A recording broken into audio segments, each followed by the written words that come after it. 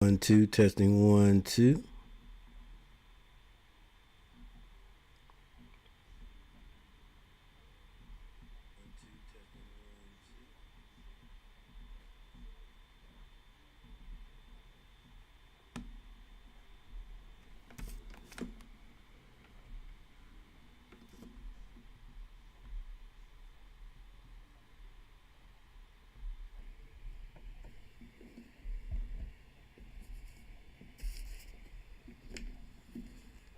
Testing 1, 2, testing 1, 2.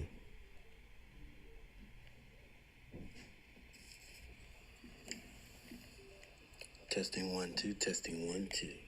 Okay.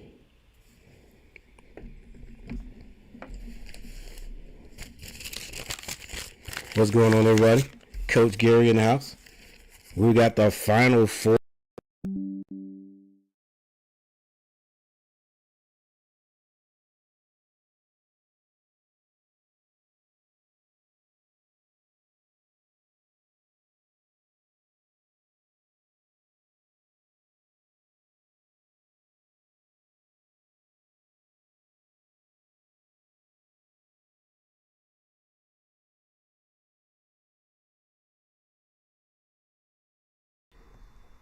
Testing 1, 2.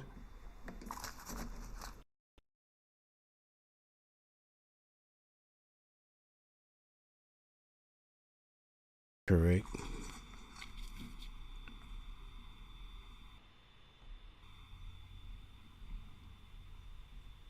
Correct.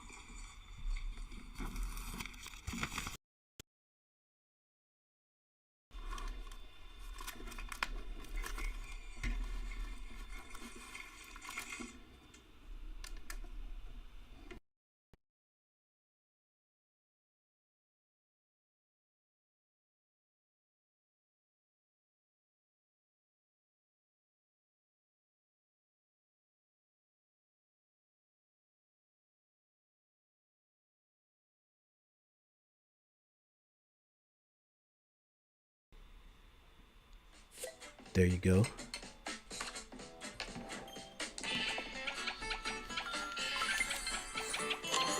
Testing 1, 2. Testing 1, 2.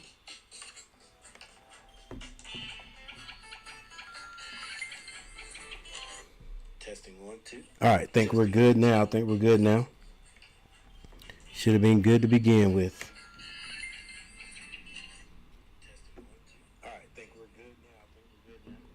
All right, ladies and gentlemen, Final Four action. And we have, first of all, thank you for everyone that shows up tonight. I appreciate it. Thanks for hanging out and, checking out this game with me. I hope you guys can see it where you are.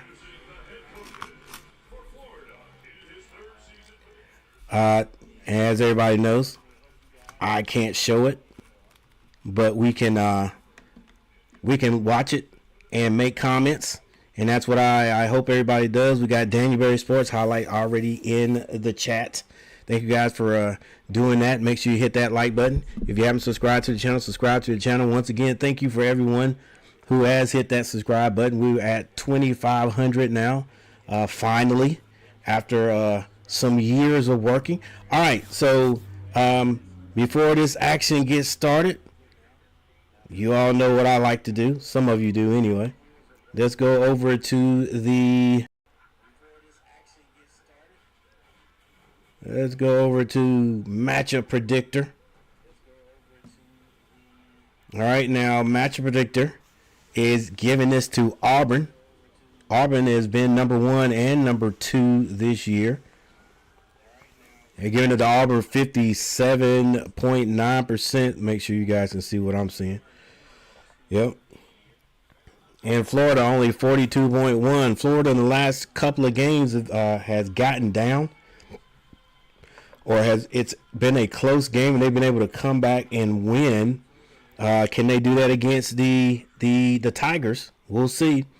We got this year kind of an interesting setup as far as the teams that are playing. So if you just went on numbers this year, like the number that each team was seeded, then your bracket probably looks pretty good because we got 4 number ones here in the Final Four, which means 4 number one. We're talking about 4 number ones in their region in the brackets. So, that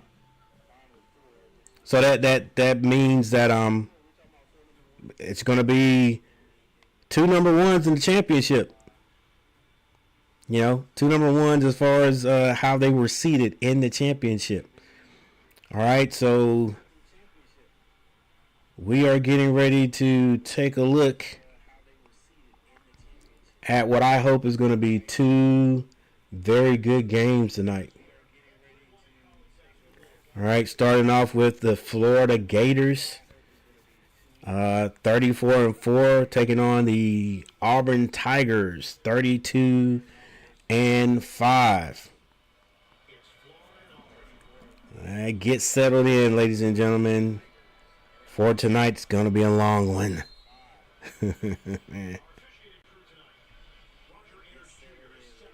Oh, we got one more thing we need to get clicked up here. Should be right here in a sec. It'll show up. All right. Looks like the Gators have it first. Nearly a turnover.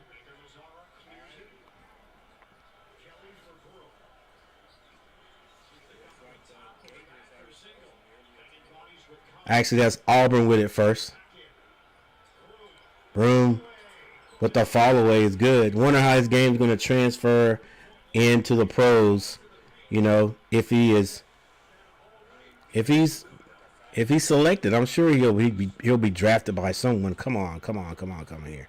Long 3. Woo! Long 3. Clayton says, I'm not waiting today. We going early. All right, guys, we should have there it is. Should have the old the floor on the picture soon. And we get a slam dunk by big number 44. That's going to be Cardwell. Clayton gives it up.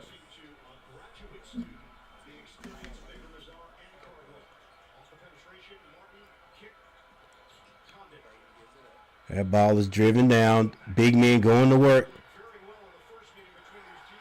The hook shot is no good. Somewhere came a Abdul-Jabbar saying, son, that's not how you do it. Another 3-point shot goes off the mark. Cardwell tries to save it, and it is going to be out of bounds to the Gators. It was a drive there by Mazzara. All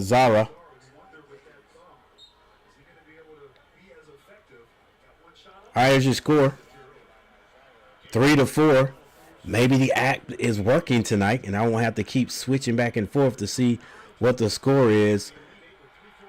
All right, the Florida Gators try to go baseline, no good. A quick 3 at the other end by Auburn, no good. Clayton with it. Gets it down. Oh, the cutting big man to the basket. And that is going to be Condon fouled on the play. Was it the last game that Condon twisted? I think it was the last game Condon turned his ankle, but he was still able to come back. But he is fouled by number 2. That's going to be Jones with the foul. Condon at the line.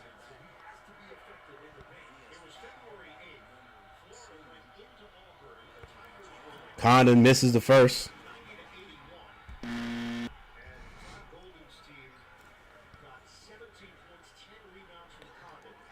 Three to four is your score. 17 minutes, 48 seconds left in the first half. Condon on the line. Condon hits 1 of 2.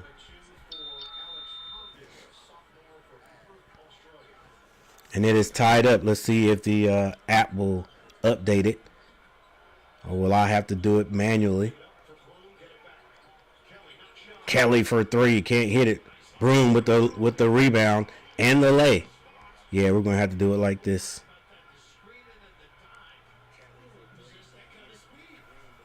This is Clayton, picks up his dribble, finds Condon. Condon drives, hands that off. Follow-away jumper is good.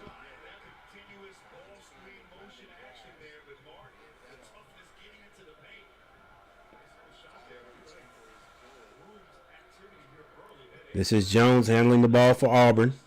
Tries to bounce past that. The Broom, I think, is going to be kicked.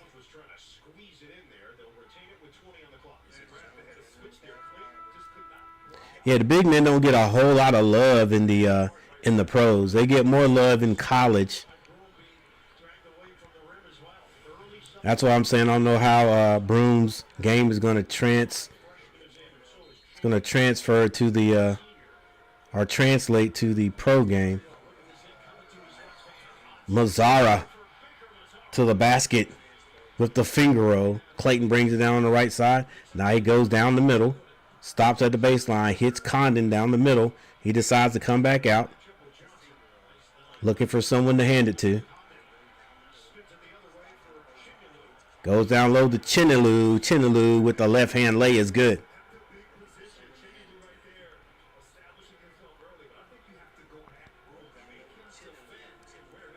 Auburn walks the ball up.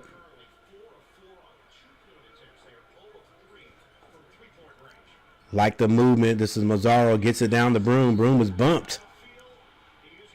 And he will go to the free throw line. Good ball movement right there by Auburn.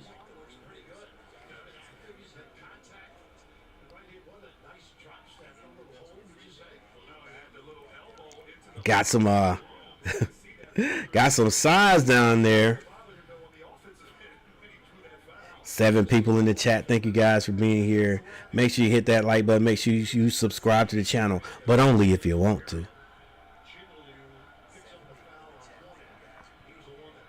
All right, this is Broom at the line, the 6'10" senior. Is he a senior? Regardless, I think he's coming out this year.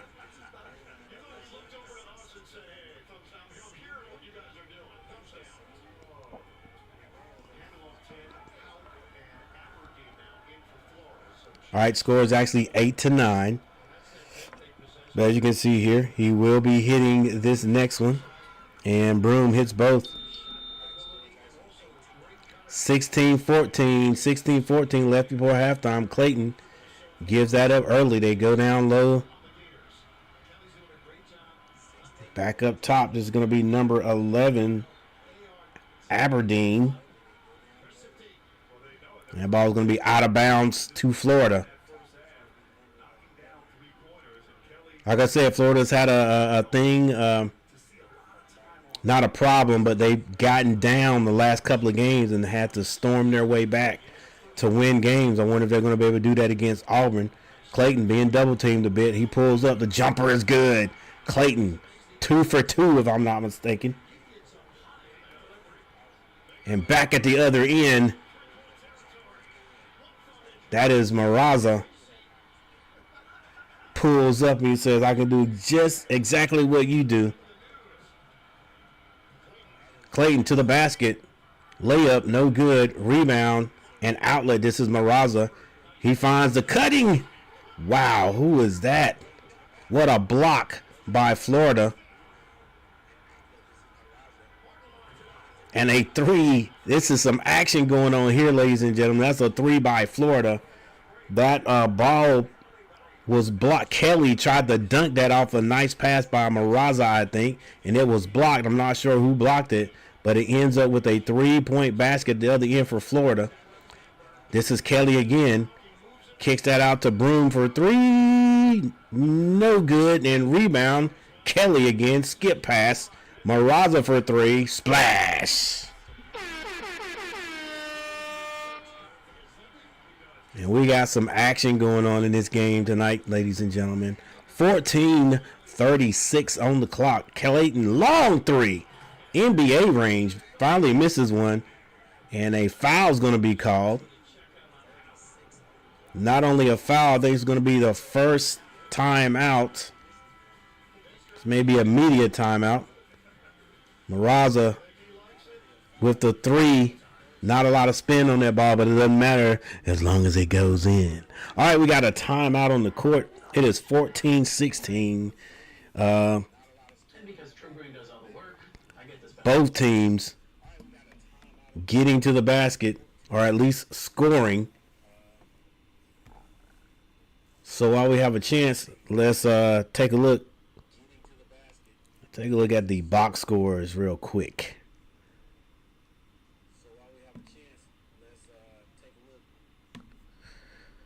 Man,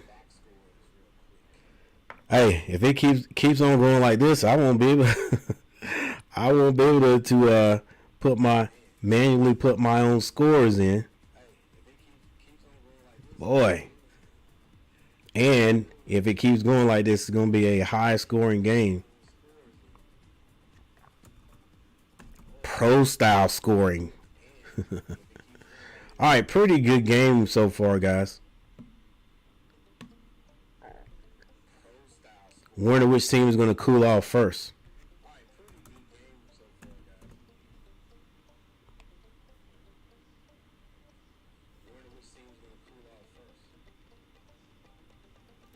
What up, Robert Summers? All right, you got Condon with 1 point. Chinaloo with 2. Walter Clayton Jr. with 6 points. Martin has 5.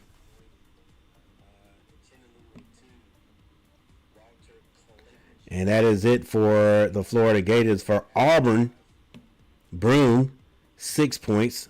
Maraza has 8. That is it. You got Maraza, Cardwell, Jones, and Kelly on the floor right now. Johnson and Pettifer have also seen playing time. Florida throwing the guys out there. They got Condon, Chinaloo, Richards out there now, number 5. Clayton, of course, and Martin, number 15. But Handlington,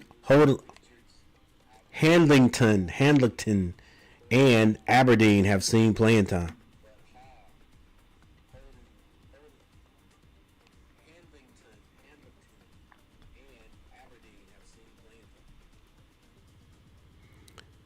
Hey, Coach, I like that 7-footer that we got yesterday. Yeah, what's this? Dang, what is his name? V something like that. Yeah, I remember him playing. I remember last week watching the Arizona game and seeing him play. Yeah, I mean somebody that can shoot a little bit from outside, but for me, I don't care too much about the outside shot. If you're going to shoot him, take good ones and hit him. He can get busy on the block a little bit. He can get some rebounds, and I saw that he don't mind getting out there blocking shots either. So yeah, I like Coach. We got size for next year. That will be a big help. Yeah, especially defensively, like the kid from West Virginia, and I know this is like what you would call a mid-major. The guy, the Dorn kid. I think they said it was Torn Dorn's son. I don't know if you guys know Torn Dorn. I think, if I'm not mistaken, I don't want to say. I don't think Torn Dorn played at North Carolina. I think he played at North Carolina State. I might be wrong. All right, I might be wrong. But I remember when I was in college, Torn Dorn was a name you heard of. It wasn't easily forgotten. But yeah. And he was supposed to have a visit to North Carolina yesterday or something. Anyway, he's supposed to have a visit. I don't know how many other teams are looking for him, because he was at Elon. You know what I'm saying? But he's like 6'6". That's size as a guard. So I'm with it. Who knows? The guy from West Virginia. Is his name Powell? Anyway, he was a freshman this year. Dorn, I don't think he's a freshman, but I think he's got a couple of years of eligibility. All right, nice play right there by Auburn after the free throws from Florida. And that is Cardwell. Found himself open, hit that, and a ball is going to be batted out of bounds by Auburn. Yeah. Bad communication right there on the part of Auburn. Excuse me, on the part of Florida.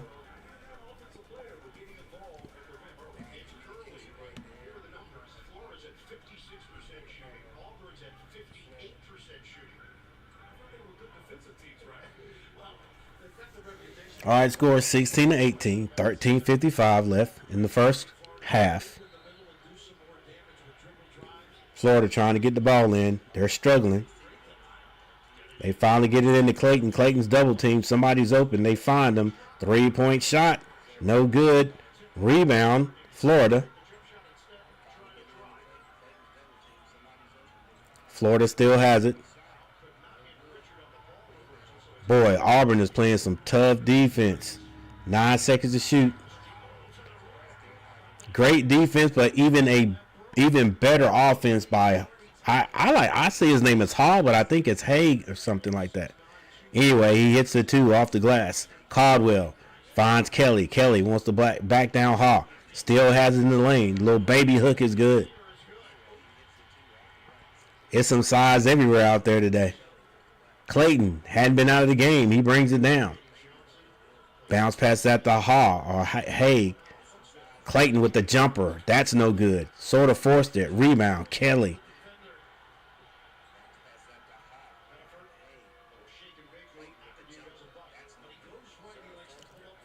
Auburn slows it down. 18-20. This is Kelly. Long 3. Off the mark. That's going to be out of bounds to Auburn. I think Clayton knocked that one out. All right, ball's going to be out of bounds. Broom comes back into the game. 12 minutes and 39 seconds. 12:39. And just like that, the scoring has cooled off for both teams. I think they've ratcheted up the defense. Broom. Is it back out? This is Mazzara. Mazzara was hot early. He finds Broom. Broom behind the three-point line. Now he tries to drive. He's going to back his man down. Gets into that paint. The running hook shot, no good. Tipped out. And it's Florida ball. Florida bounce passes that. Excuse me. I think that's Richards. Bounce past that to Clayton. And it could be Condon. Boy, they're playing some defense out there. 8 seconds to shoot. Condon. Shot blocked by Broom. Rebound. Auburn. They bring it down on the right side.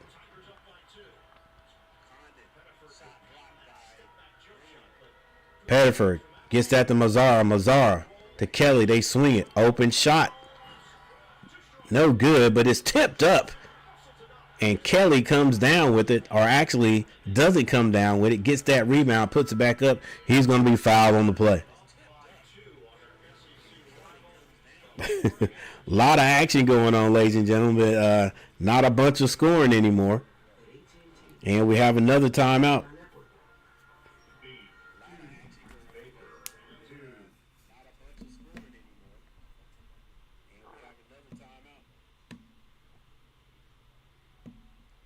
Coach, I think Jackson and Seth are staying. Yeah, they've had a article that says that Ian Jackson is going to stay. I mean, at this point right now, he's staying. But you know, they got what until, is it the end of April to decide?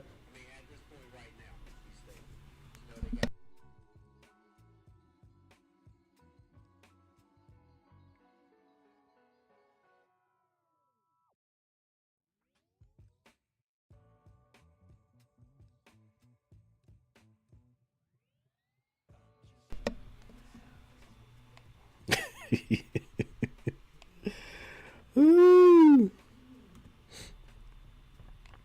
Or the other thing. Either one, fine with me. All right, 18 to 20. 18 to 20. Yeah, Robert, I think Ian is staying. Seth should go ahead and stay too.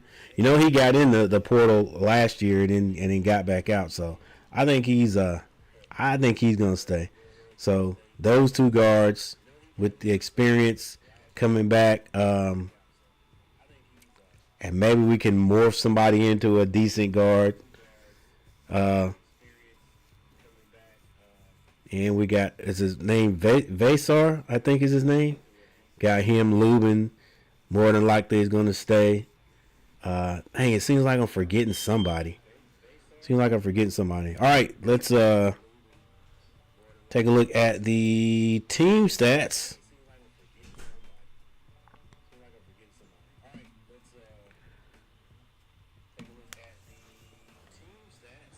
All right, the Florida Gators are now shooting 46% and Auburn shooting 50%. They were both shooting over 50% at the first time out.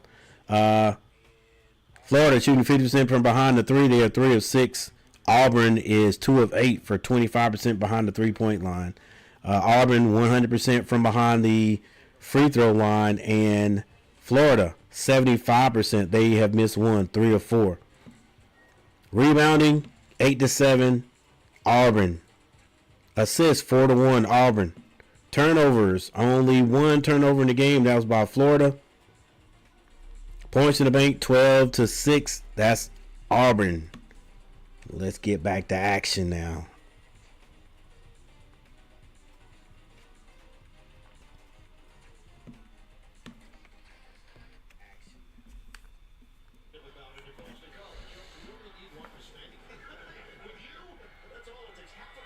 All right, Kelly at the line, hits his first.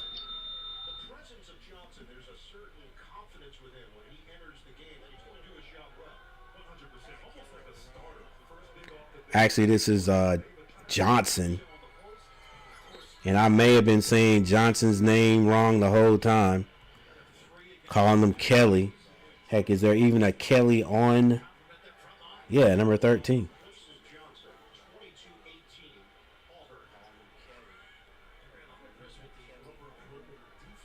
All right, let's roll with this for a minute here. All right, here we go. Florida.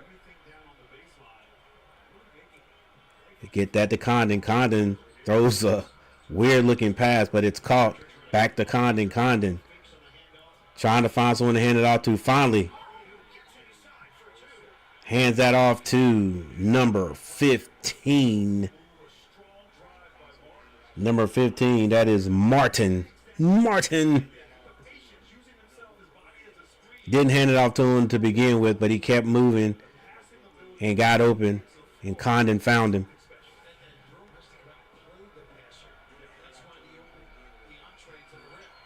And he hits his free throw.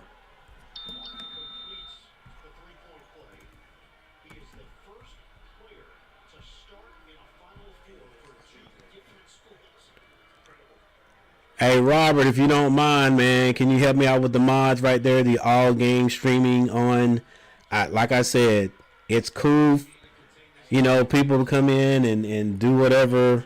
But dude, like, ask. Come on now, you gonna spam the chat like that? Yeah. I mean, 24-hour ban. Heck, I might have to do it myself. Martin with the steal. He's gonna be fouled.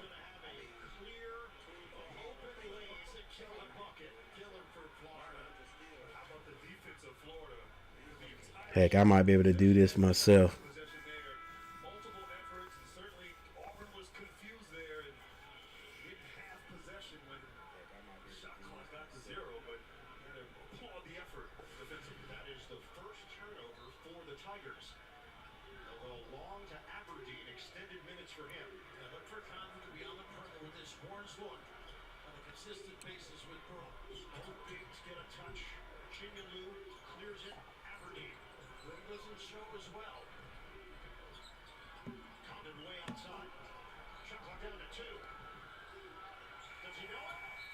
Nearly a shot clock violation. I think it is going to be a shot clock violation. Hey, everybody, do me a favor.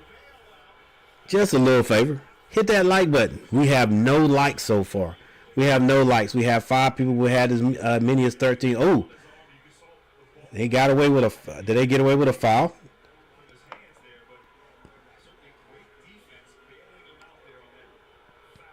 They get to go and look at this. They're going to go to the monitors. They're going to the monitors.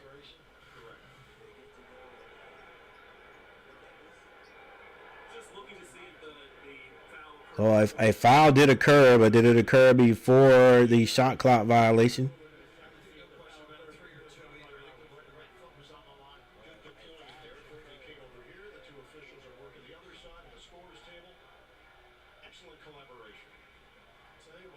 I think it did happen before. All right, we got 2 people, 4 people in the chat. 4 people in the chat. Make sure you guys hit the like button. Help me out. Help me out.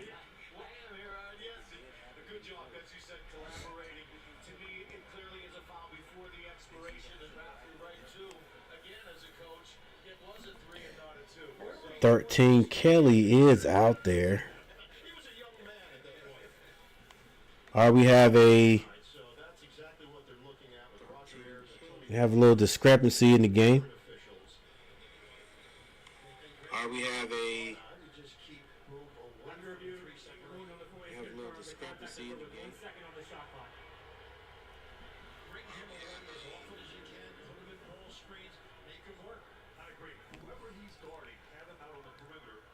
All right, so the foul did occur. A foul did occur before the shot clock violation.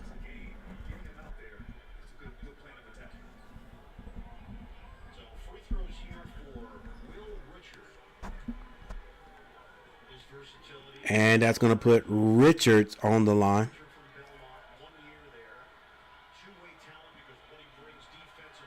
And Richard hits the first free throw. Looking for the dap from his teammates. I don't know if it even came. And he hits both.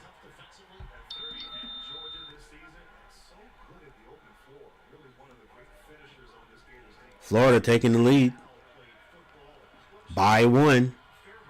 And he gets, misses the third one.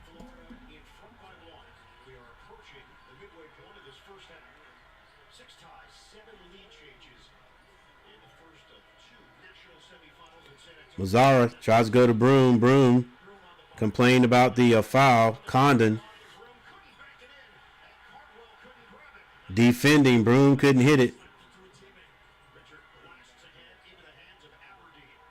This is Aberdeen with the ball. Tries to get it to Condon. No foul called. Steal by Broom or turnover by Florida, whatever you want to say. This is Mazzara with the ball. Mazzara trying to decide what he's going to do. Gets to the box, kicks it back out. The outside 3 doesn't go. Chinelu with the rebound. Finds Martin. Martin brings it down. Hands that off. 3-point shot. No good. Rebound. Cardwell. Cardwell to Kelly, and they say, hey, let's slow it down. This is Jones to Cardwell. Back to Jones. 9 minutes on the clock. Jones drives. Takes the body. Scores.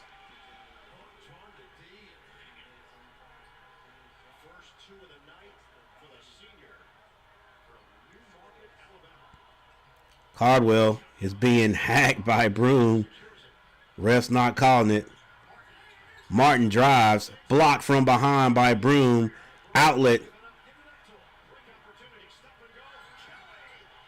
And Kelly with the finger roll at the other end. It's good. Back and forth we go. Now the scoring action heats back up. Aberdeen with the fall away. That's good. Everybody scoring. Aberdeen got a hairstyle like one of the guys that played basketball on my middle school team this year. All right, 25-26, 8 minutes on the clock. This is Broom. Dribbling beyond the three-point line. Finds Cardwell. They swing it across. Three-point shot. Splash. And that's going to be Kelly for Auburn. Auburn back in front again by 4. Aberdeen finds Condon. Condon trying to look for someone to pass it to. I'm telling you, Broom is slapping him everywhere, and there's nothing being called. And I guarantee you that is what Coach is talking about. Well, I don't know. Actually, he looks like he's getting on Aberdeen for some reason. All right, we got another timeout. The action is picked back up. And when I say action, I mean scoring has picked back up.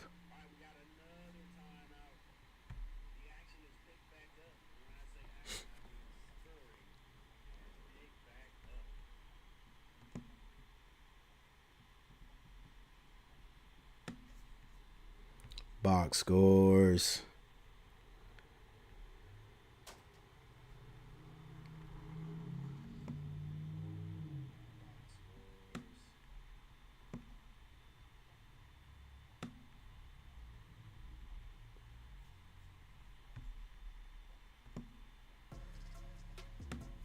All right, guys, thank you for hanging out with me. I appreciate it.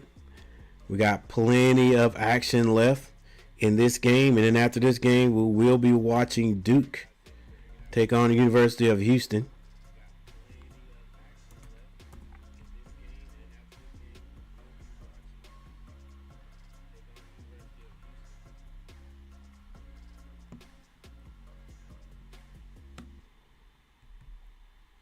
So 29-25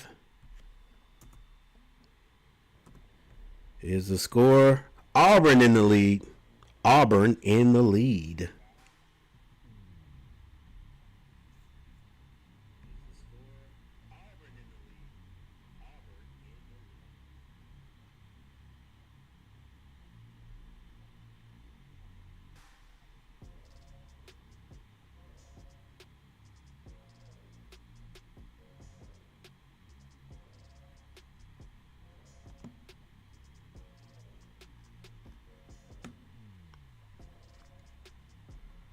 All right, thank you everyone for stopping by. I have no likes, man. It's sad. No likes. No likes. What can I do? What can I do? But hey, we still got people stopping by, and that's what's up. All right, so Alex Condon, only 1 point today so far. Chinaloo has 2. Will Richards, number 5, with 2 points. Clayton has 6. And Martin has 10. Off the bench, 4 points have been scored. This is Haig. I think his name is Haig and not Hogg. I like to say Hogg, but 2 points. And Aberdeen with 2. And that is for Florida. For Auburn, Broom with 6 points. He also has 2 rebounds. Cardwell has 4 points. Mazar with 8. He was hot early.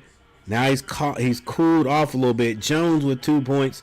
Kelly has 5, and their bench has also scored 4 points, but they all come from Johnson, number 31.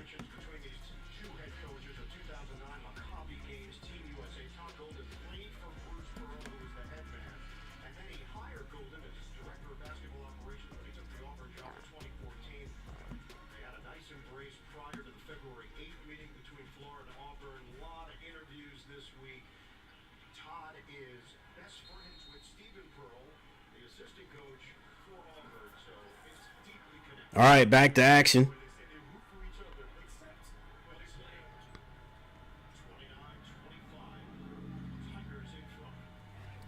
This is Auburn with the ball.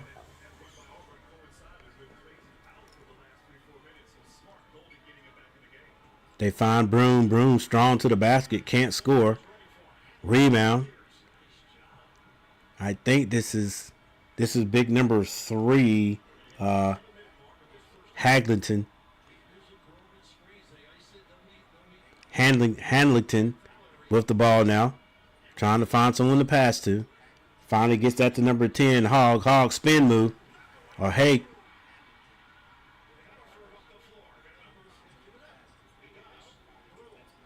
They pass that ball to Broom. Broom fumbles it a bit, and they get it back up top to set things up. Still 25-29, Auburn, 6:33 on the clock. Pettiford for three, can't hit it, rebound. But it looks like there's going to be a foul on the play, maybe under the basket. Probably on Hanglington.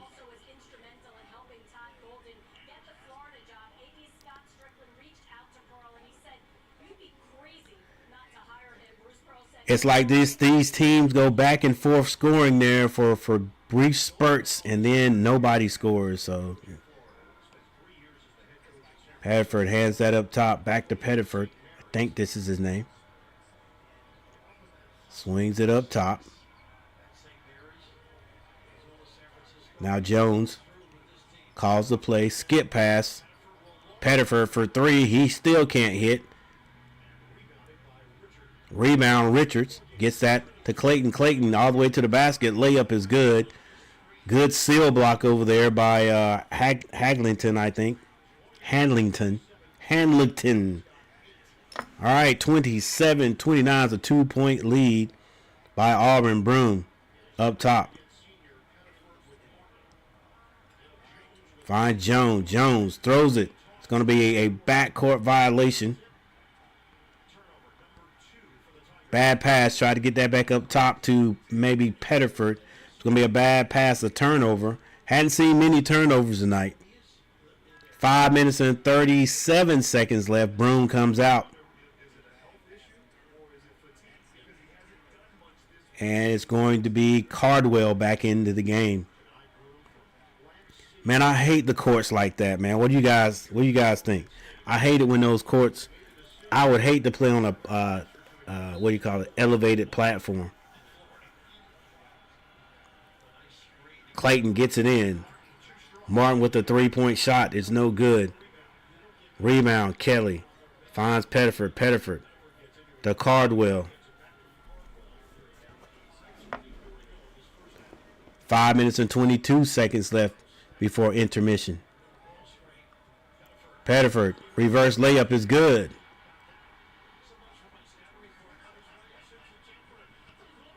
Clayton loses the ball, tips it.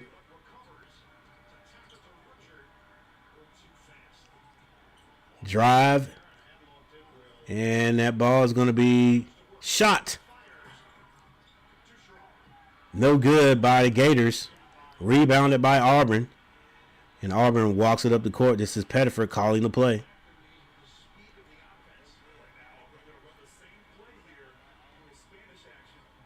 Pettiford loses it. Johnson with the ball. Kicks it back out. I think this is Kelly. They reset. Jones with the ball now for Auburn. Splits a double team. The finger roll is good. And a foul on the play.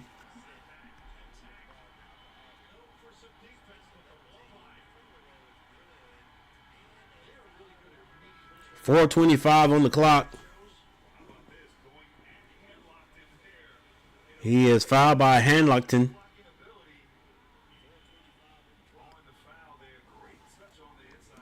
And he shows the finger roll.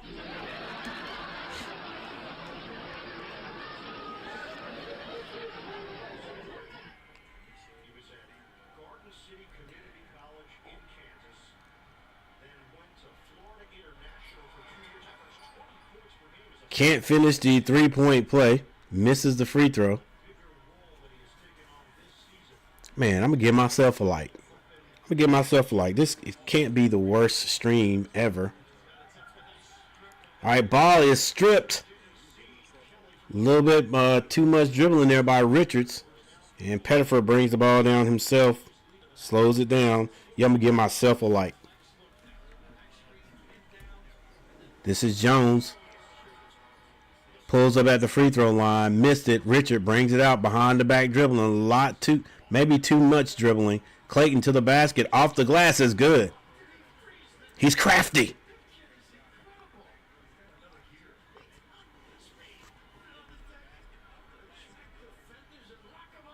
.29-33. What's up, Tar Heel K? What up, Tar Heel K, man? Thanks for stopping by. I was feeling kind of lonely, man. Well, not lonely, but feeling kind of bad because I hadn't got a like yet. Hadn't got a like yet. I'm trying to be kind of entertaining. Trying to be entertaining, but you know how it is.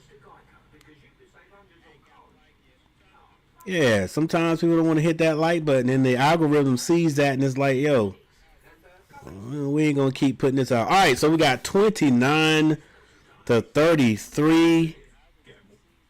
Actually, the way things started off as far as scoring goes, I thought it might be a high scoring game, and it still could be. One of these teams could really take off in the second half. We still got 3 minutes and 31 seconds on the clock. Been some spurts of offense. Leading scores for both teams.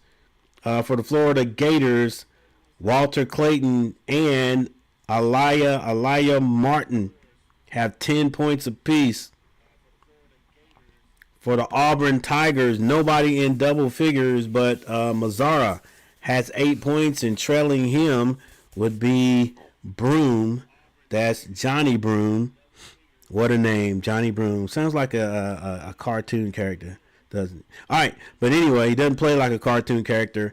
Maraza was hot at the beginning. You know, he's 2 of 3 from behind the three-point line, 3 of 4 from the floor, and I guess the defense is shutting him down right now. But I think he'll definitely be in double figures. I would say if I was the bet man, even though I don't bet. I would say he's going to end up with about.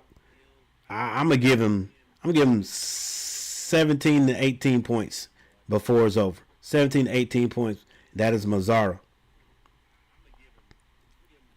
All right, a little bit more team stats. Make sure you guys can see what I'm seeing. Yeah, come on, coach. There we go. We'll also go ahead and change the score.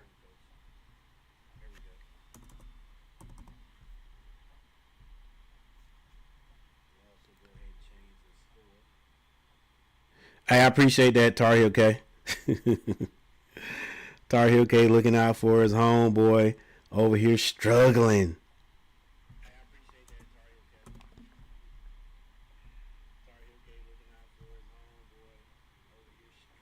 Who are you pulling for in this game? Man, I don't care. I truly don't care. And it's a good feeling too. I really don't care. I don't have any dog in the fight. And I hate to say it. For the next, you know what? For the next game, I'm just gonna say ACC. I'm just gonna say ACC for the next game. I know it. I know it is kind of sacrilegious to even say something like that, but it wouldn't even matter which team was in it, as long as it's the ACC. Put it this way. I can't go for anybody who's outside the ACC. You know what I'm saying? If Duke wins tonight, you know, I'm just like I'm ACC. That's it. If they lose tonight, I'm not gonna be mad. I'm not gonna lose no sleep or nothing like that. You know, I'll go on Facebook and look at all the bad memes and stuff that you know are gonna be put on there.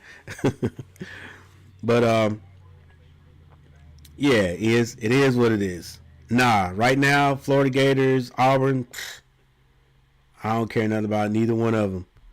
Not really, as far as winning and losing. I just want to see a good game, you know, and then just be informed on who is going to be the national champions this year. All right, 29-33. 29-33, and now we can look over here, and we've got 2 likes. 2 likes. Thank you guys for hitting that like button. I appreciate it.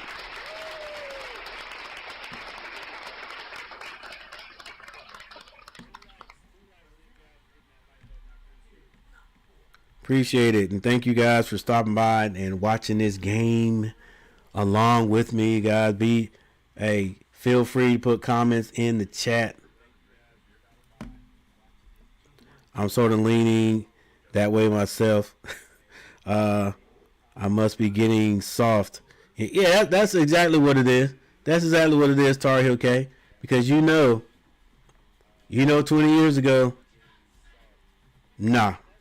It don't matter. It wouldn't matter if it was ACC or not. If Duke, I'm cheering against Duke to get beat regardless. But now, that's just how I'm feeling. That's how I'm rolling right now. And I know one of the reasons I'm rolling like that is because of all the noise for the what has it been, the last 10 years? Sports analysts and all, they've been talking about how weak the ACC is. So, I got the ACCs back. I got the ACCs back.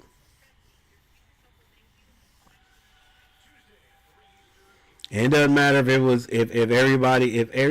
what was it, 4 teams? If all of us got knocked out, if one wins, it's still ACC. All right. I can cheer for the ACC and not like the team and not be a fan of the team. You know what I'm saying? That's where we stand right now. I can cheer for the ACC and not like the team. All right, we got 3 likes. Thanks for the like. Thanks for hitting that like button, guys. I appreciate it.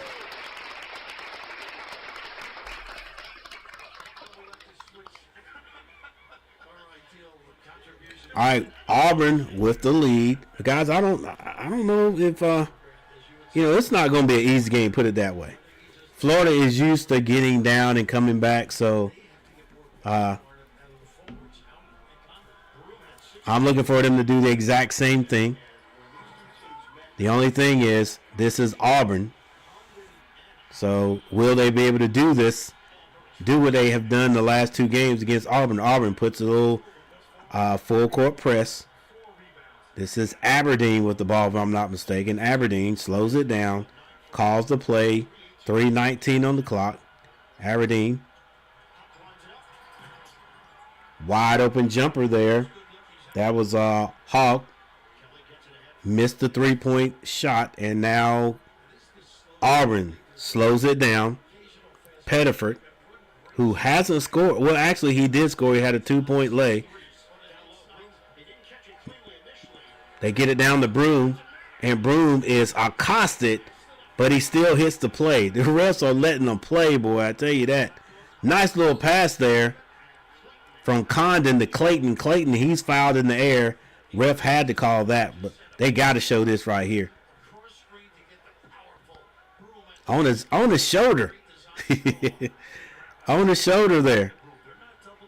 That's like a foul's a foul no matter what. All right, Auburn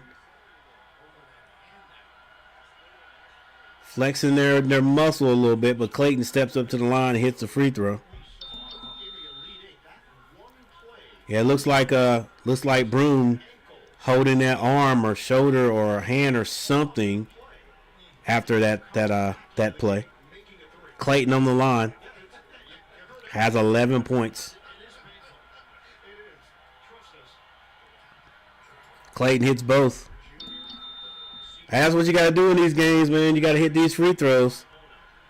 Hey, that's what you have to do in every game. Hit your free throws. Fundamental basketball. Kelly finds Broom again. Broom. Nice moves. Nice footwork. Lays it up on the right-hand side. And that's what you have when you have a big man that could score, guys. You got options. Hogg for 3 this time. He hits it.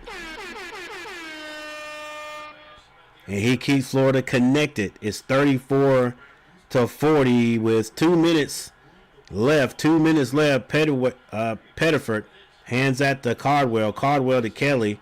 This is Broom now. Their scorer. Broom shoots a 3. It's dead on, but too hard. Clayton brings it down. Looks like he wants to get this ball off himself. The jumper, no good. Rebound, Hall. Martin floats. Left-hand layup is no good. Condon tried to tip it. He did tip it. Didn't go in. Still 34-40.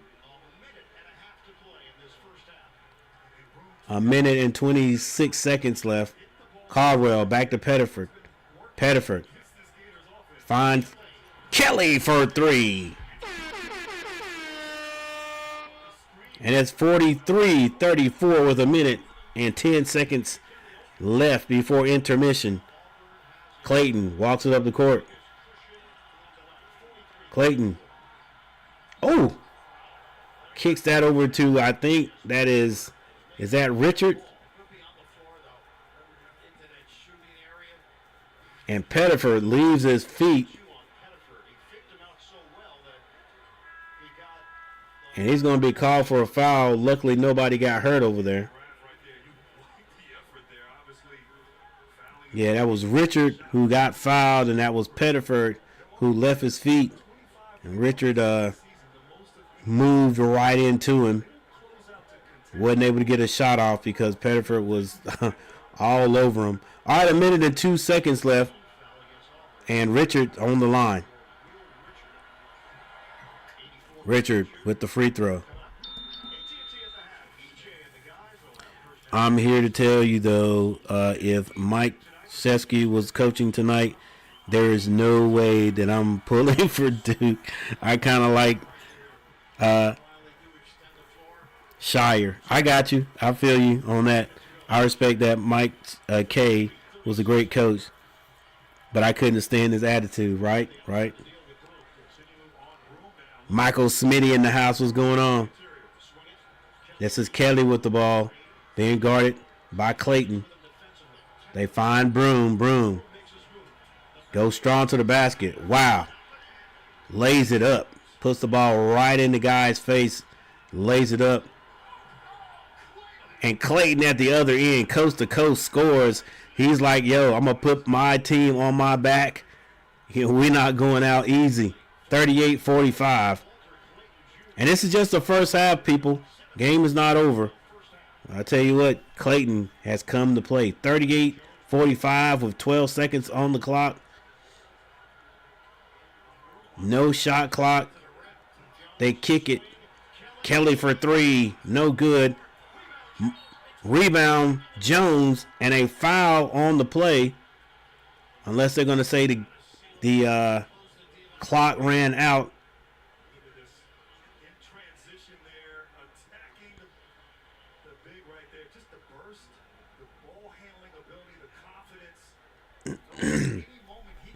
I'm not sure what we're going to see here. Michael Smitty going for Houston. I think it's going to be some good basketball tonight. All right, so a foul, if I'm not mistaken, a foul is going to be called. Well, they're reviewing it.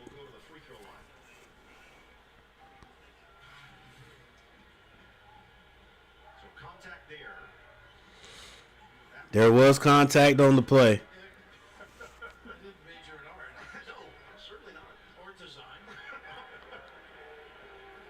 And they're probably going to get number 9, Chinelu. And Auburn's going to end this half out with 2 shots. I think it's Jones who's going to be shooting, either Jones or Kelly. Still 1.6 seconds on the clock. Yeah, it looks like Jones is going to go to the line. Other than some wincing here and there, grabbing at the elbow, they both look comfortable and like themselves. Are you suggesting false information? No, not at all. I'm suggesting excellent reporting and then follow-up reporting. Well, they've been efficient, they've been aggressive, and they've established themselves early. A big lift for their team because their team is known that they've been nursing these injuries all week. Jones misses the first.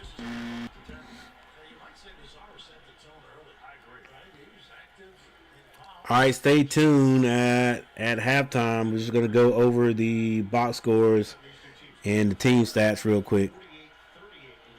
Take a little break and get right back. Jones Hits 1 out of 2. Oh, come on. Don't do this. All right, so we got a timeout with 1.6 seconds on the clock. Wow. Come on. Y'all could have just finished that.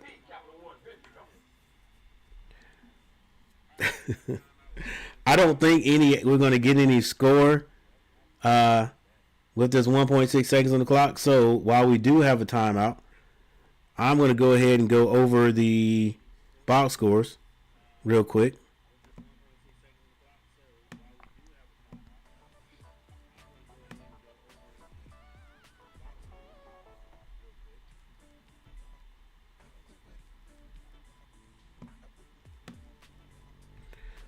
Well, there was a quick timeout, so we may be going over it right at the timeout anyway, or the halftime anyway.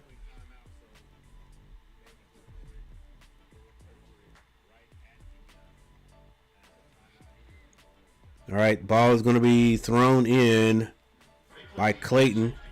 Long shot, banked off the backboard. It's going to be no good. And I think that was Hall.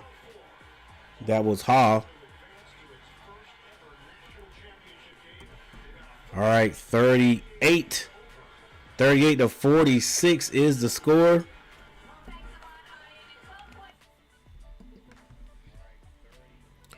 Man, I know it's something they have to do, but I would hate to be stopped at halftime when I'm supposed to be going into the locker room with my boys out, and I'd hate to be stopped as a coach to talk to while the game is still, if the game's not over, I'd hate to be stopped at the times they do and having to talk. All right, Coach G, most of the young bucks that normally come to your podcast are out on a Saturday night running the roads and crashing and chasing some tail. Yeah, I got it.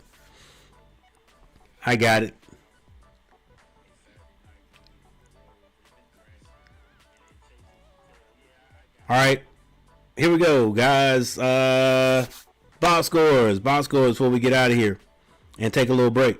All right, Condon has only scored 1 point. He's got 3 rebounds. Chinaloo 2. Richard has 4. Clayton 14 points, and Martin with 10. Off the bench has scored 7 points. It's going to be Hall with 5 and Aberdeen with 2 points. For the Auburn Tigers, Broom has 12 points. Cardwell 4. Both of these guys have 4 rebounds apiece. Mazzara 8 points. Like I said at the beginning of the game, he was hot, and they have cooled him down considerably. Actually, he hasn't shot the ball anymore. He is 3 or 4 from the field, but hadn't been able to get any shots off. Jones 5 points. Miles Kelly with 8. And their bench has scored 9 points. Johnson with 4 and Pettifer with 5 points now.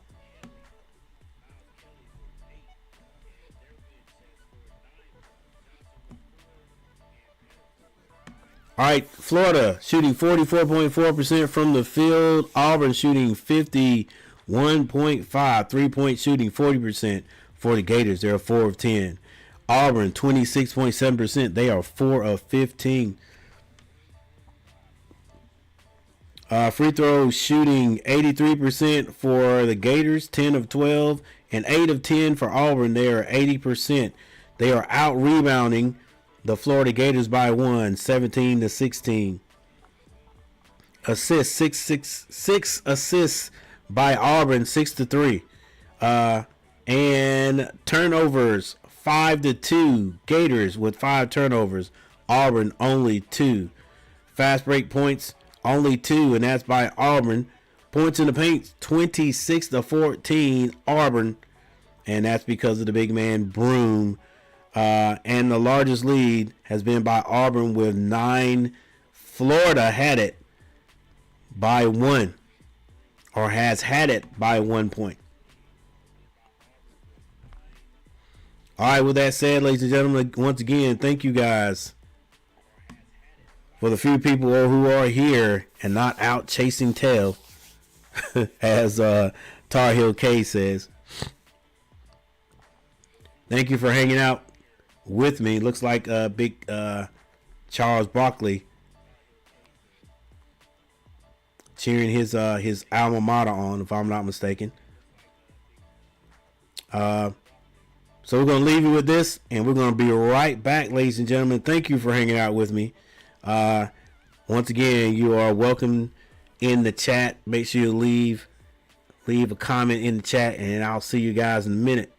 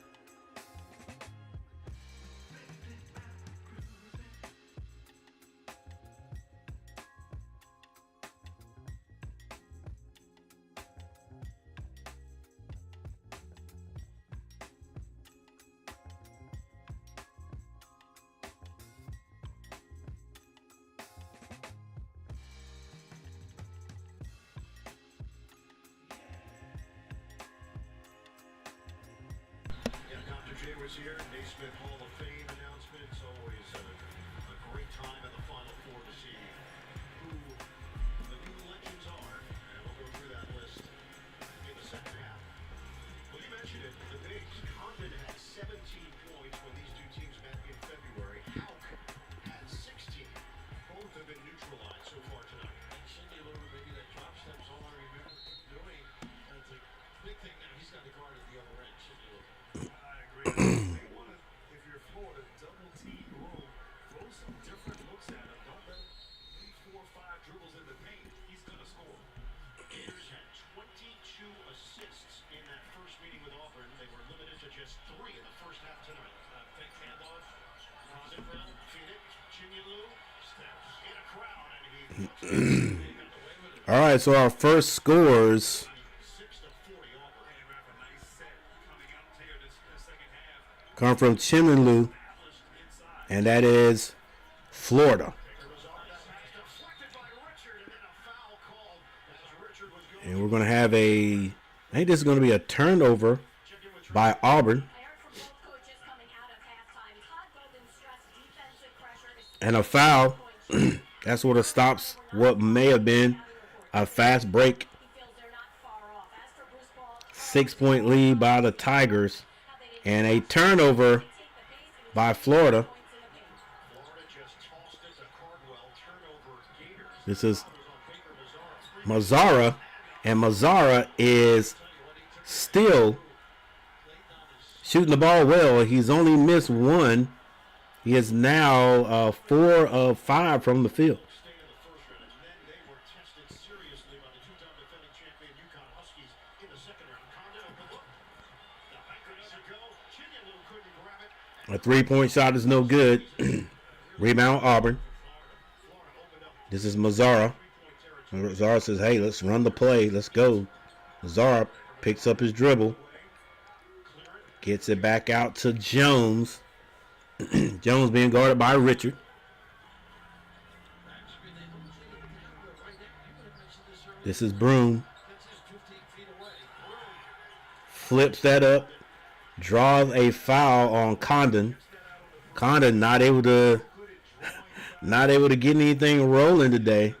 That's not an easy shot by Baker Mazzara right there over Condon. And how about his play?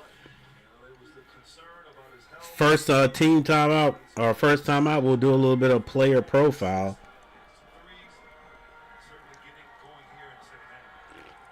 Baker was on, not just the figure issue. Broom on the line, leading all scorers, if I'm not mistaken now, with about 13 points. College basketball, San Diego State, Duquesne, Northwest Florida State College. 40-49. When he's on a roll, he passes the post well. So the Broom still on the line, threes,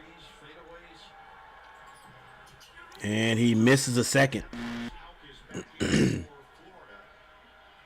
Rebound Chinlin Looking for a deep shooter. Look at Clayton split again. able to split that double team, gets it back out to Haw. How quick he is. Loses it this time. Another turnover by Florida. 7 turnovers. Away defense, and that one came off the side of the backboard. Baseline right there by not Alberdine, but Kelly. He couldn't hit that one. Howell for 3, short.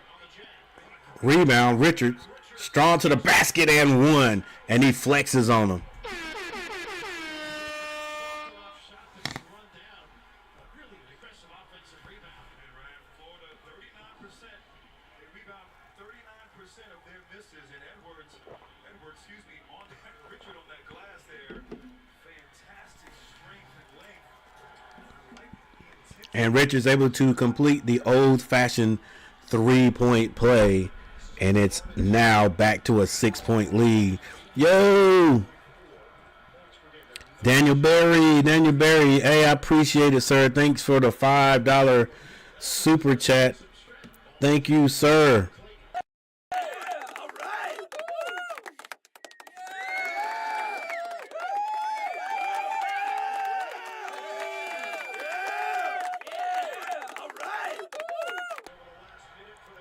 Hey, don't mention it, Daniel Berry. Hey, man, I love supporting people who support me. I appreciate it, man. Thank you so very much. Oh, it's a steal by Florida. It's going to be Richards. He is not fouled, but he misses the layup. That was great effort to get back on defense right there. Not sure who it was, but Jones has the ball now. Gets at the Broom. Broom being guarded. This time by Haw. He's too big. Throws it up, can't hit it. Try to get his own rebound. Couldn't get it. Now it's going to be Florida ball. Ooh, nice shot. I think that was by Alberdine. No, that was Martin. And it is tied up, ladies and gentlemen. My bad. Let's get this. Let's get it back right. Here we go. Get the score right. 49-49. Florida has been able to do this all year. Drive by Kelly. No good. High off the window. Oh, Clayton tried to get that to Hawk.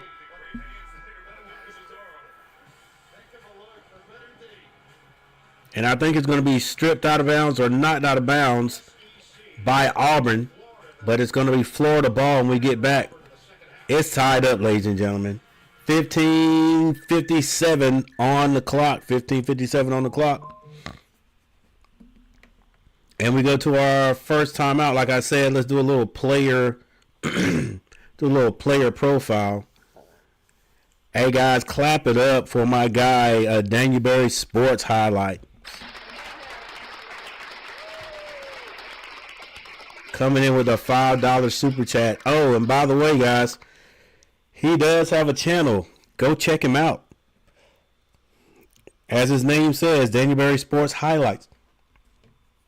And he does highlights. Makes little highlight films or videos. Go check it out. He even has some of this game already. Appreciate you, Daniel.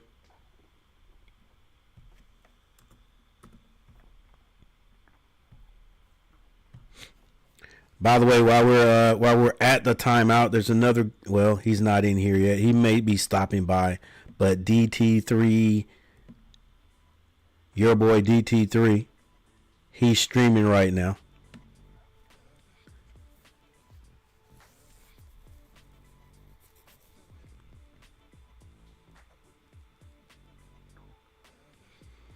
Let's see if let me see if I can do one thing here. I hadn't done this before.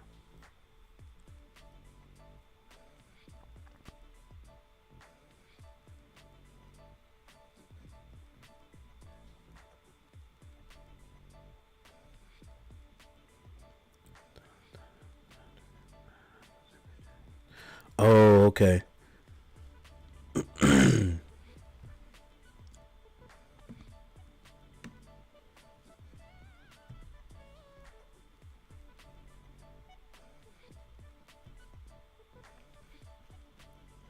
I was gonna reply to the super chat, and that was like that. I just happened to look down and see that you could do that, and even hit that like button, but the time expired. But hey, Daniel, you know I appreciate it. Hey, we got 4 likes, guys. Thanks for hitting the like button. Hey, the way things are going, I think we can get these likes up to double figures tonight. Get these likes up to double figures tonight.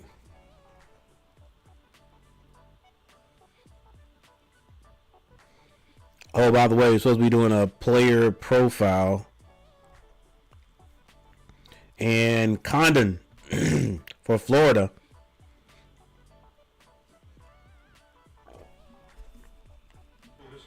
Condon is the 6'11", 230 sophomore. He's just a sophomore. Averages 10.8 points a game. The way things going or looking right now, it doesn't look like he's going to get that today. And then, of course, the elder statesman. Good defense there by Florida. Johnny Broom, the senior, 6'10", 240. Scores about 18.7 points per game. he may be on track for that. And Florida comes down and scores again to take this lead. Nice game, especially by Clayton for Florida, taking on all the duties. This is Broom. Nice. ISO is good. And they get that ball to Broom, and Chinelu can't do anything with him. He scores with the left. And you better be glad he didn't get some kind of unsportsmanlike, because he sort of stared at Chinelu. I think if Chinelu had to look back at him, the ref might have taken up Broom. Possibly. Wasn't anything big, but. And he misses the free throw. Every point's going to count, guys. I'm telling you. In a close game like this. This is Martin with the ball. He's in a little bit of trouble. He's in a lot of trouble. Finally, he finds Hall. Hall turned away. Martin, the jumper is no good. Rebound. Johnson.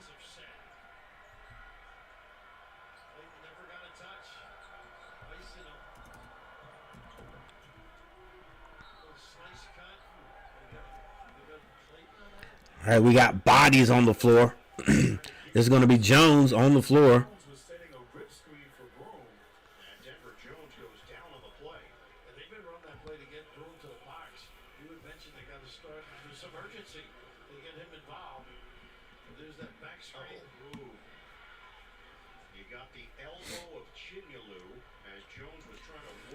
Chinelu with the elbow. I'm pretty sure they're going to go look at this. They look at everything. The same sequence of replays that we just saw. What'd you see, Gene? You know, Ryan, I think when you see Chinelu get that elbow up that high on Jones, and then you make that contact like that to the head and neck area and finish through, to me that one falls in that elevation. Oh no, they may give him a he may get, yeah, maybe a little bit excessive right there. He may be getting a what do you call it? Maybe upgraded to a flagrant foul. Flagrant 1. 3 people in the chat. Thank you guys for being here. Appreciate it. And I think we got 4 likes. We're trying to move up to double figure likes. Thank you guys for hitting the like button. Hey, while we have this review, I want to definitely thank a few guys. Number 1, we're going to thank once again Daniel Berry Sports Highlight.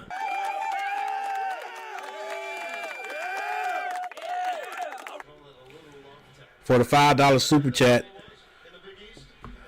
Let me move his name a little bit to the left there so we can get it all up there in the comments. In fact, we're gonna make it a little bit smaller. There we go. Just so we can see it all up there. Yeah.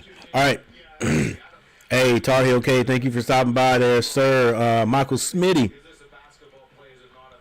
thanks for stopping by. Robert Summers, thanks for stopping by. I appreciate it. The officials have seen everything that they needed to see. Now they're talking it over, and we'll get the final ruling on Ruben Chinelu. All right, we got a review there. Chinelu with an elbow. They've been talking about it a while, so I don't think he's going to get kicked out of the game.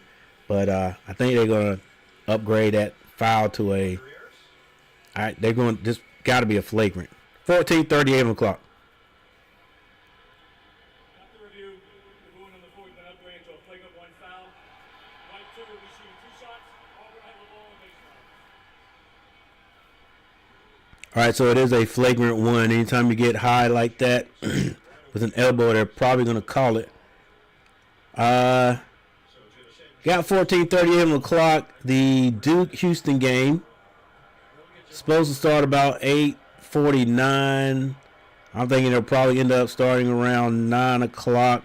Let's hope this game is over by 8:30, so we get just a little bit of a break. The flagrant foul was on Florida on Chinley. Florida's rankings, Auburn was ranked number 3 in offense in the country and ranked 8th in defense, according to Ken Palm. So we're talking about teams that bring it on both. All right, so flagrant foul on Florida. Auburn shoots the free throw, and they will get the ball.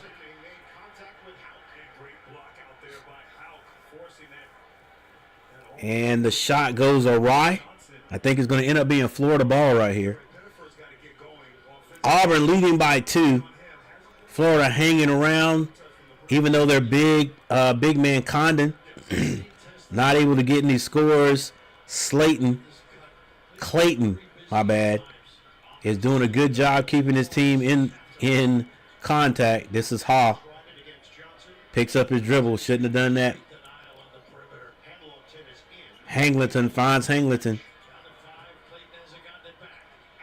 Aberdeen, the drive off the glass is no good, and that ball's going to be knocked out of bounds to Florida.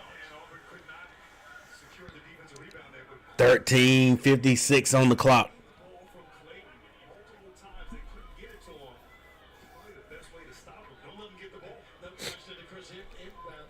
He's the most dangerous guy right now. 51-53, 13:56 left in the game. Who will go to the championship matchup? Clayton to throw the ball in. He gets it in to Haglington. Haglington dribbling. He wants to hand it off. Gets that to Richard. Richard being guarded by Broom. Richard loses the ball. He's not a good ball handler.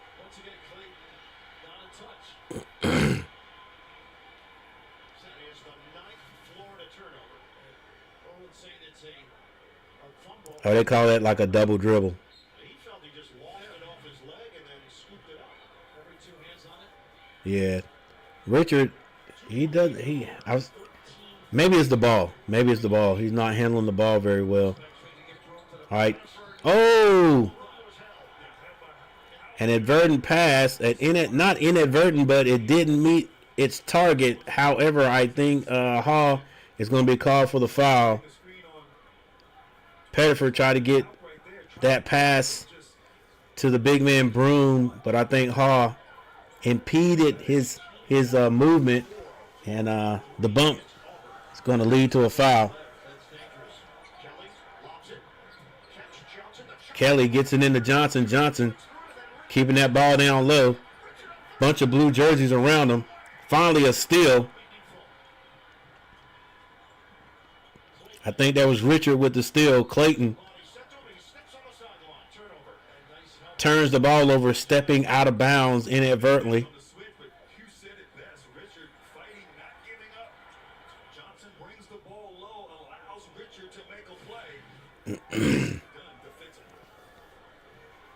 Hey, these guys might not score. It's 13-14 on the clock. They might not score 75 points, either team. 51-53. It's been that way for a good minute almost. Pettiford with the ball. Pettiford finds Jones. Jones finds Broom. Broom turned away. Back to Broom. It's got Hamilton. Can't score. Rebound. Hall. Hall brings it down. Gets that to Aberdeen. Aberdeen finds Hall. Hall being guarded by Johnson. Aberdeen. Foul from behind. Not called, but it's stripped. And it's Pettiford with the steal.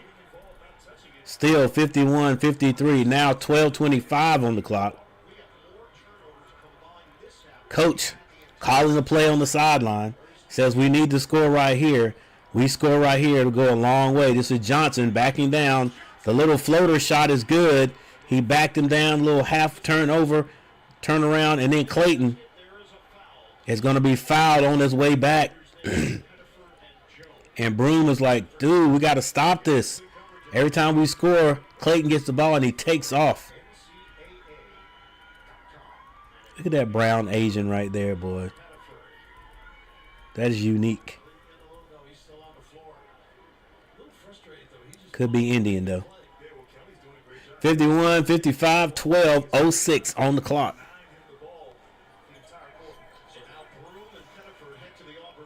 Clayton gets it in. And that's Martin. Condon back on the court. This is Aberdeen.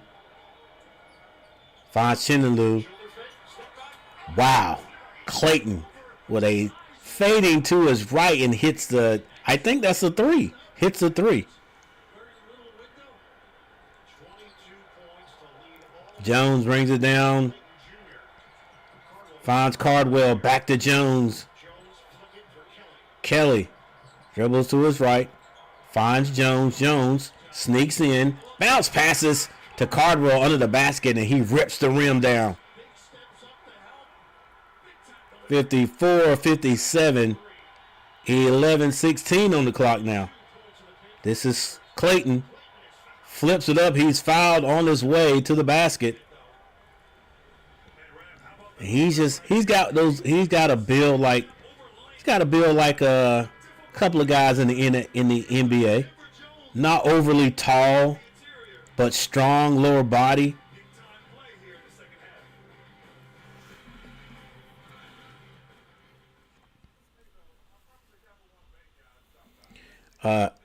Able to make shots. All right, we got a timeout.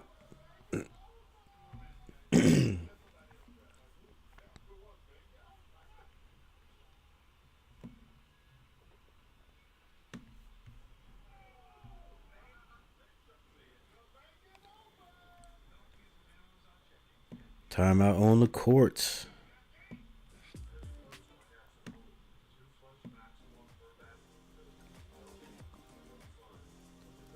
I'm sort of pulling for Auburn because of Bruce Pearl.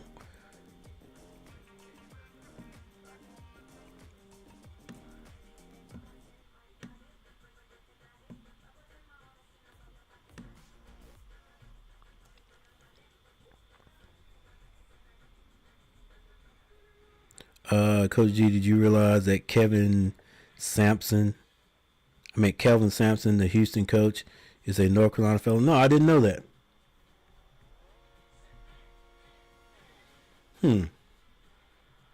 Makes you think a little bit. But still.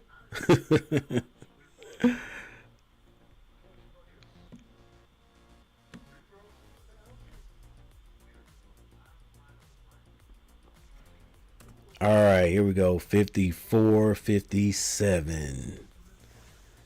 He was born in Laurinburg, North Carolina, and played and coached basketball at Pembroke State. Oh, that's cool.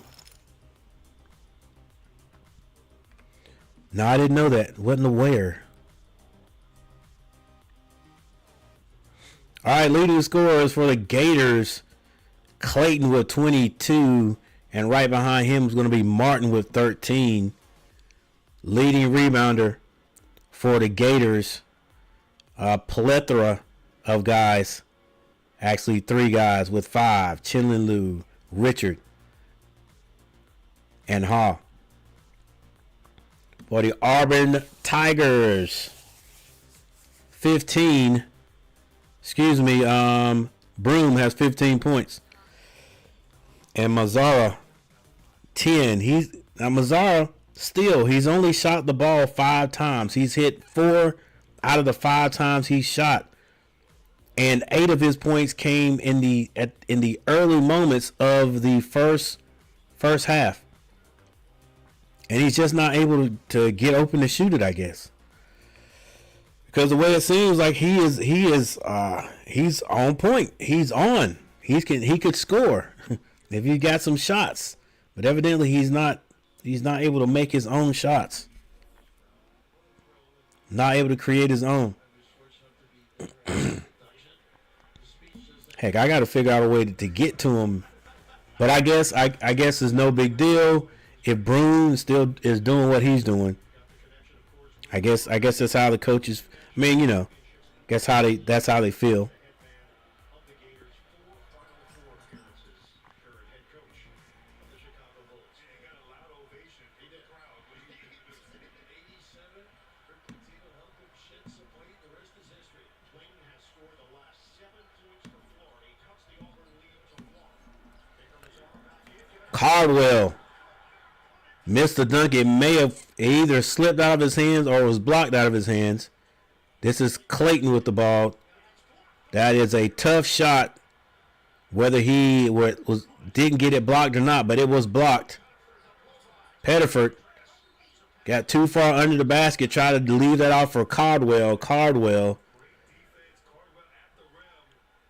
is going to have that ball. without fouling right there. Condon got a piece. Actually, he never got the ball. The ball bounced out of bounds off of a Florida Gator. But yeah, that ball, once they slowed it down a little bit, that ball was blocked out of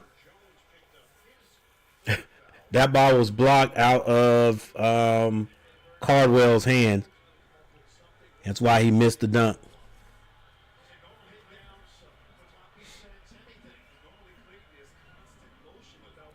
All right, 56, 57. Hey, if this thing is close, I think it goes Florida's way. Aberdeen for 3, can't hit it. Chinaloo with the rebound. Aberdeen gets into the paint. Goes up. Draws a foul. And he'll be shooting. Tom Golden certainly pleased with what he's seeing right now, but he highlighted on his whiteboard during that timeout the importance of playing with urgency, taking care of the ball. He also Hey, 4 people in the chat. Let's see how many likes we got. Still hanging tight at 4. out and run. They can't run. Boy, it's a tough crowd tonight. Or it might not be a crowd. And started in that game at Auburn in February 8th when Martin was out and played big Aberdeen on the line. first half. That was the 3rd foul on Shady Johnson as Aberdeen misses on the first attempt. Aberdeen misses his first. All these not all these free throws, but every free throw that you miss, you're going to miss it at the end of the game. Get a breather for the Gators. Especially if you lose. All right, Aberdeen at the line again. And he rattles in the second to tie this thing up once again. Definitely take a look at the team stats and the free throws missed. Oh, a steal. Martin takes off. I didn't know Martin could float like that. I thought he might have taken off a little bit too soon, but he's able to take off at the dotted line and scores. Pettiford bounce passes that to Cardwell. Cardwell loses it, but I think he was fouled, and that's why he lost it on his way to the basket. All right, well, it definitely, let's see if he started at the dotted line. Oh, okay. Started at the middle of the, oh my gosh, that was even further back than I thought. Good gracious. I gave him the benefit of the doubt. I thought it was closer. He was a man's step inside the free throw line when he took off.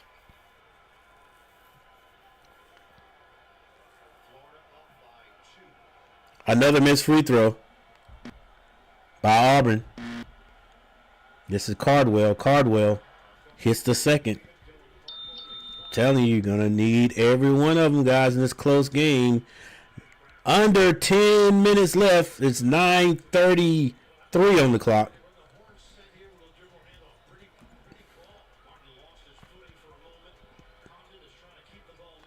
This is Condon. Gives it to Richards. Richards picks up his dribble. Finds Cognan on the box. Cognan runs away from the basket. They give it back to Condon. Condon pump fakes. Misses it. Chinaloo throws it up. It falls out of the basket. And there may be a shot clock violation.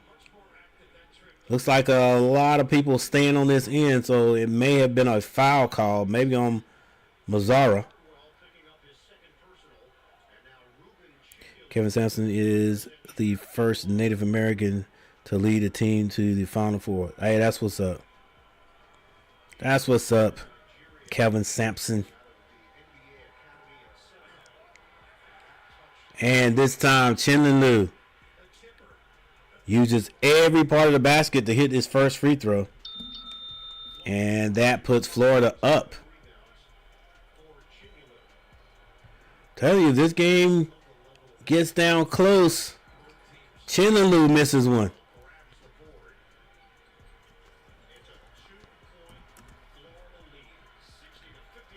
Within like a minute left, it's still close. I'm going to give it to Florida already. Kelly gives it back to Pettiford. Pettiford dribbles off the right side. He's being double teamed. Throws it off the Cardwell. Cardwell puts it on the floor in the paint for some reason. There's 2 seconds to shoot. They're not going to be able to get it off. Florida with great defense. Shot clock violation. Everything's tight. Guys missing important free throws. Now, like I said for Auburn a few minutes ago, if Auburn had scored a few minutes ago, put this thing up by 4 to 5 points, the way this game is going, that is a comfortable lead. Now Florida has a chance to do it. He's a Lumbee Indian. Chinlin Liu hands that off to Clayton. Clayton finds Condon. Condon in the paint. Gives that to Richard. Richard step through. Can't score. And Broom with the rebound.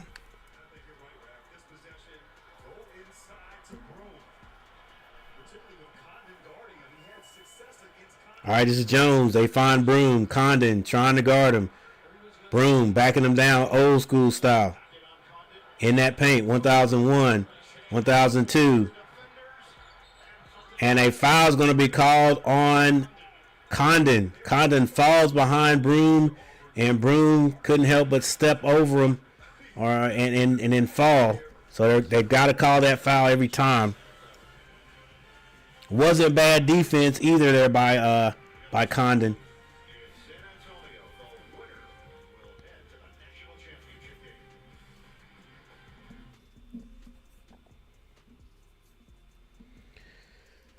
All right, we have another timeout.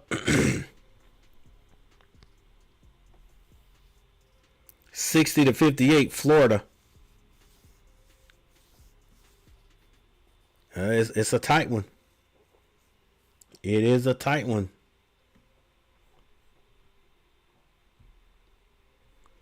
Team stats. Let's go straight to the free throws for both teams.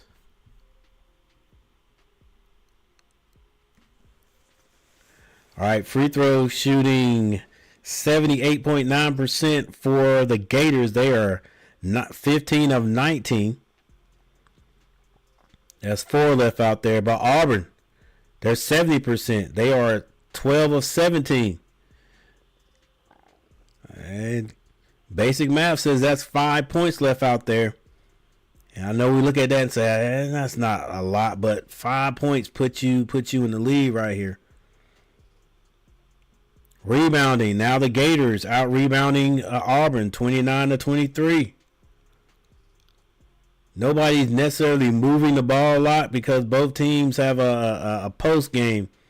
So 5 assists for Florida Gators and 8 assists for the Auburn Tigers. Turnovers, though. Both teams turned the ball over, and most of this has been in the second half. 11 turnovers for Florida, and they still have the lead by 2. Auburn's turned it over 9 times.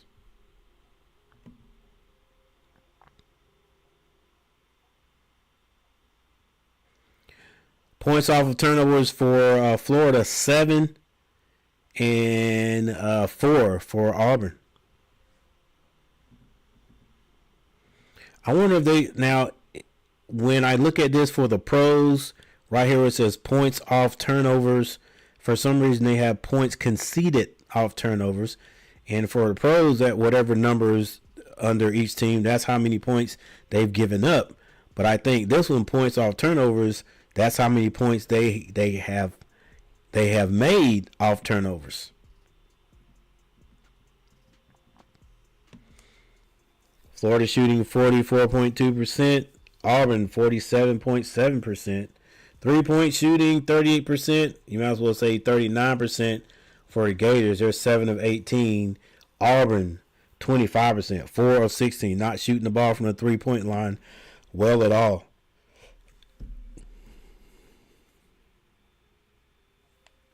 Fast break points here.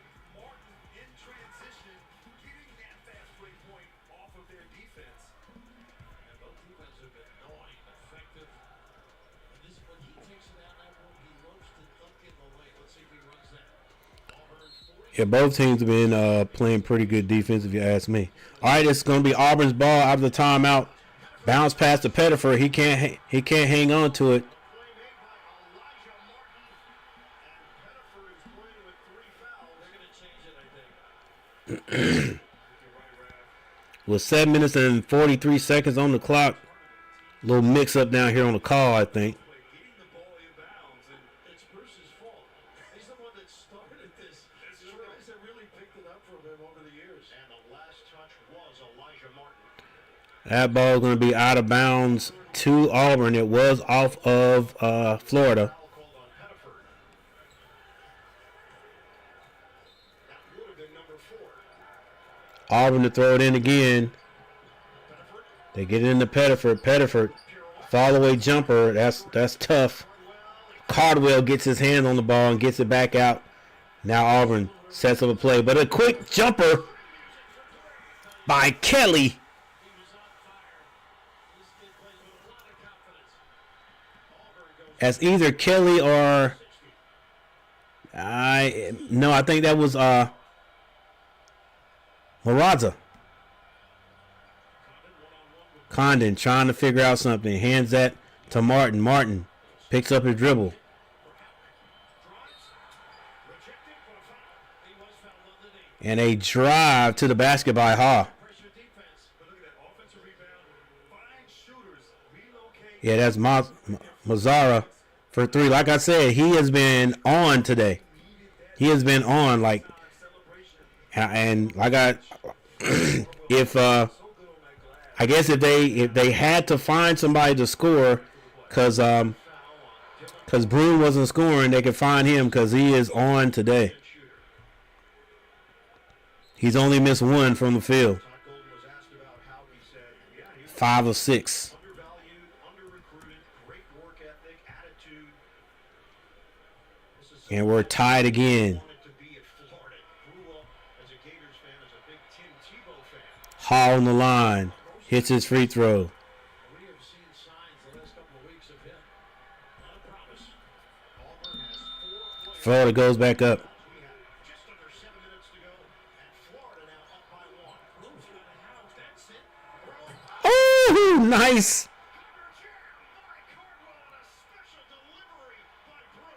Broom throws an alley. Throws that alley up to Cardwell. Cardwell ripping the rim down as he usually does. And a 1-point lead by Auburn. Howe to the basket. The finger roll is good. It's sweet.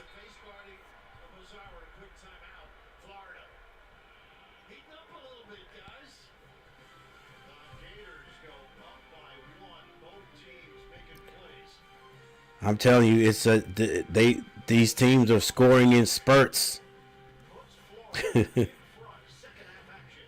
Teams are scoring in spurts. Is a very interesting game. Hey, it's Harvey. Very interesting game. 64, 63.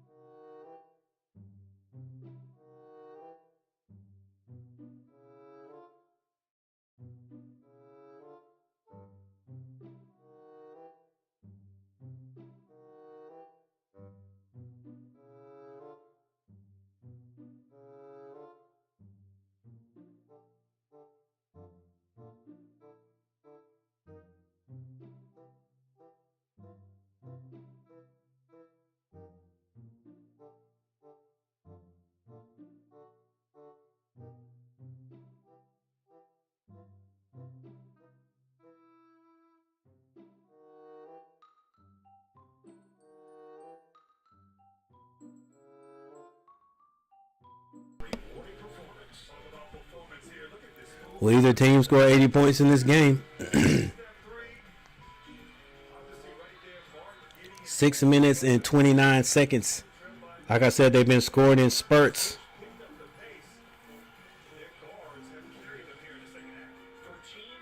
16 more points for the Florida Gators. 17 more for Auburn. Last year lost in the first round of the NCAA tournament. Florida fell to Colorado in a high-scoring affair. Auburn got upset by Yale. So the idea that year to year things change, and they can change very quickly in college basketball. Florida up by 1 on Auburn. 6:25 remaining in this first half. All right, it's going to be Auburn ball. Johnson, a lot of movement right here. This is Mazzara. Pettiford finds Broom. Broom. Now ISO. Shoots it. It's short. Rebound. Chinley.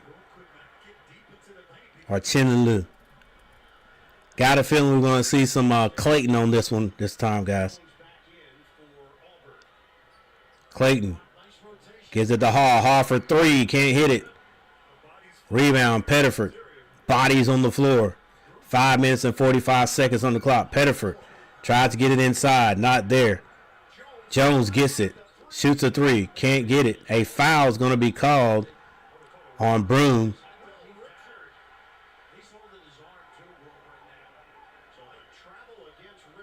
Wow, they call it a travel. Boy, Broom's been getting away with some. Oh, that was close, I guess.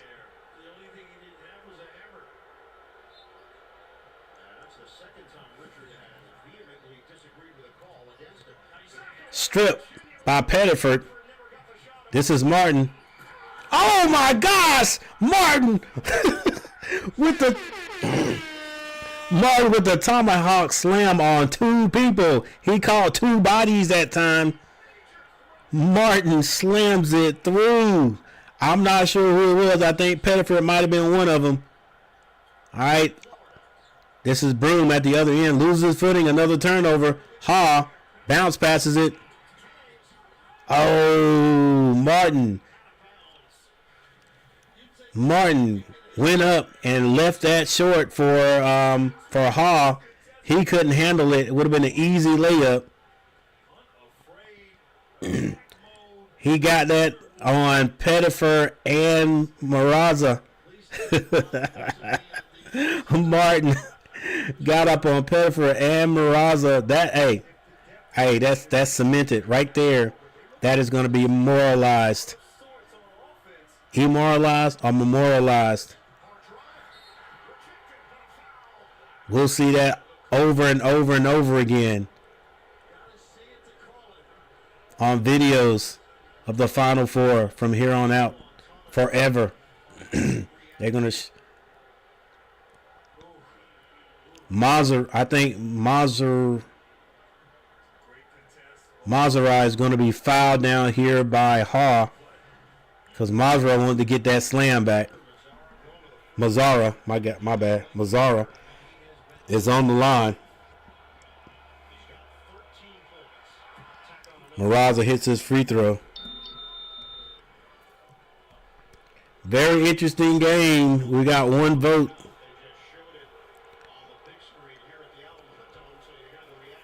He blocked it first. He got the ball. He got all ball first. Mazzara gets both of his free throws. 4:45 on the clock. Plenty of time for either team to do whatever. But will they score? Will either team score 80? The defense has ratcheted up. Yeah, Hall not even looking to shoot it. He had a shot. Hand that off. Oh, this Clayton kid is the truth, guys. I'm telling you. Quick pull up. Splash. I'm telling you, he has the build of some, a couple of, he reminds me of a couple of professional players. And I can't think of their names right now. Mazzara with the jumper to 3. He can't hit it. One of few that he's missed today from the field. Clayton reminds me, gosh, what's the kid's name for from Phoenix. And my guy's name, I can't think of anybody's name because I'm old, guys. I'm old. The kid's name that got hurt for the New York Knicks hurt his knee, I think.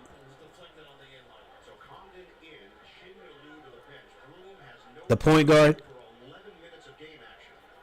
used to play at Dallas. I can't think of any of those guys' names, but that's the type of player he reminds me of. All right, Auburn gets the ball in. They find Johnson. Johnson squares up, kicks it back out. Open three for Jones. It's good.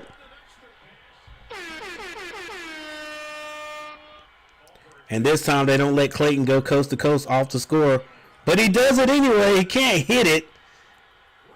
Got to the basket, couldn't hit it. Kelly with the rebound. Florida hanging on to a 1-point lead. 3:42 on the clock.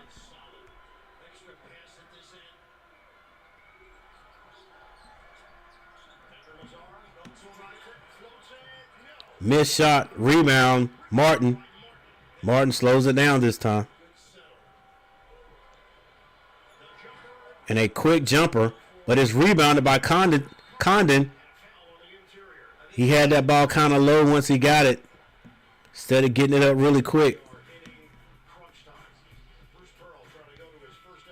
All right, think we got another timeout.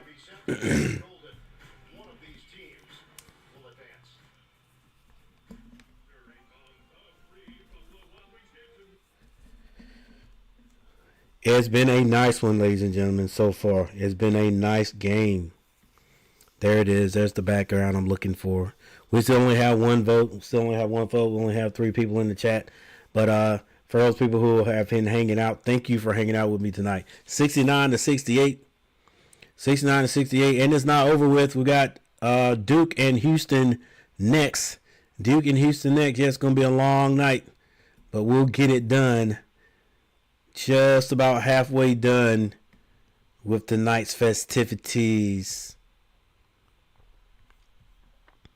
All right, not sure. Let's do a player profile. Let's do another player profile.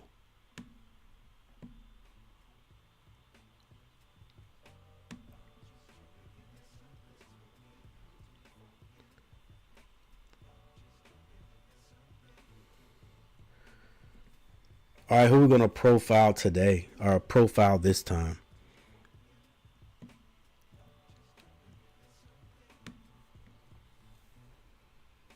Walter Clayton Jr. with 27 points.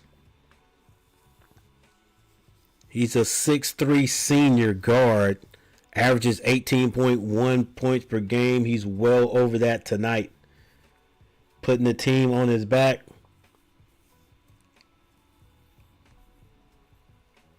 And keeping them in it, keeping them right above water right now. I think the largest lead by Auburn was 9. And Florida's come all the way back, leading scorer Clayton, but Martin with 17 having something to say about this game. And for Auburn, Mazzara, 15 points. He averages 12.2 points per game. He's a 6'7" senior trying to keep playing. And I get it 100%.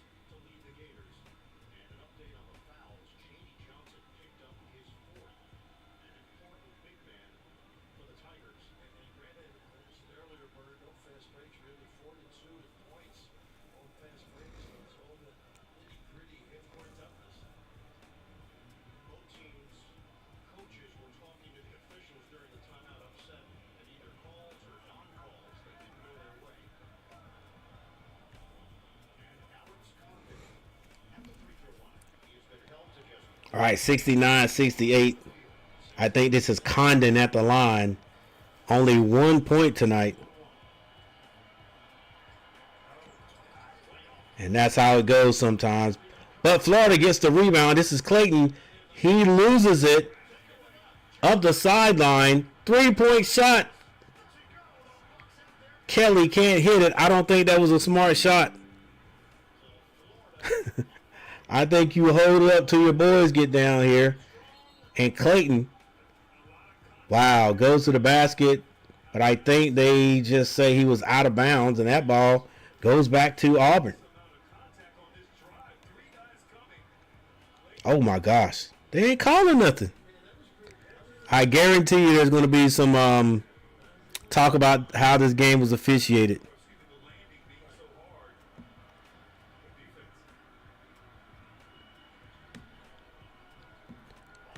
All right, anyway, this ball goes back to Auburn. Auburn gets it down the Broom.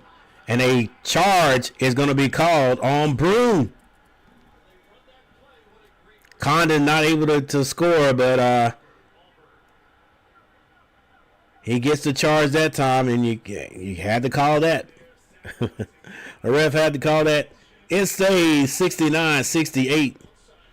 And we are definitely in crunch time, ladies and gentlemen. 2 minutes and 36 seconds on the clock. The defense is being played. Nobody's doing a lot of scoring. Here's Clayton. Clayton gets to the basket. Finger roll is good. Nobody stepped over the help after Clayton went by his man. I forgot. I don't know exactly who he was guarding. Who's guarding him? Kelly. He's guarding Kelly, so maybe Kelly was guarding him. Mazzara finds Broom. Broom thought about the three. Give and go. And he's going to be fouled going to the basket this time by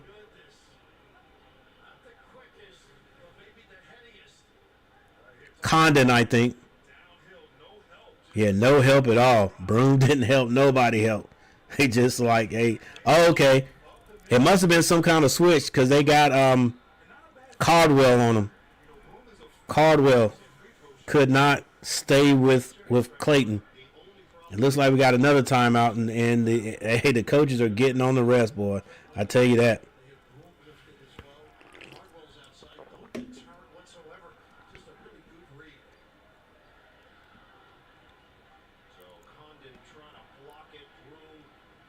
Bro, that's I don't know.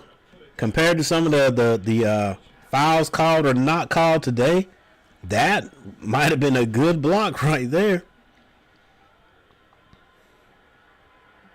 So you got Roger Ayers Jr. on one side, Tony Padilla coming over to us.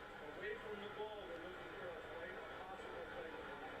they're looking for a Possible flagrant away from the ball. All right, who's putting their team's win in jeopardy? Still only one vote. Will either team score 80 points in this game? Yes or no? I don't think they are.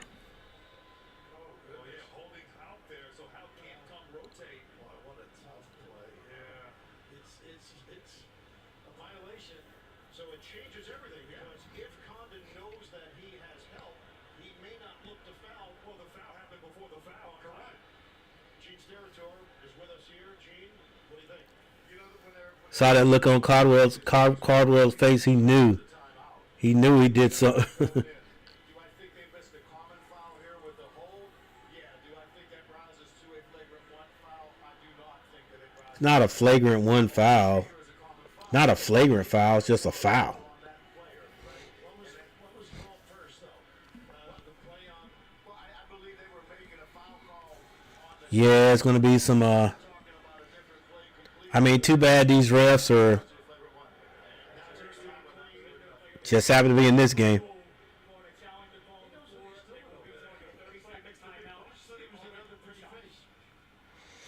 Because they're going to say this game was not well officiated. No foul other than the one that was called. They did not see it, but the sequence of events, you can't go back and change it.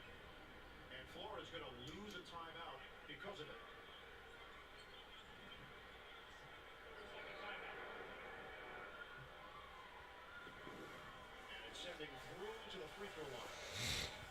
And Broom will go to the free throw line. I'm sorry, guys. Broom at the free throw line. Oh, my gosh. He missed it badly. Free throws hurt. Free throws help.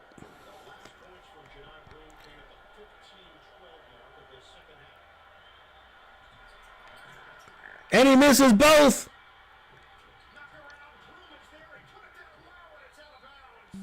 Ref, what are you gonna do? Y'all gotta go to the clock. Y'all gotta go to the table. Broom misses both free throws. Auburn gets a tip. Nobody can handle it, and I think that ball went out of bounds off of Auburn, even though there was a Florida Gator chasing it. Free throws, baby. Loses it.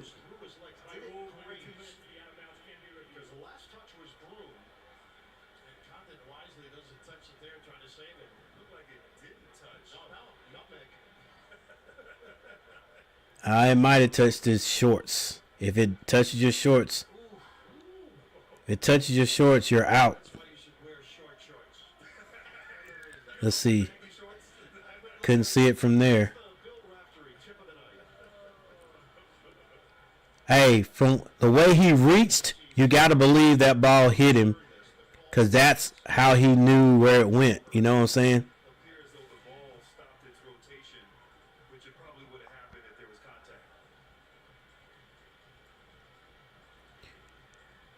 It depends on what contact. If it touches your jersey, it could have kept spinning in its same direction. All right, what was the call on the floor, or was there a call on the floor? It's moving those pants or not, so you based on that and those rhythms, it's really tight. You can't tell. So what is it going to be? Jump ball? So it came off the knee of Broom, and that's when it went through the legs of Elijah Martin. And you can't really tell. Well, okay. It touches. Looks like it touched his shorts right there.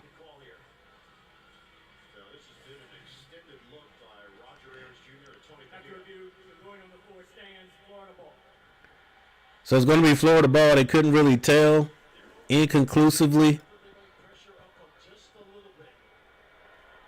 All right, so we do have 3 votes. And look, Coach says, good call. I agree. All right, 67% say yes. I don't know. I don't think so. All right, 1 minute and 49 seconds on the clock. 71-68, but it's going to be 73 here in a minute. Clayton. Spin move. Step through off the glass is good. That boy bad. I'm sorry, guys. That boy is good. At least he's good in this game. He's playing unbelievable. What is that guy's name that played? Some of you guys know what I'm talking about. What's the guy's name who plays for the Knicks now?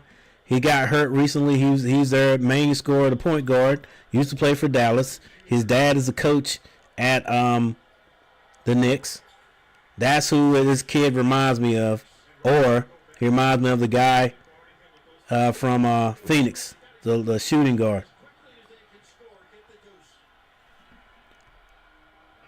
All right. This is Auburn's ball. Lazara shoots a quick 3. He can't hit it. Rebound, Martin. Martin controls it. Got to get across the timeline. He does. Now he's got to get rid of it. Too much dribbling. Hey, man, somebody's got to make themselves open. It's a turnover. Gives it right back. I know, Coach. Somehow you got to get rid of that ball. Somehow your teammates got to get open. Somebody's got to come to the ball.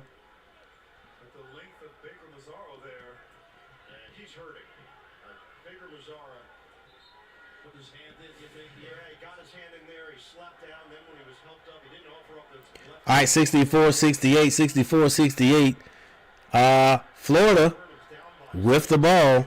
They did get down by 9 earlier in the game, but like they've always done, they found a way to come back.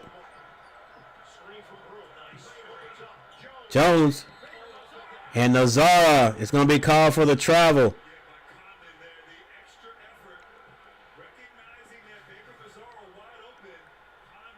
And he did come off the floor. You can come off with 1 foot, but you can't bring 2 of them.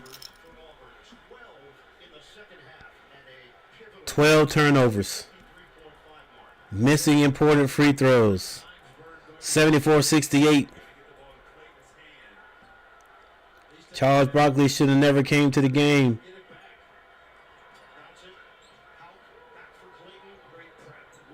They give it to Martin. They beat. You don't need to score.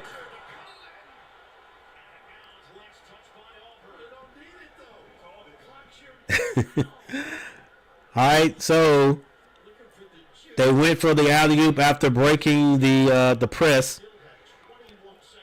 But they weren't. They evidently weren't shooting. Clayton gets the ball in. It's nearly a steal. It's going to be a tie-up, and this is why you don't shoot it. This is why you hold the ball if you don't need to score. You've got a nice lead, with less than a minute on the clock. You don't need to score. You hold the ball, make them foul you, go to the free throw line and hit free throws. Not give Auburn a chance to get the ball back and score, because all they need is a 3. Actually, all they need is just a score. But luckily, it's going to be Florida ball. Haupt throws it up. And sometimes, ladies and gentlemen, it's just your time. And it looks like the Florida Gators are going to be punching their way to the championship, because Mazzara was fouling the crap out of him as soon as he got the ball. And he threw it up. I don't know if they called that on Mazzara or Broom. And Howe misses a free throw. 35 seconds on the clock. Nazara, splash, hits a 3. Zanara with an ailing finger, thumb or something. He's still out there shooting with that hand, and splash. And it's 71-76, still with 31 seconds on the clock. Like I said, and just like the commentator said, the Florida Gators didn't need to score a few minutes ago. And they beat the press and then decided to shoot, to go for the alley-oop. And it wasn't I guess because he didn't have the ball, maybe he got fouled before he touched the ball. They had to take it out of bounds. Ball nearly got stolen. They throw it in again. A free throw is missed, if I'm not mistaken. And that gives the Tigers another chance to score. Bro, you got to play smart basketball too. All right, 71-76. 71-76 is the score. Still 31 seconds on the clock. Game is not over yet. It's been slowed up a little bit. I thought by now it'd be over. So we'll take a little break between the this game and the Duke-Houston game. Yeah, you guys, I understand you've been feeling like you've been invincible all year. It ain't funny. I don't care who wins this game. Rakim was going, yeah, Booker, yeah. What's up, Rakim? Yeah, Booker, he reminds me of him. Reminds me of him and my guy, gosh, what's the kid's name for the New York Knicks? The point guard. He's hurt. He used to play for Dallas. I can't think of his name right now. It'll come to me in a minute. His dad coaches for the Knicks. The winner will lose to Duke. Hey, I appreciate it. Hey, A&T Tech Outdoors. I appreciate it. Hey guys, A&T Tech Outdoors. He has been stopping by a lot of times, man. Yeah, hey, go check him out. Like I said last time, he has a good channel over there. Go check him out. What's up, Rakim, man? I'm doing all right, man. Appreciate you stopping by.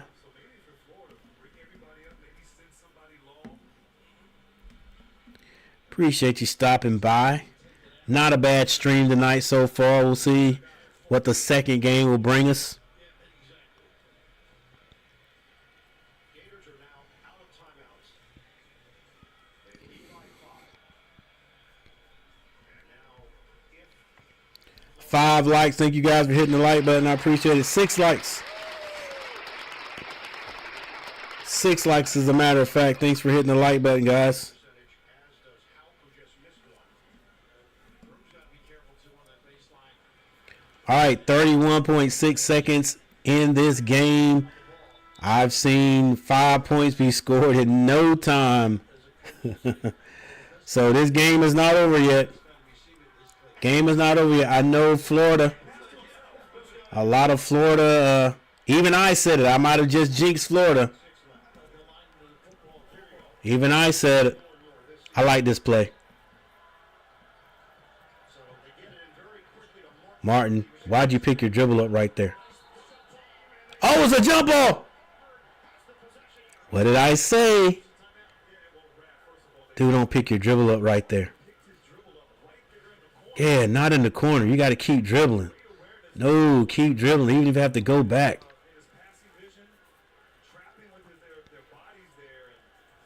I know somebody's open, but you got to, I mean, they're big right now. Like, you ain't got to shoot that. You didn't really have to shoot that. You have plenty of time on the clock.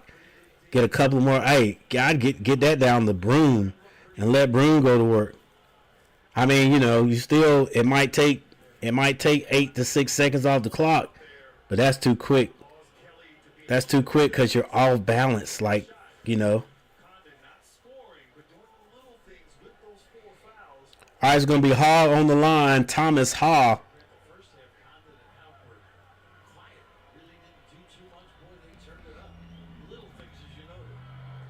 And nobody wants to hit free throws. He misses his first. Coach, I picked Florida. I think they're gonna get it, man. It's 24 seconds on the clock. He's got Hall hit this free throw is gonna be kind of hard for Auburn, and he hits it. Yeah, coach, put a little bit of pressure on him. I've learned my lesson, letting teams just bring it down the court. Ooh. Pettiford to the basket. And Ha nearly, I mean, he had to go for that block right there, right?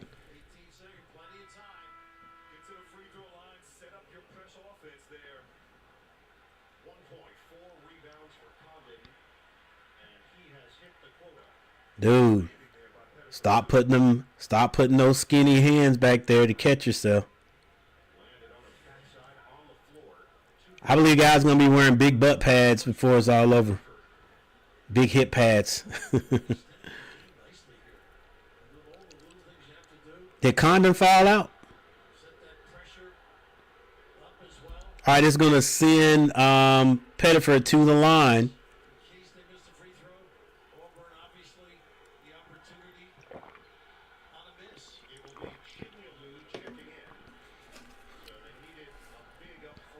The best thing that could happen for Auburn right now is for Pettiford to hit the first one,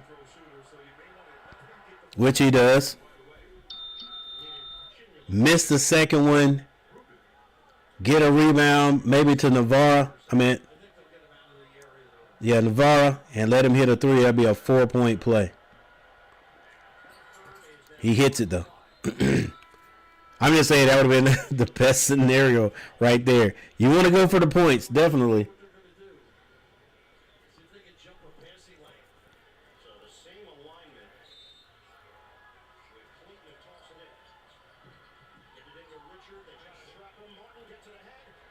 There, now you're playing smart. All right, 12.7 seconds on the clock. 7. Coach, it was no travel. Who traveled? He didn't travel right there, Coach. Come on, bruh. I get you though. You got to do. You gotta do whatever you gotta do to help your team win. All right, this game should be over with, but neither team is wanting to hit free throws. Another missed free throw by Florida. This is Hall.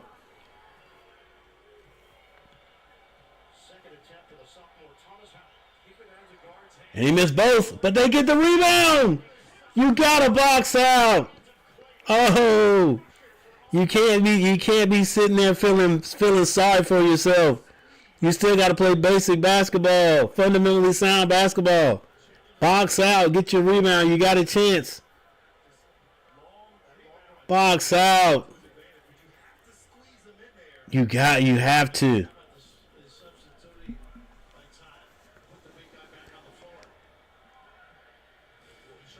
Now another chance. Is this going to be Hall again? No, this time it's going to be Clayton. Clayton's going to hit his. 9.6 seconds on the clock. Clayton, splash. Cameron Payne. Jalen Brunson. Jalen Brunson is who I'm thinking of.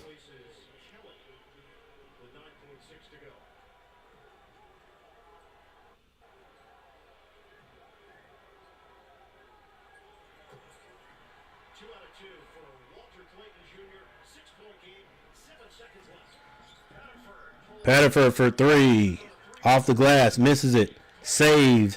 And that is going to be it. Florida is going to the championship. And I'm not even going to say who they're going to play. I know who everybody thinks they're going to play. But the game has got to be played. Florida has been gutty. They've done what they need to do all tournament to get to this point. There have been a couple of games, maybe even this one, where it seems like Florida was not going to make it, and they were able to do it. It's got to feel bad for you. I don't know if Florida was ever number 1 in the nation this year, but to be number 1 for such a long time as Auburn was, to end up not getting all the way to the championship, man, it's got to hurt. All right, with that said, we're going to do a little bit of a switcherooing right here because we got the game, one game left tonight.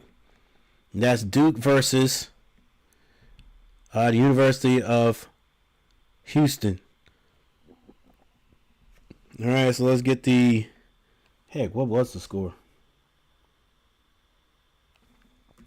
79. Hey, they would have got the 80. But everybody out like they didn't want to hit the free throws.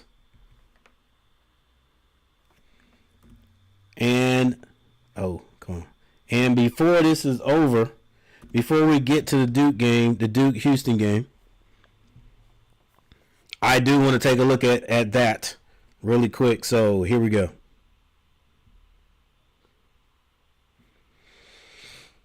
All right, in the first half, Auburn outscores Florida 46-38, and then in the second half, Florida outscores Auburn 41-27.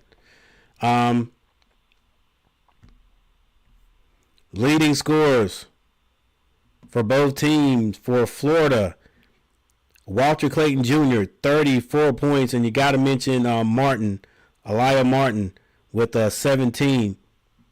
For the Auburn Tigers, Mazzara with 18 points and Bloom 15.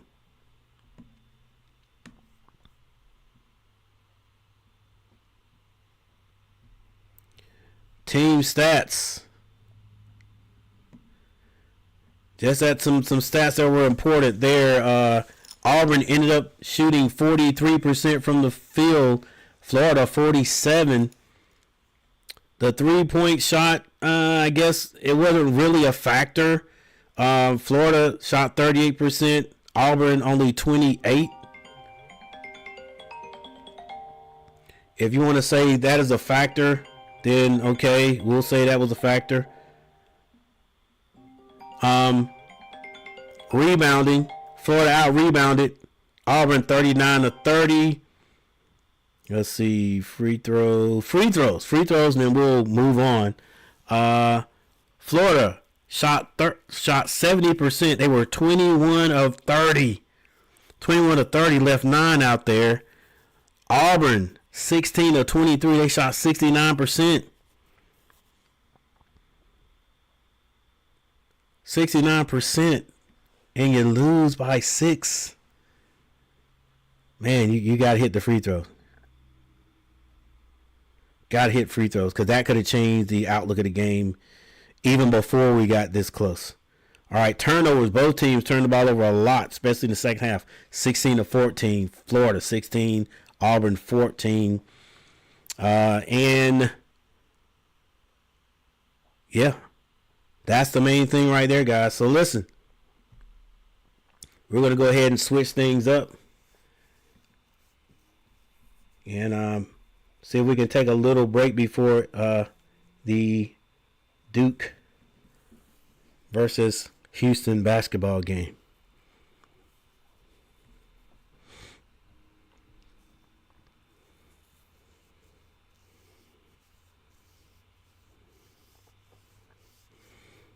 All right, let's see here, Coach. All we need to do.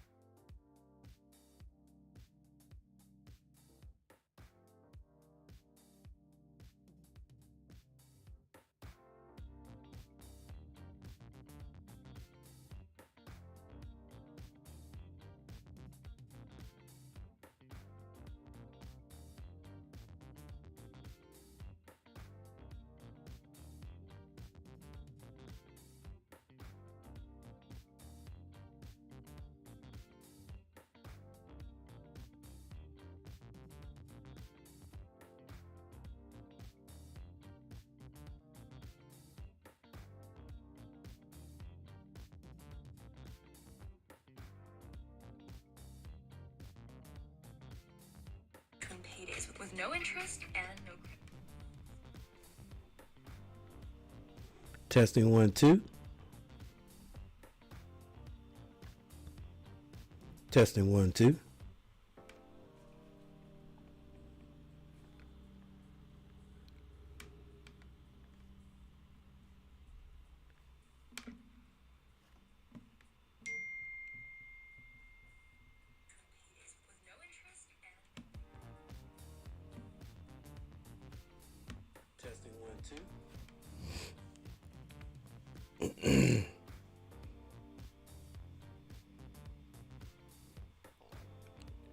Hey, Krista.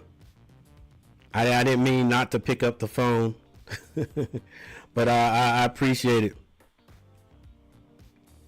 Yeah. No, I didn't mean to turn the sound off. I don't know what it is here.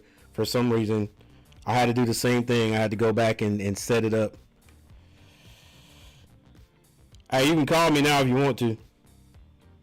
Before this Duke game starts. Hey, you can call me now if you want to. Before this Duke game starts. This thing is loud. Let me turn it down just a bit. All right, maybe that's a little bit better. All right. This thing is loud. Let me turn it down just a bit. Hey, I appreciate it.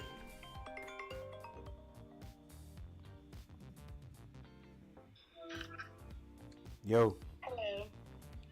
What up? Is your mic on? Yeah, I think it is. I need it off. Why? Oh.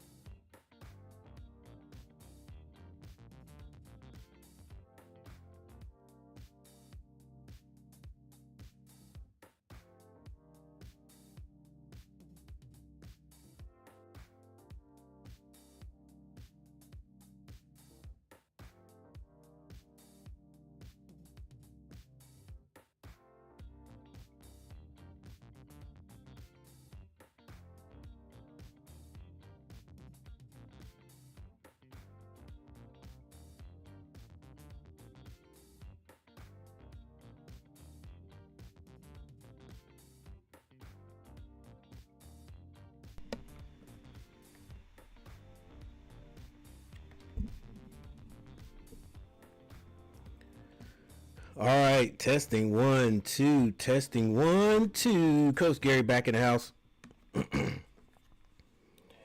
And all right, guys. Testing 1 2. Coach Gary back in the house.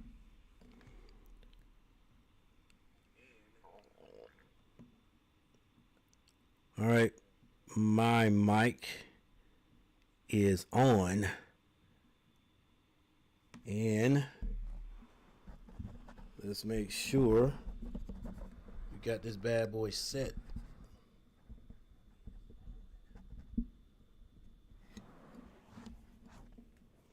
Testing 1 2, testing 1 2. Testing 1 2, testing 1 2. Testing 1 2, testing 1 2. Testing 1 2, testing 1 2. Testing 1 2, testing 1 2.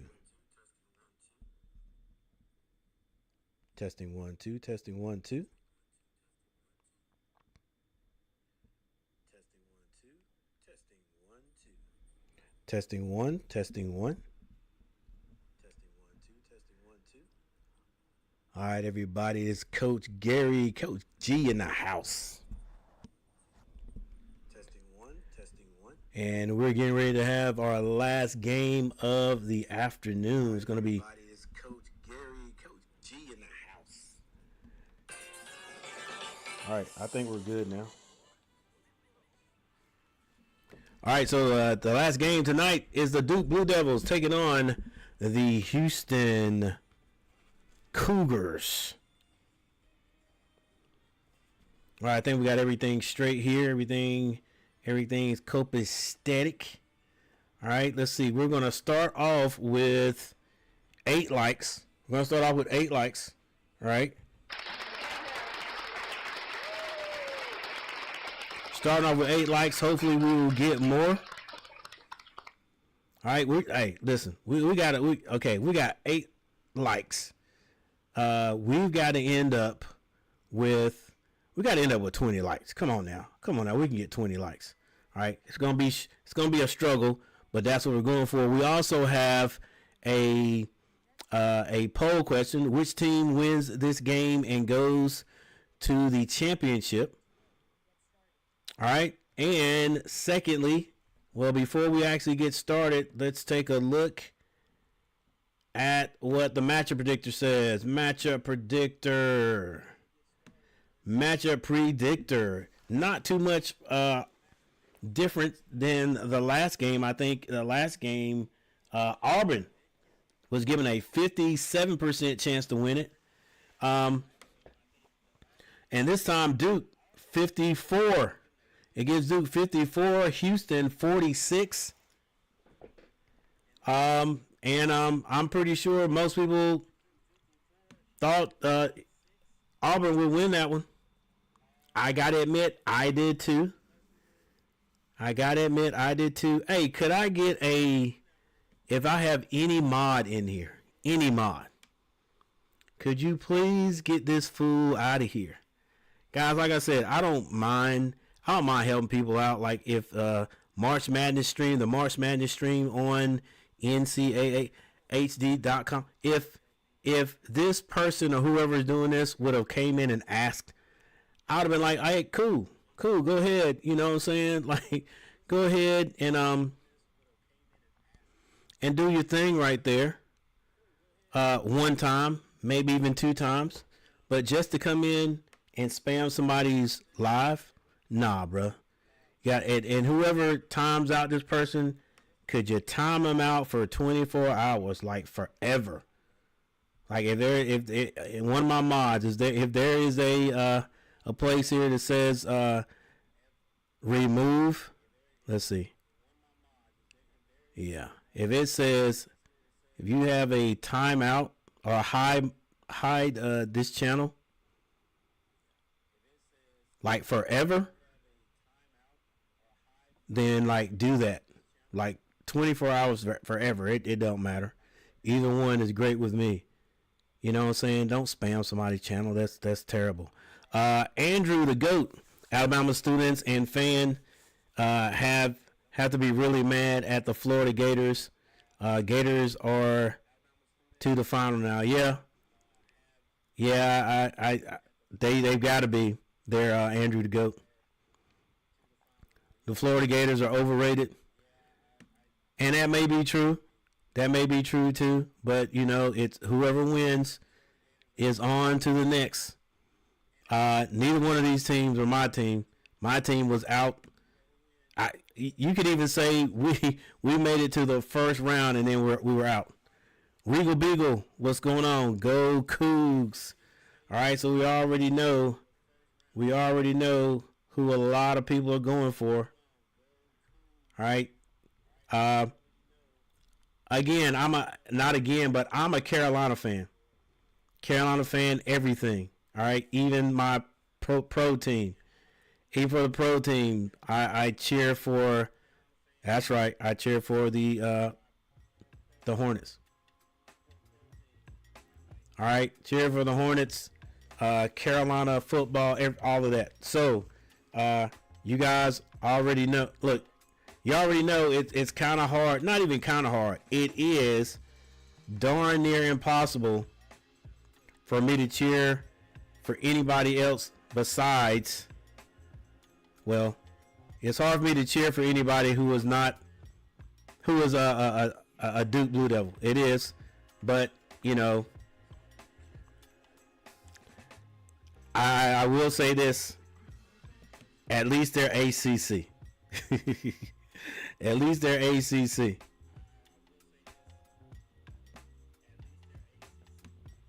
All right. But if Duke loses tonight, I'm not going to be upset. I'm not going to cry. None of that. I'm also not a person to go online and and troll either. I won't be doing that.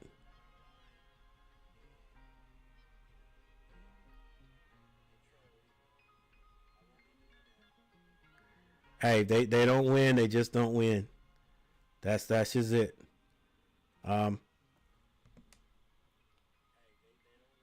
However, I am ACC simply because a lot of people, a lot of the analysts have talked about how weak the ACC was.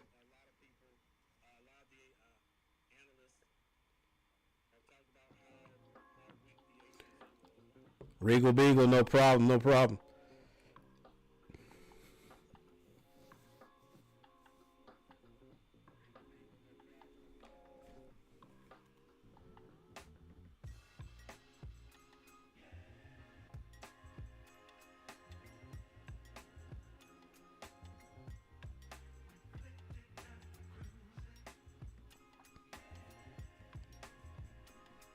All right, we're going to get this thing started here very shortly. Houston #1, Duke #1, battles of the #1s. We're talking about the regions, the bracket regions, #1s.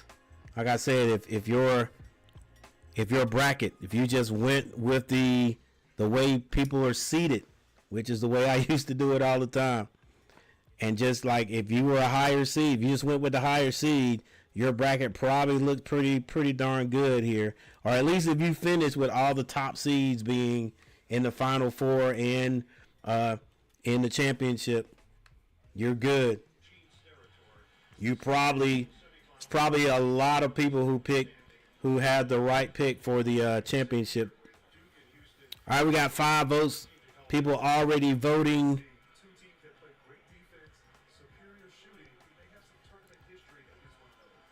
Like we also said already, the matchup predictor is going with Duke, 54% to win this game. Houston 34-4, Duke 35-3.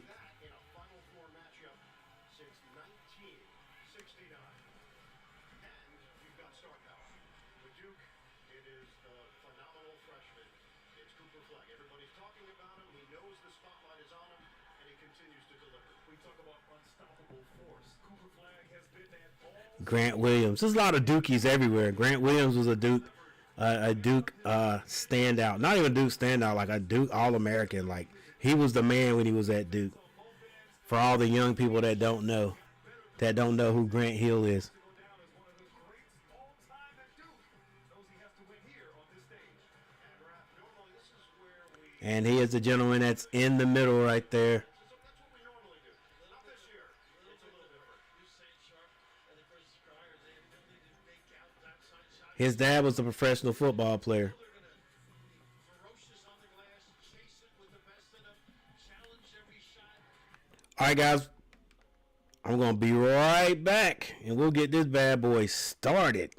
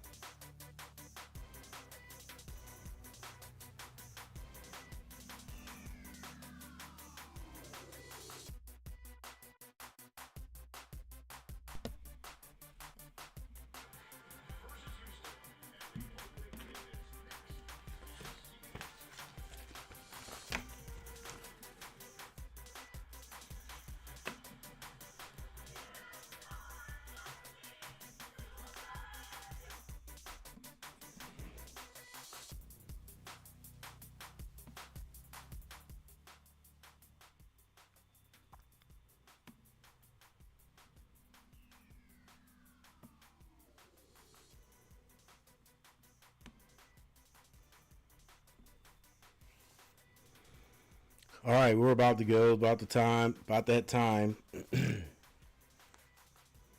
to put up or shut up, guys. It's time to see which team is going to be able to outlast the other and end up in the NCAA championship. You've already got one team to punch their ticket. That's going to be the Florida Gators. Who would have thunk it? At the beginning of the year, I wouldn't have said Florida Gators. All right, but they are here. They've done all the necessary things they need to do to get there.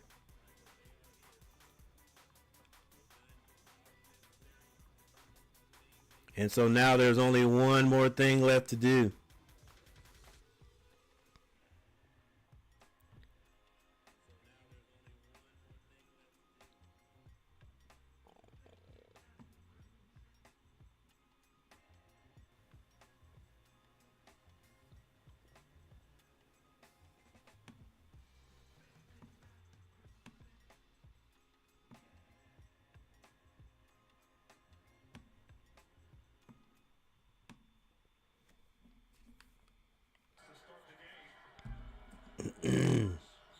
And that is to win and get to the championship. Robertson, his sixth-year senior leader, highly experienced, was part of the last Houston Final Four team.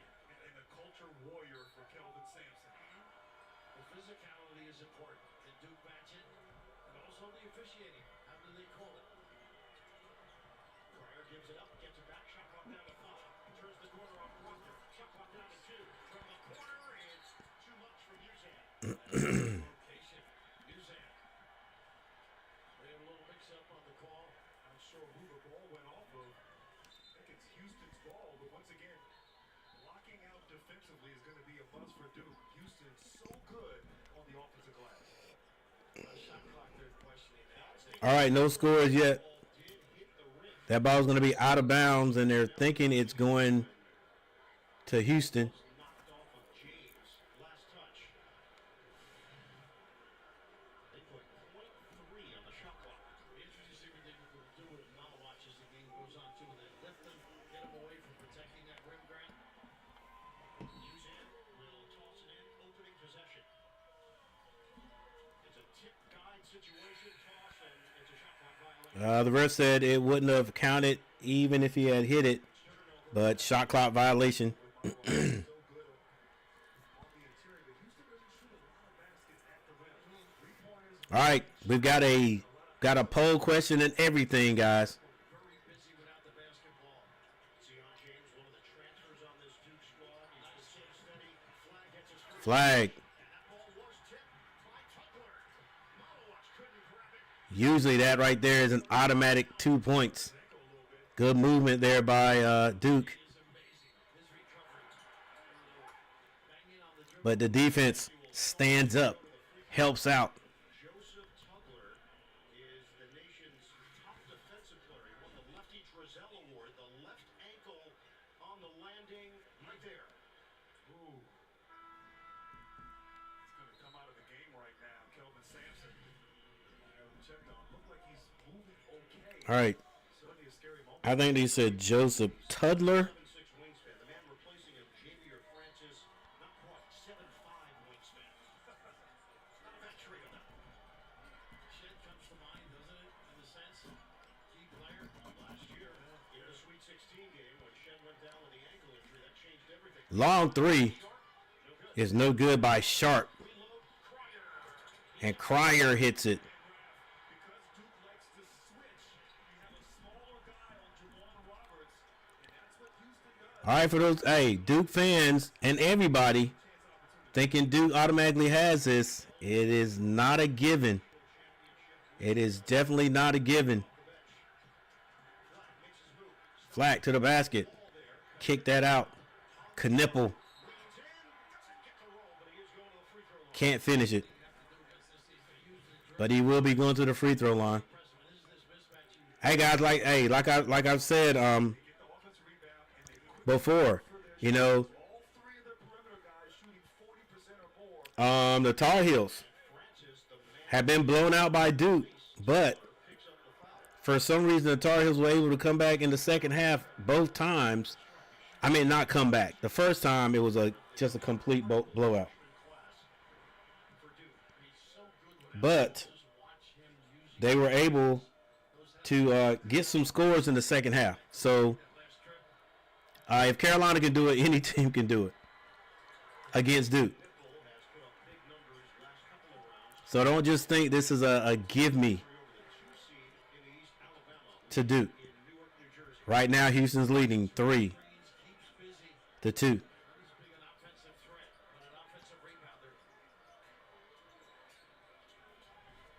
This is Francis with the ball.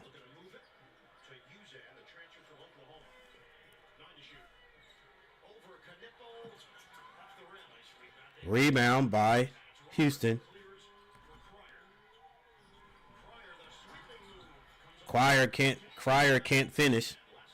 And that ball's going to be knocked out of bounds to Duke. Tudler or Tubler? He's on the bike, twisted that ankle. This is Cooper Flagg with the ball. Hasn't passed it yet. He goes to the basket, strong, high off the glass. It's no good. Malawak. They thought maybe he had touched that before. Malawak to block it, but Houston playing their tails off, getting a loose ball. This is Usain with the ball. He calls for the screen up top.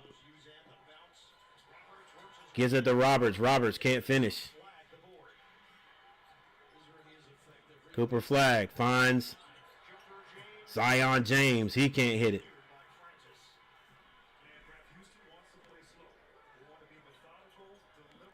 Usain to slow it down. Still 3-2. 16:42 on the clock.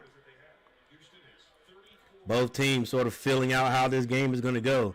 A tough three, no good. Rebound, Knipple. Knipple gets at the Proctor. Proctor to slow it down. Proctor goes in to Cooper Flagg. Cooper Flagg waiting. Wants to spin off the double team. Tried to get that to Malawak. Malawak couldn't handle it. Cryer gets at the Sharp. Sharp is going to be fouled on the play.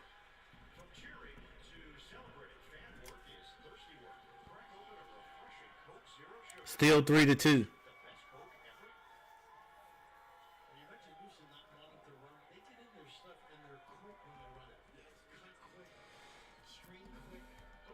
Eight people in the chat. Thank you guys for being here. Do me a favor and hit the like button and vote. A missed free throw. You don't want that to come back to haunt you. Again, both teams number one in their region.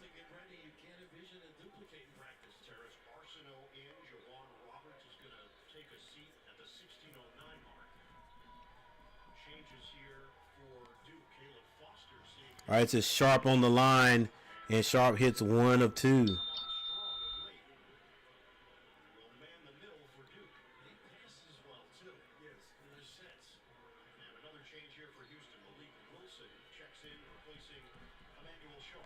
All right, Wilson comes in. Foster also comes in for the Duke Blue Devils.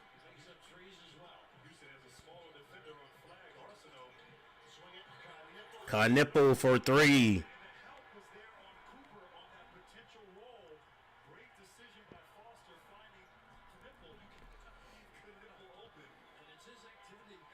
All right, it's going to be Usain being double teamed right now. And it's a turnover. This is Foster. Foster is aggressive. Off the glass, he can't finish it. Duke on the floor. Everybody on the floor. But Houston comes out with it. And Wilson with the lay at the other end. A little bit of helter-skelter going on there. Houston was able to get their hands on it and corral it. It's 6-5. Houston. Knipple for 3 again. Can't hit this one.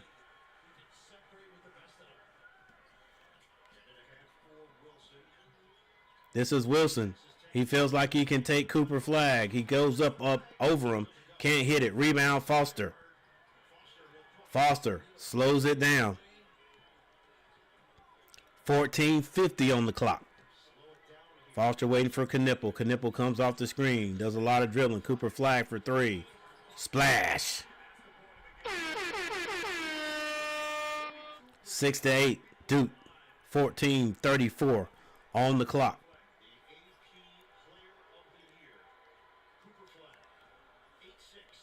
Usan hands out to Cryer. Cryer. Back to Usan. Usan momentarily double team. Behind the back. Nice dribble. The floater is no good. Rebound. Foster. Foster pushing it. Gets across the timeline and slides to slow it down. Cooper Flag finds Proctor. Proctor with the floater. That's good. Hey, do not get hung up when you're playing Duke on Cooper Flag, because Proctor and Knipple are great players within themselves. All right, this is Cryer with the ball. Finds Usan, back to Cryer. Being guarded by Proctor. Spin move at the elbow. The jumper is good. And that is Cryer. 8-10 is the score. 8-10 Duke.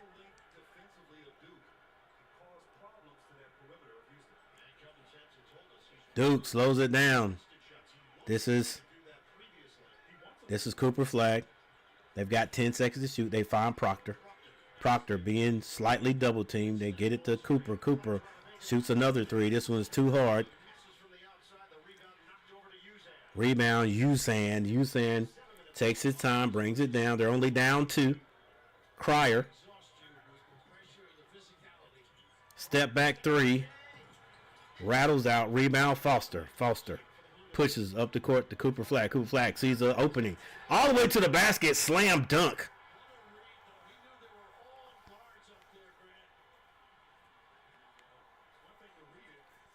12-8. Here's the score. This is Usan. Usan waiting on the screen. Screen up top. Usan shoots a jumper. That's off. Rebound. Cooper Flag. Cooper Flag pushes it to Foster. Foster slows it down. This is Uskanga. Finds an open Knipple under the basket for 2. The reverse is good. 14-8. With 12 minutes and 2 seconds on the clock, we may have a timeout.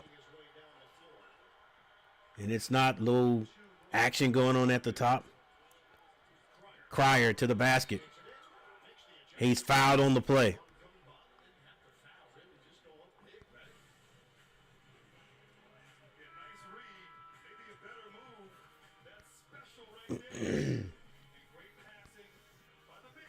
All right, we have 10 votes. 10 votes. Which team wins this game and goes to the championship? Hey, make sure you guys hitting that like button. In fact, let's check to see how many likes we've got. We're trying to get to 20 likes, guys. And we're almost there. We're almost there. Help me out. We've got 12 likes. Thanks for hitting that like button. I appreciate it.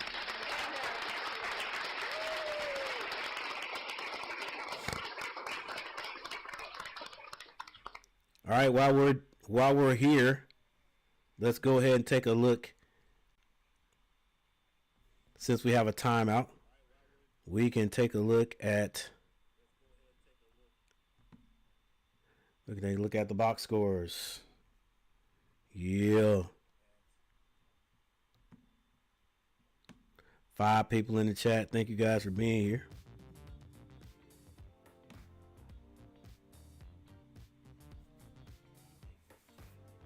All right, for Houston, Cryer, 5 points. Emmanuel Sharp with 1. And Malik Wilson has 2 off the bench. For Duke, Cooper Flag with 5 points. Con Knipple with 7. Tyrese Proctor has 2, and that is it. Duke with an early lead. Both teams shooting at a decent clip. Decent. Not as hot as the first game to begin with. But that doesn't mean that they will not pick it up here soon. Houston shooting 20% from the field. Duke shooting 45 right now. Still a relatively close game. Houston is out rebounding Duke though, 11-7. And thanks for the 12 likes. I appreciate it, guys. Let's get it up to 20. Let's get it up to 20 likes. Get up to 20 likes before the stream is over.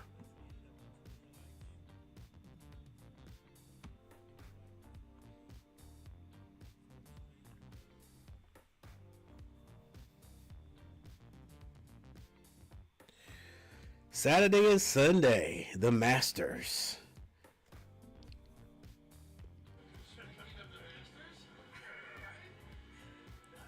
Man, year before last, 2 years ago, I did a stream on the Masters. To this date, most viewed stream I have ever had.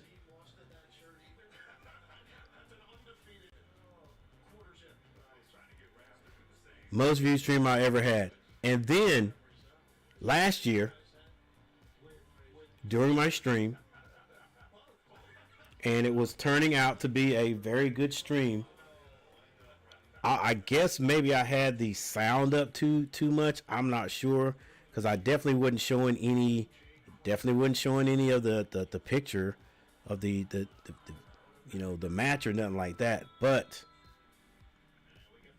all of a sudden, my stream froze. I thought it was something I was doing, right? And none of the things I was doing was helping. It just wasn't moving. And then all of a sudden, I don't know what did I look at? I think I looked at my comments or something, and it said something about the stream was shut down or whatever. And I was like, wow, they shut my stream down. Not only they shut my stream down, shut it down and gave me a copyright strike. Again, the only thing I could think may have been copyrighted was the sound, maybe the announcement. But the year before last, I did it. I'm pretty sure I had the sound, well, not cranking, but evidently, I don't know if they were going around searching. I don't know. I'm not sure, but anyway, I got a copyright strike. I could not even stream for, what was it? Was it 2 weeks? It might have been streaming for a week or 2 weeks or something like that. Couldn't even stream or whatever. But there's no need to even try to appeal or anything. Just take what you got and learn from it. All right, but yeah. So kind of hard. I don't know if I'm going to even attempt. Plus next week I probably won't be home anyway. But who knows? All right, guys, we got a 9-14 game. Looks like 11 minutes. 11 minutes and 51 seconds right now. Duke in the lead, 14-9. I think I just said that. All right. Leading scores for both teams. Heck, you can see it right there. Cryer for Houston has 6. And Con Knipple was 7 for the Duke Blue Devils.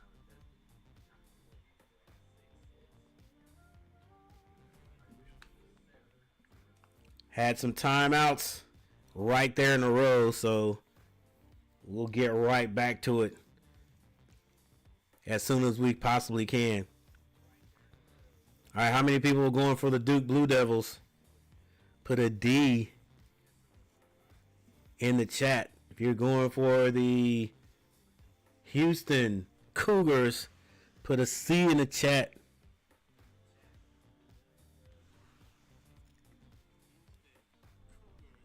I'm pulling for Duke. No choice. Hey, I know exactly what you mean there, A&T Tech Outdoors. I know exactly what you mean. Like, it's ACC. Like, I'm definitely not pulling for Houston. All right? I'm not going to say out loud I'm pulling for Duke, but I'm with the ACC. That's all I can say. All right?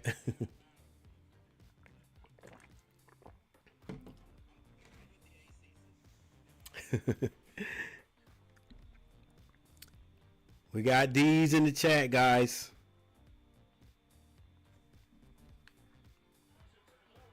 All right, Cryer misses a free throw.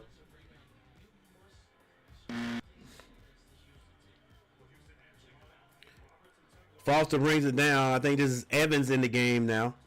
Or that may be Brown. Tried to go back door. Foster was able to catch it.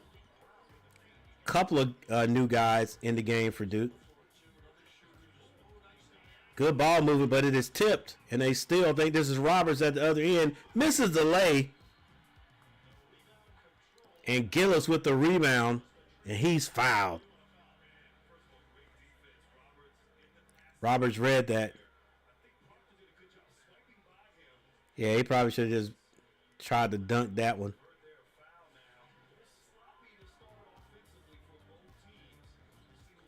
All right, this is Foster. And I tell you what, Foster is not afraid of anything. He will get to the basket. I noticed that in the last game. I don't watch Duke often, but he does get to the basket.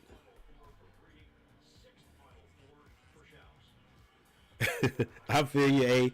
I understand exactly what you're saying there, A&T Outdoors. All right, Foster misses a free throw. Let's go. We don't miss free throws in the ACC. All right, 9-14, 9-14. Sort of like in the other game. Team scoring in spurts. Foster misses 2. Knipple with the rebound. Man, he can just play. Like most people went up with 2 hands on that. He just stretches out that right hand so the defender couldn't get to it. 2 points, 16-9. And Duke really needed to score there because I'm pretty sure that Houston will score right here. Oh, no, but it's a steal. Gillis with a steal. He's going to be fouled on the play.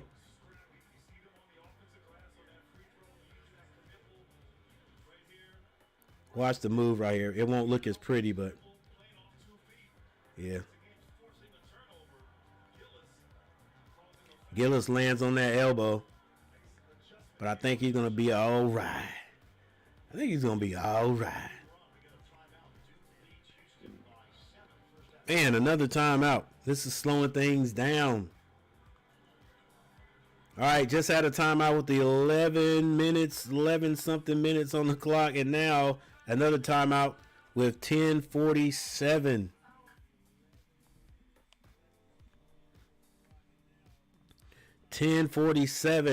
All right, guys, listen. Trying to get to 20 likes. Trying to get 20 likes because that makes the algorithm go a little bit crazy and, you know, gets this out to a few more people.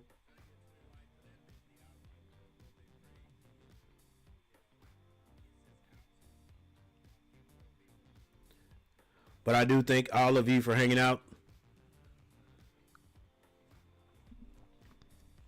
The only person I don't think for hanging out is this March Madness stream on.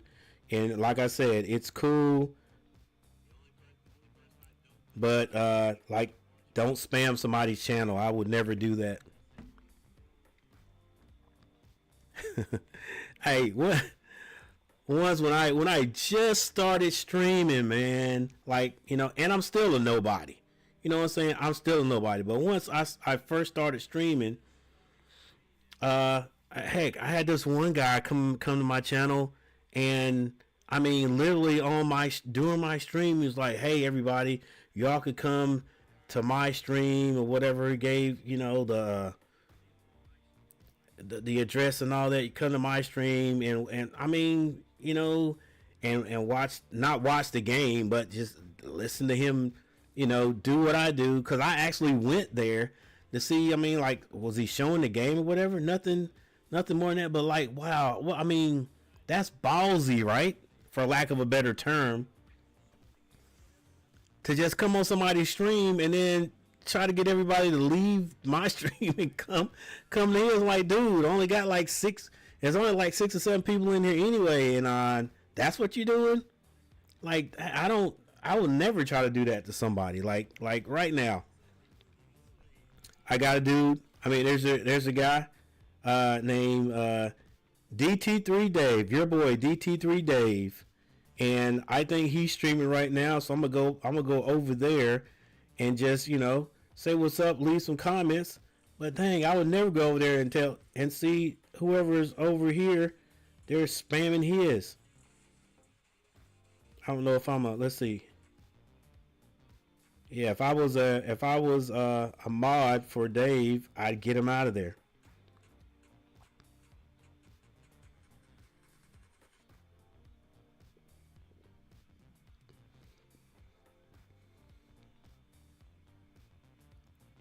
If you block this person, you won't be able to see.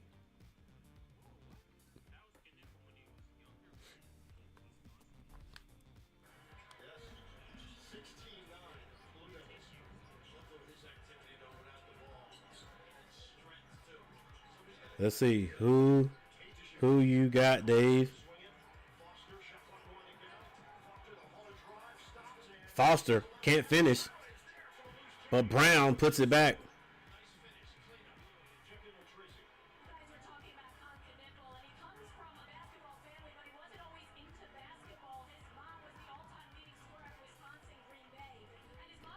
DT3. Who you got, Dave?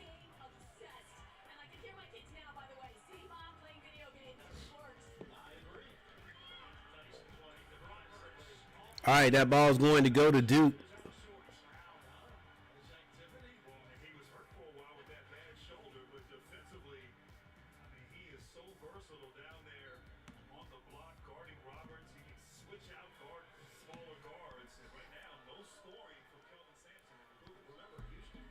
All right, it's 9-18.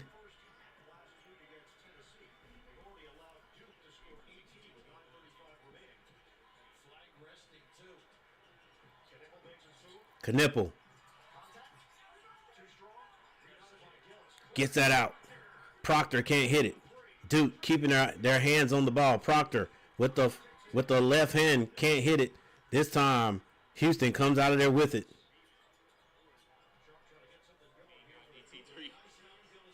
And Gillis is going to be called for a foul. Houston, man. Houston. As a UNC fan, I got to go for Houston. Duke beat us 3 times, man. Duke is our main rival.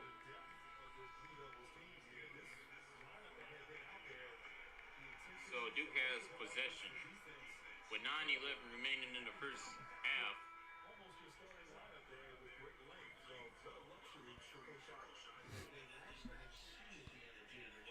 All right, right now with 9 minutes and 11 seconds, 9-18.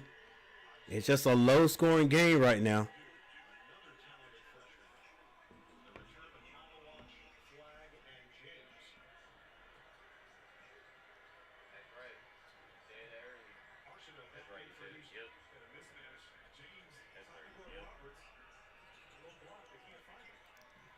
Houston trying to get on the board. Off the glass is no good. Rebound. Malawak says, get that out of here. It's not looking good right now.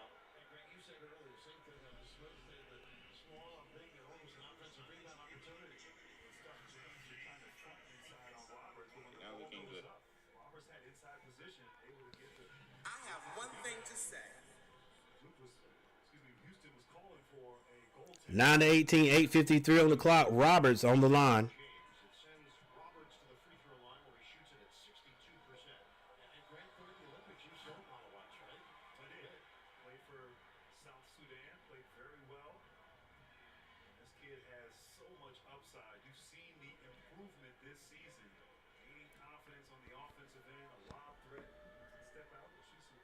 Now 10-9.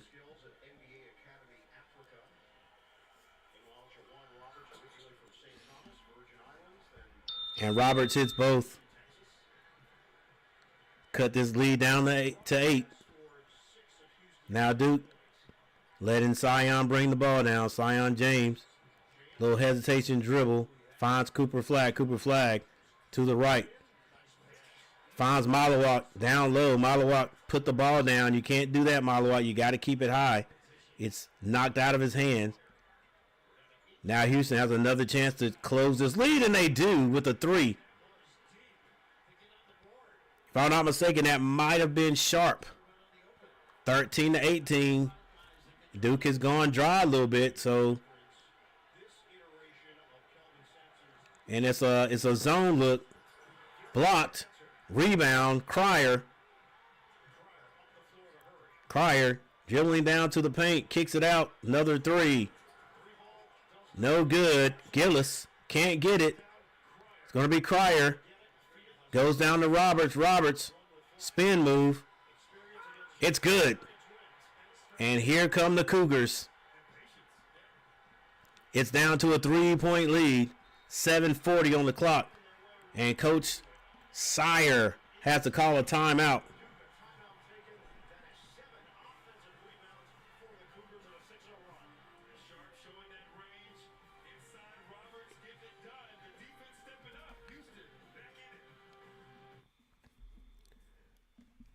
Hey, like I always say, a game is never given. You got to go take it. You got to go take it. Look, Duke has let the Houston Cougars stay in it too long there when no one was scoring. And now they ran off a quick, was that 5 points?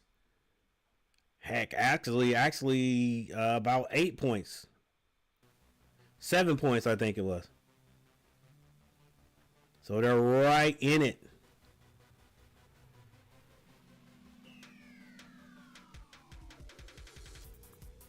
Here they come.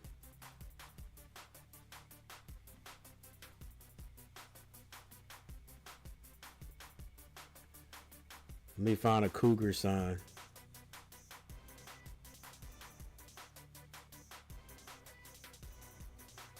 Yeah, we'll find a cat sign there.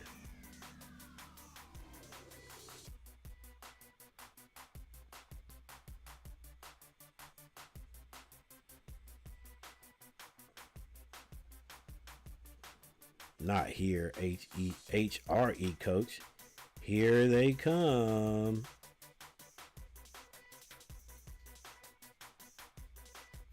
All right, we got a timeout on the court.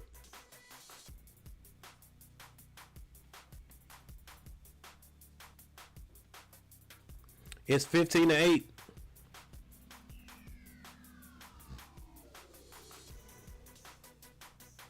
Not going to be easy. Both of these teams are number one in their region. I think I'm saying it right, guys, when I say in their region. Both of them are number one, so neither team, both teams expect to be good. Both teams expect to win.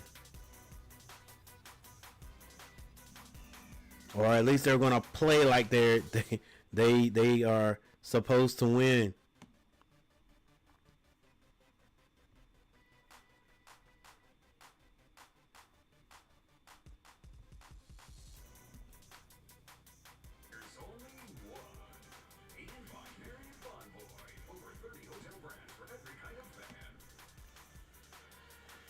Roberts has 3 points for the Cougars.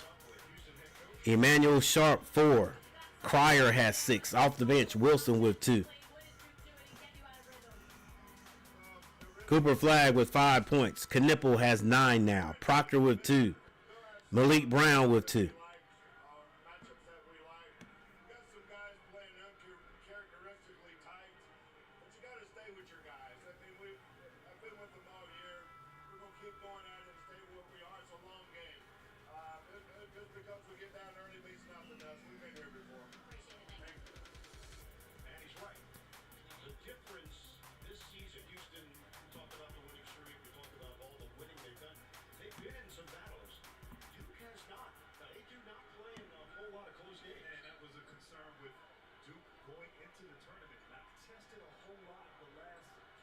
weeks of the regular season.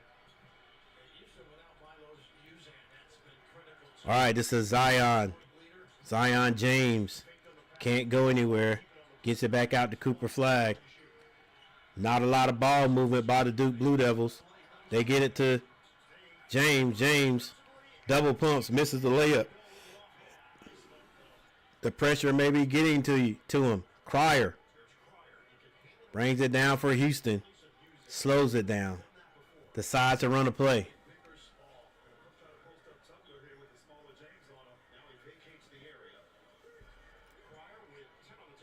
Gets it to Roberts. Roberts goes strong to the basket. Off the glass.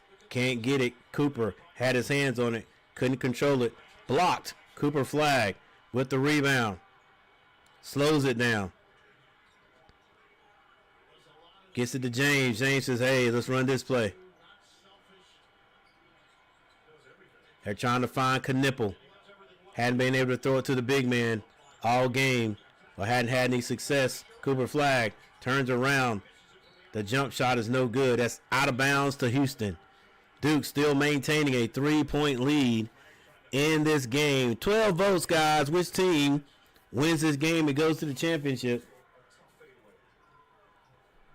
Which team wins this game and goes to the championship? Daniel Berry Sports Highlight. Thanks for the super chat. This is a team that shoots it at 50% from the field this season. And put your head down and play this Houston team, though. Not just any super chat, the $5 super chat. All right, this is Sharp being double teamed. He's got to get rid of it. It's a steal. Proctor has the ball now. It was a steal by Zion James. They did not have the court spread, so they couldn't run. They couldn't get a fast break out of it. But now they slow it down. Knipple finds Cooper Flag. Cooper Flag finds Malawat under the basket, but I think he may be fouled on the floor.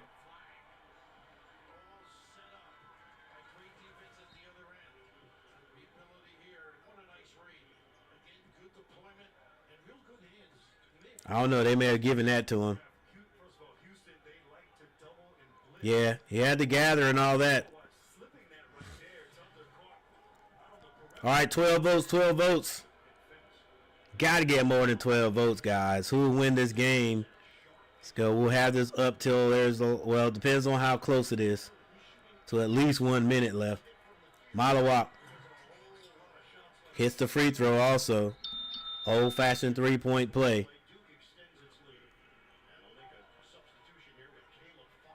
Foster coming back in. Foster's been getting a lot of playing time.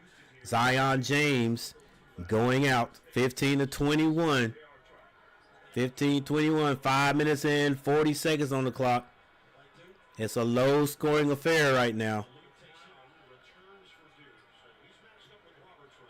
I think this is Wilson with the ball. Wilson. A lot of dribbling. No pass yet. Finally gets it over to number 23.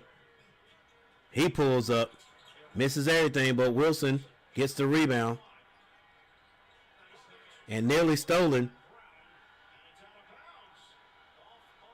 But it's going to be knocked out of bounds. And the ref says this ball belongs to Duke. I don't know how. That was definitely off of Brown, but Duke gets it. Brown finds Proctor. Proctor at the free throw line. Didn't call the bank, but it was open. And he scores. And nearly a steal by Foster. Wilson brings the ball down. 15-23. 15-23. This is Wilson. Fade away. It's short. And Foster boxes out Tubler. Tubler was hurt early, but he's back in there now. Hey, luckily, I'm surprised the ref didn't call something on that.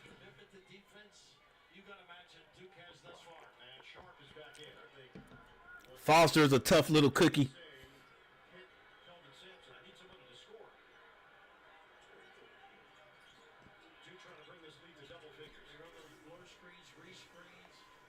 Foster behind the back dribble. Stays in the air. Loses it. Don't know exactly what he was trying to do right there. But Houston gets a chance to close his deficit. This is Cryer. Slips down. Gets it to Sharp. He can't hit it. Rebound. Foster takes a hit in the face. Gets that to Cooper Flag. Cooper with the left hand. Ladies and gentlemen, he gets it. The Foster. One more pass. Knipple. Splash. I'm telling you guys, if Knipple and Cooper come out this year and the Hornets can't get Cooper and Knipple is still out there, please get Knipple. We need somebody that can shoot. We need somebody that can get shots. Hit the open shot with regularity. Cryer gets it to Robert. Robert spin move. Nice spin move. And he tries to tear the rim down. Good slam dunk. Good hard slam dunk right there by Roberts. Brown gets it to Cooper Flag. Cooper Flag on the right side. A lot of dribbling. Behind the back. Finds Brown under the basket. Way to keep moving. Cooper load everybody to sleep. And Dukes Brown just kept moving. Cooper found him. 2 minutes and 44 seconds on the clock.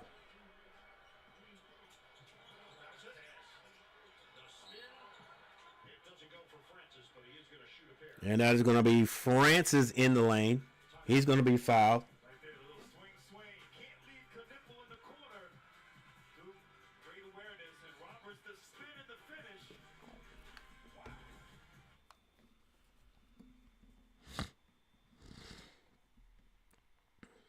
All right, we got 2 minutes and 36 seconds. 2 minutes and 36 seconds left. Hey, 13 likes. Thank you, guys.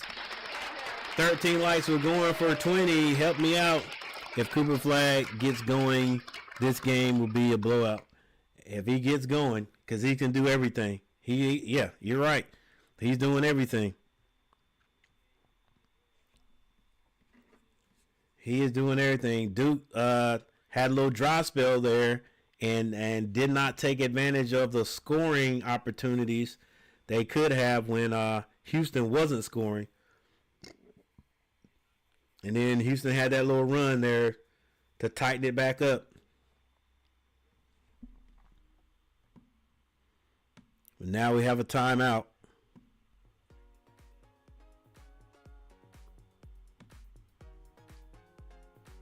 All right, let's look at one of my beloved graphs here. See if I can find it. Is it here or on the first page? Must be on the first page.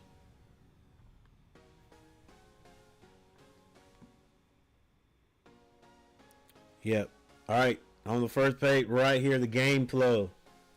Game flow. Things start off pretty close like they always do.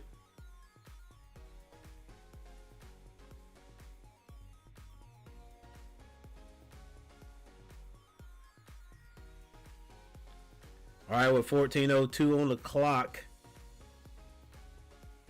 it was 6-10 Duke. 12-13 Duke starts to pull away a little bit right there. 9-18, and then they sort of plateaued out there for a while. Both teams did, but then Houston went on a run, got this thing down to 3. Then Houston plateaued for a while, and Duke was able to stretch it. So let's see what continues to happen here. Cryer, 6 points. Roberts, 8 rebounds. Cryer, 1 assist. He just scores then. Knipple, Foster with the rebounds. Then Cooper Flag with the assist. That's team leaders, by the way.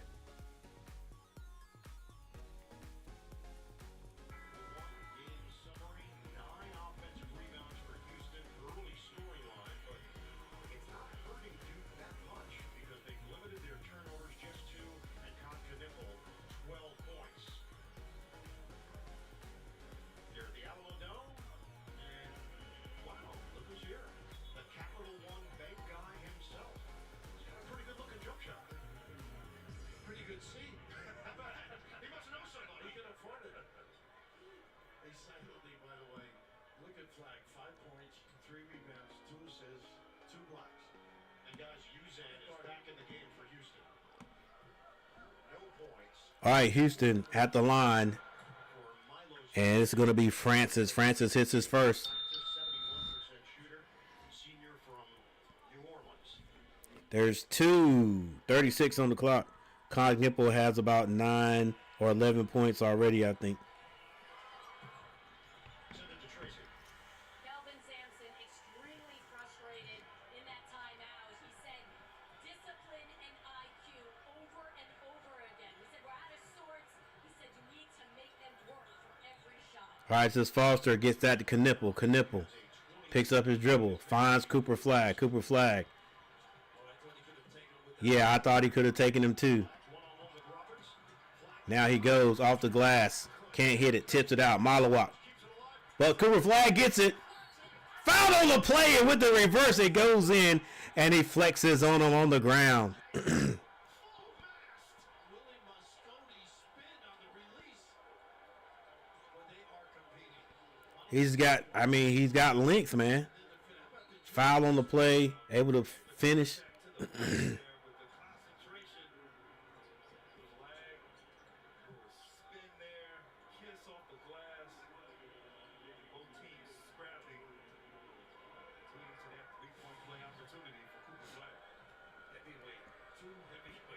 I got a bad feeling that Duke is going to beat Houston. All right, Cooper Flag finishes. I think Duke has too many weapons. They got them, but they've got to use them. They've got to play the game. They've got to play the game. 31-19 Duke.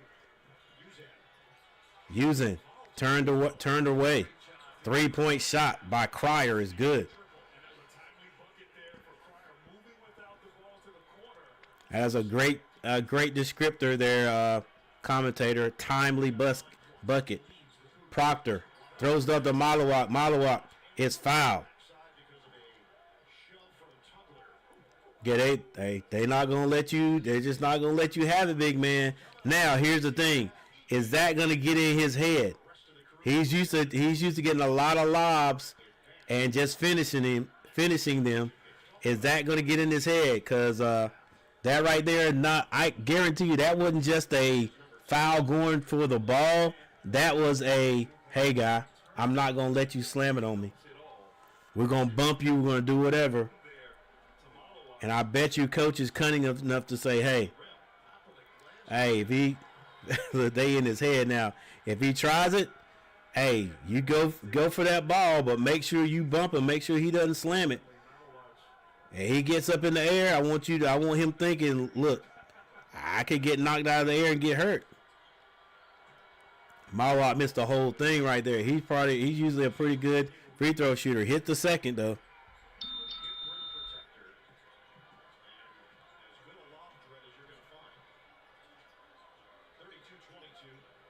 All right, it's a sharp Cryer. Looks sort of like it is a man-to-man. Uzan for 3, it's good.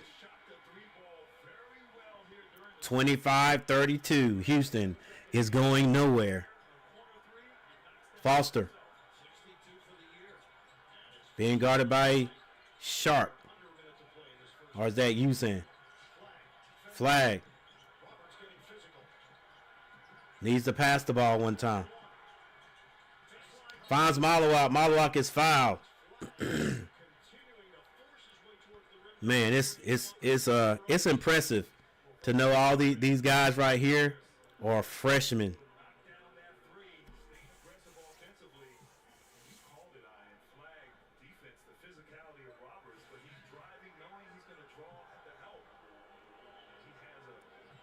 (25-32).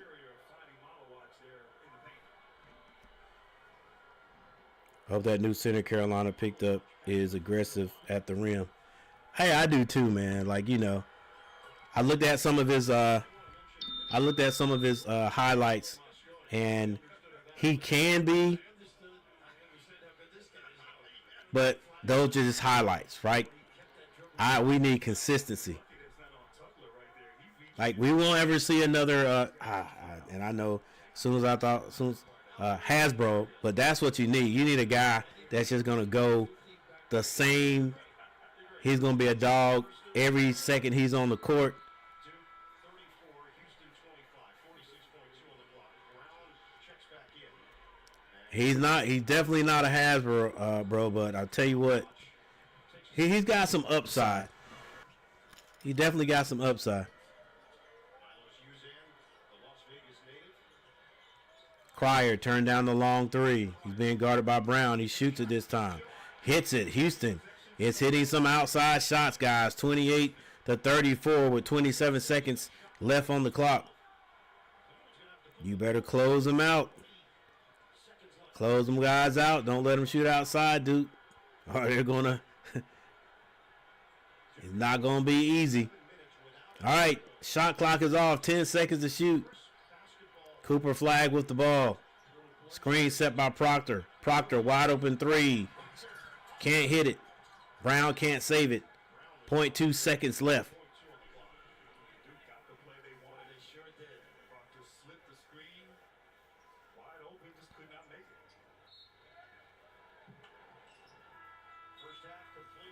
All right, there's your first half score, 28-34.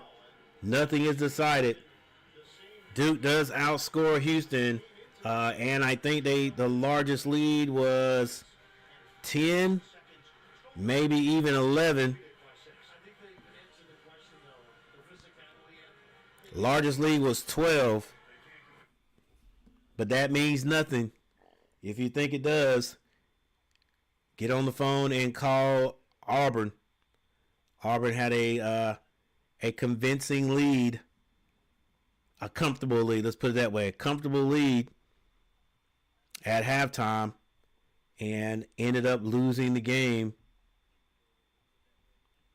So Duke's work is not over. This is not even a comfortable lead. It's just a lead.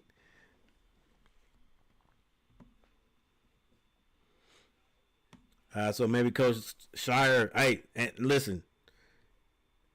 One of the reasons that I respect Duke is because they're a highly intelligent team. Like, I don't think Duke even recruits players that don't know the game, that can't think up here. All right, because they won't be able to understand the concepts that Duke runs. And they don't just go on athletic ability. You got to be able, to play within the system also. With that said, if you can do that and you have athletic ability, that just makes Duke a lot better. But the one thing that gets me about Duke, and it's the reason I don't like them, but I respect them, is because they always play smarter than their opponents. That's from the coaches all the way down to the players. They always play smarter. And if there's one thing I hate, is playing an opponent that makes me look incompetent compared to them. I hate it. I hate when I know I'm teaching my team the right things, but the other team makes it look like we don't know what's going on. I hate it. So you got to believe Duke is in there. Duke's not just going, Coach Shaw's not going in there and just saying, hey, keep on doing what you're doing. They probably have the guys on the bench. They probably have their specific things to do. Like, hey, tell me what they're doing on defense. Tell me the matchups. I mean, just all who's rebounding the ball more. Who's shooting the ball the best on that team? We got to shut that down. We got to run them off the three at least. Things that the normal average person wouldn't even recognize they're doing. Hey, he's getting a lot of threes. We can't continue to do that. We got to change the defense. We're going to run him off the three. If he's going to score, he scores 2 points. You know what I'm saying? If he scores 10 times and it's 2 points, that's 20 points. But if we give him 3 and he scores, that's 30 points, right? That's a 10-point difference. So even though that's not going to happen, right? That's somebody shooting the crap out of the ball. But anyway, you know what I'm saying. I guarantee they take advantage of every single thing. So yeah, they're probably in there making adjustments, even though they are ahead. They're making adjustments. They might be saying, I don't know if they'll go to a zone though. I don't know if they'll go to a zone because a couple of guys are hitting some outside shots. I don't know. Possibly. But anyway. Duke shooting 41%. Houston shooting 31% from the floor. 3-point shooting 45% for the Cougars. They are 5 of 11. Duke is only 3 of 9. 33% from behind the arc. Free throw shooting 62.5 for Houston. They are 5 of 8. Duke only shooting 70%. They're 7 of 10. Rebounds 22-17. Houston. That could be, these are some key things right here, guys. Another reason why this game is close. Assists go to Duke 8-3. There's your steals, your blocks. Turnovers 6 turnovers for the Cougars. Only 2 for Duke. Points in the paint go to Duke 16-6. Largest lead by Duke is 12. Largest lead by the Cougars 3.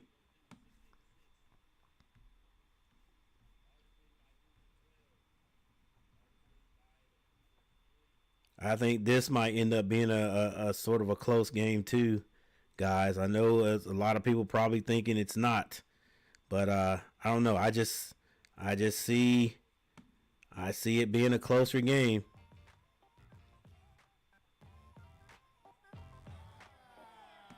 I see it being a closer game than people think. All right, box scores. Tugler has not scored yet. No points. Roberts has 5. Usan has 3 points. Emmanuel Sharp with 4. Cryer leading the scoring for the Cougars with 12. Off the bench, Francis has 2. And Wilson has 2. Leading rebounder, Roberts with 8. For the Duke Blue Devils, looks like everybody on the team, on the bench has played. Cooper Flagg has 8 points. Malawat with 6. Knipple 12 points. Proctor has 4. Brown has 4. Zion has not scored yet. Ngomba hasn't scored yet either. He has played like Aldous, Malik Brown, Mason Gillis, Patrick Ngomba, Isaiah Evans, and Caleb Foster. Everyone has played off the bench.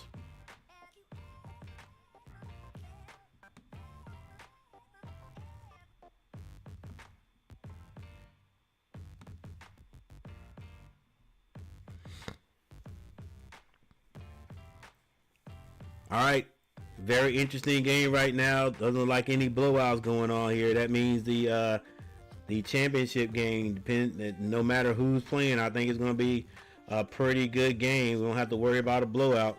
I don't think so.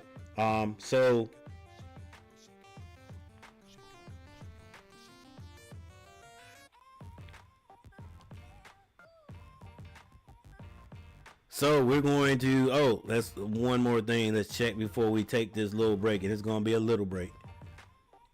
All right, we're stuck on 13 likes. Got to get 7 more for the days or the nights over with. But thank you all, the people who have hit that like button. I appreciate it.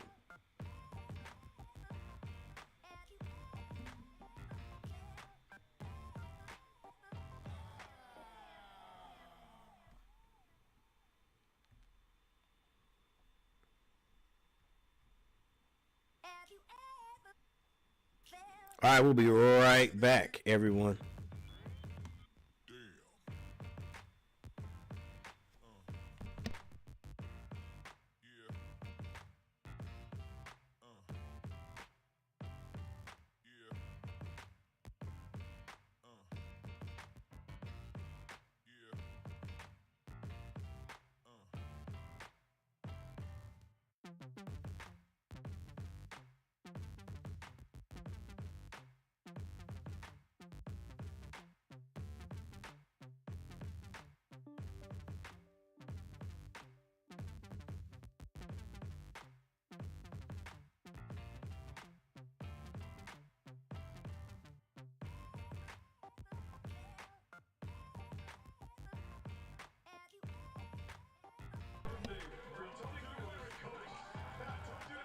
Testing 1 2. Testing 1 2.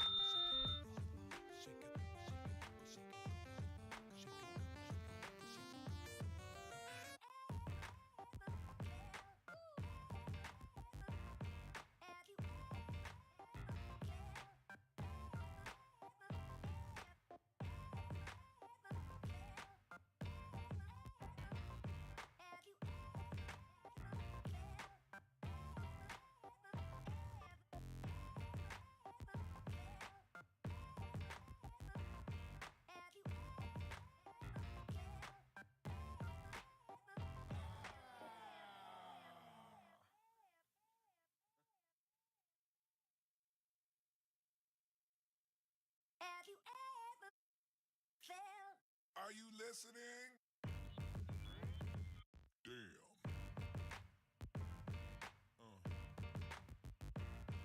Yeah. Yeah.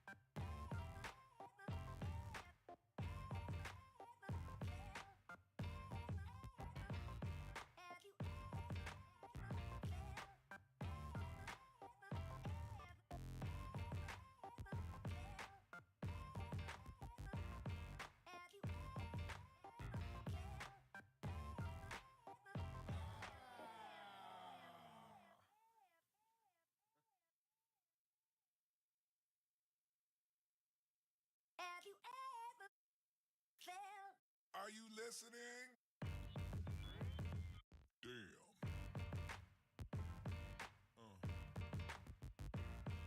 Yeah. Yeah. Yeah.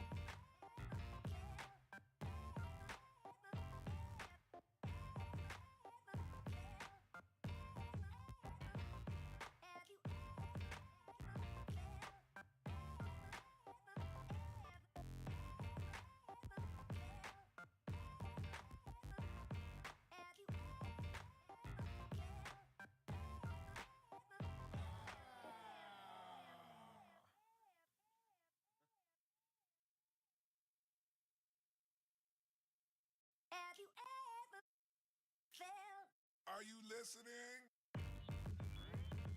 Damn.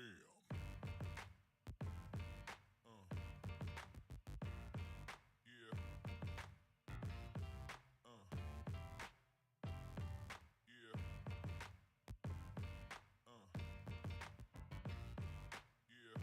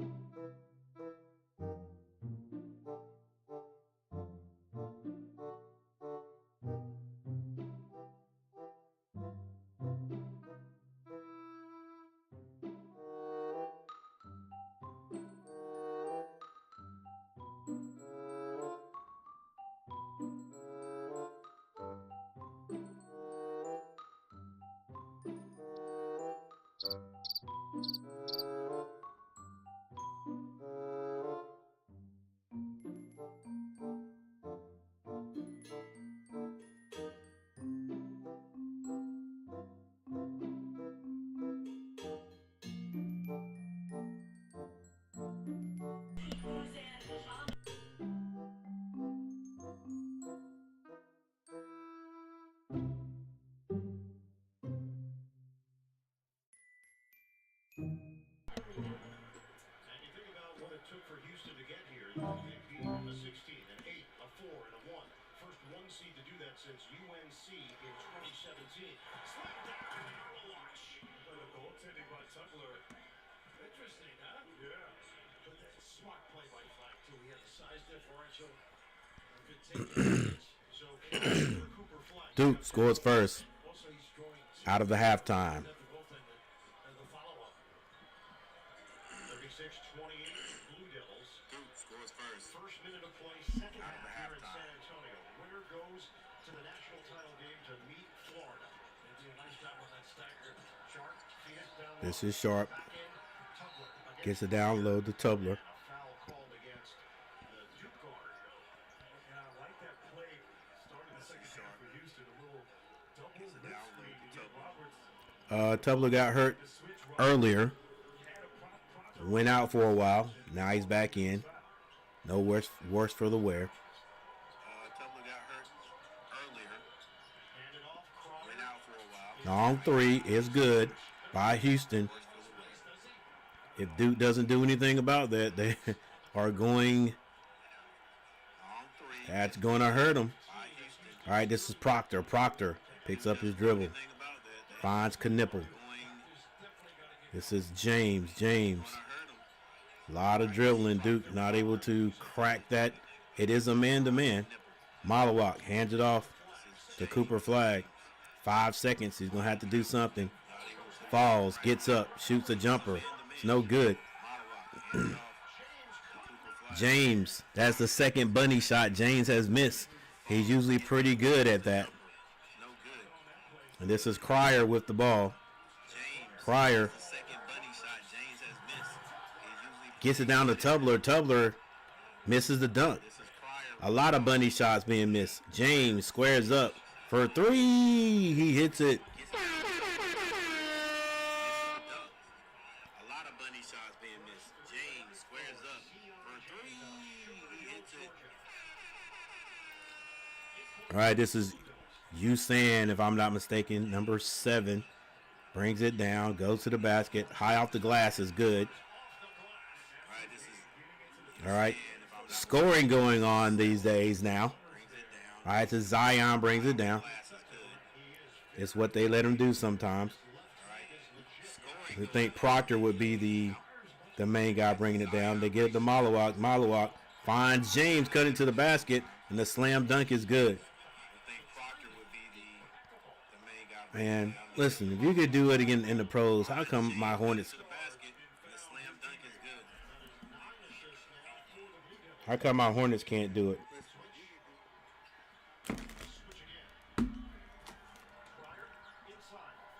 Cryer for 3.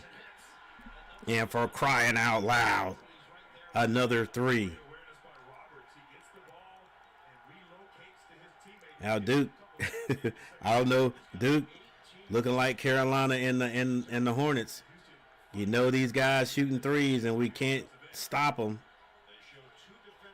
All right, this is Cooper Flag. Cooper Flag with Roberts. Pulls up at the free throw line. It's short.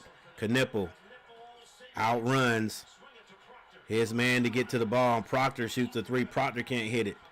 Malawak can't get his hand on the ball. This is Usan. Brings it down. Slows it down for Houston. 36-41. Usan gets it down low. It goes off of Roberts. 16:28 on the clock.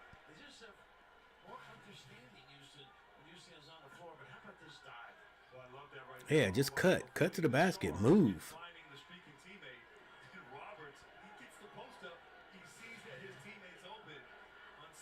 Zion James brings it down, gets it to Cooper Flag, gets in Cooper's way. Cooper hesitates, spin move, and he's able to muscle it up in the paint, and he is fouled on the play.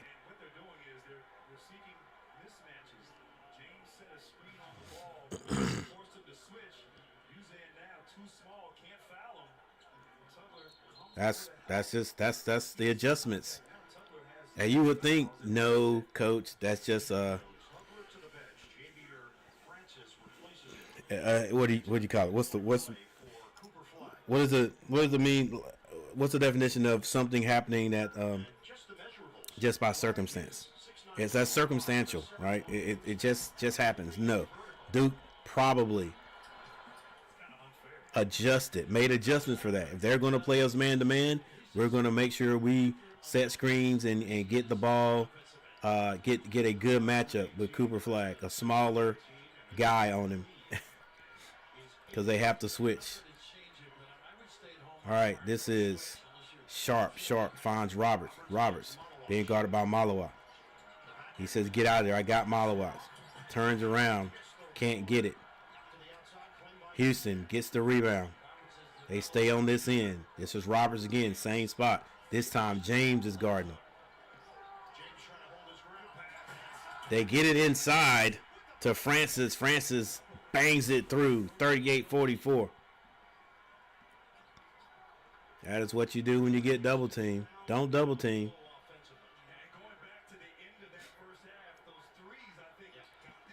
James. Ball turnaround jumper is no good. He gets his own rebound. Proctor finds Cooper Flag, squares up, splash.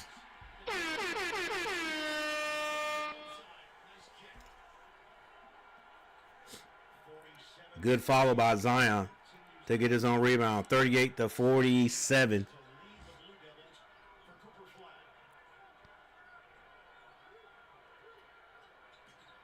Usan being guarded by Proctor. Finds Robert. Nice move. Left hand layup off the glass is good with the spin move. 40-47. Duke just hanging on to a 7-point lead. Knipple squares up. Knipple hits a three. The defender fell, and you got to keep up. You got to get up.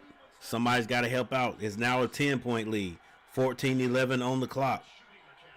Houston moving the ball around to the top. This is Usan with the ball. Picks up his dribble. Wants to go to Roberts. It's not there. Hands it to Francis. Usan turns down the three. Cooper Flag on him. Now Malawak. Usan puts him in the blender. High off the glass. Layup is good. 42-50. Everybody on each team showing what they got. Cooper Flag finds Knipple. They throw it up to Malawak. Malawak kicks it out.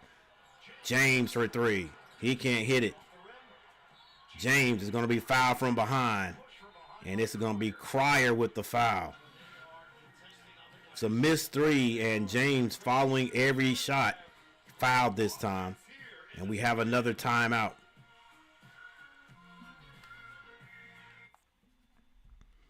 42-50, 13:30 left. Duke hanging on to an 8-point lead. We have a timeout on the court. Yeah, we're tired of that, coach. You need to play something else, buddy. I don't want to hear that either, coach. Background. All right, let's go with this.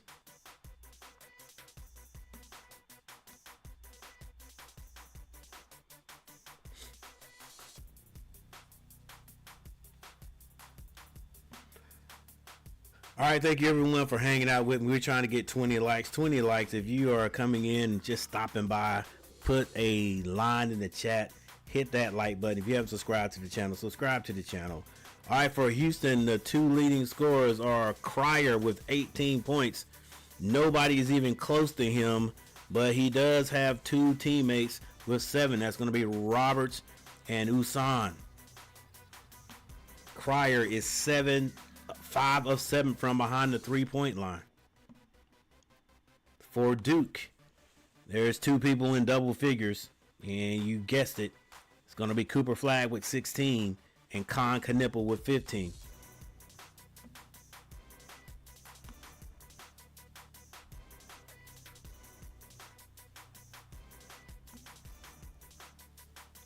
The Blue Devils are shooting 43.9% from the floor. Houston shooting 40.5%. Rebounding goes to Houston, 25-22. Assists go to Duke, 12-6. Turnovers, Houston 7, Duke only 2. Points in the paint, Blue Devils 22-12.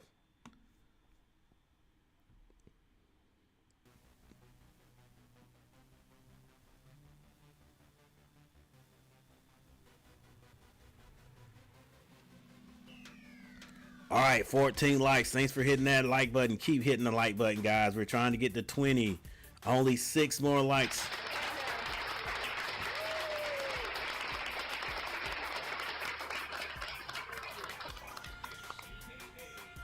Boy, it's going to be tough getting there.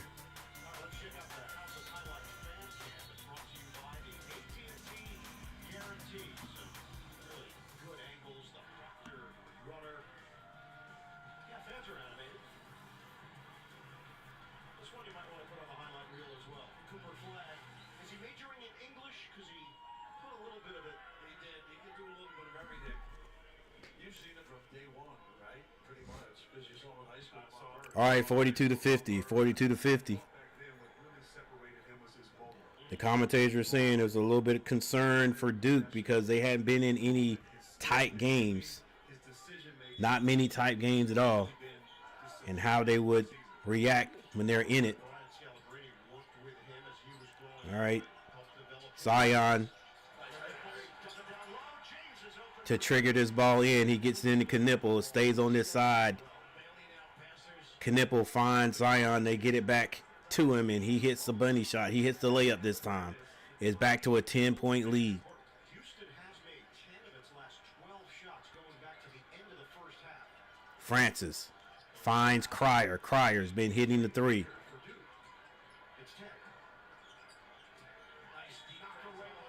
That ball is knocked away by Brown, but they're going to call a foul at reach around.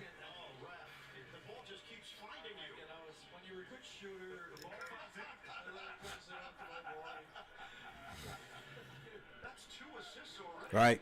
Usan is going to trigger the ball in. He gets it in to Cryer. He's a far cry out from 3. This time Cooper Flagg's on him. Cryer gets to the free throw line. This is going to be Wilson. Wilson drives baseline. He's turned away. Steal by Cooper Flagg. Cooper Flagg gets to the middle of the court. Floats it up. After he draws a foul, he will be going to the free throw line.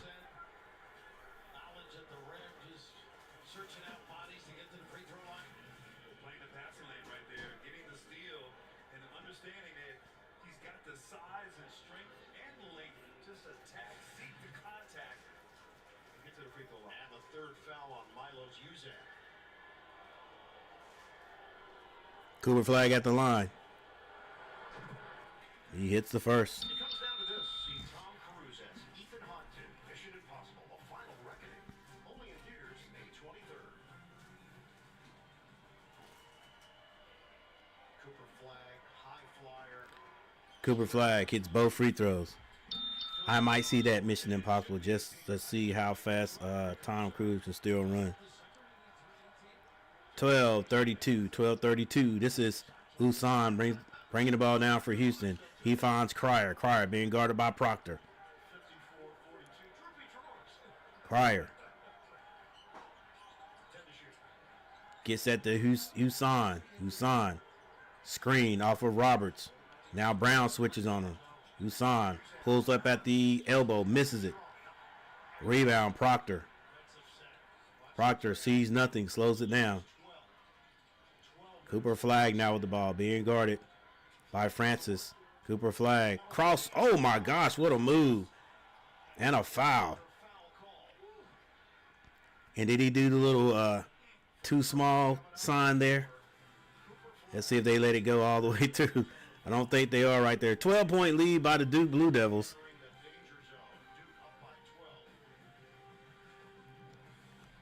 Tell you what, Cooper Flag is I haven't really watched him a whole lot this year, but what I'm seeing in this game, not saying it's over because it is not. It isn't over. It isn't over. All right. It is not over. But he's showing me something, man. Like a guy his size that can handle the ball like that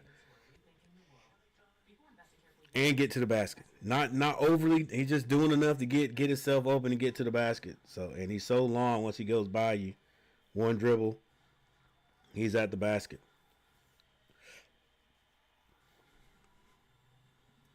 All right, guys, we got a timeout.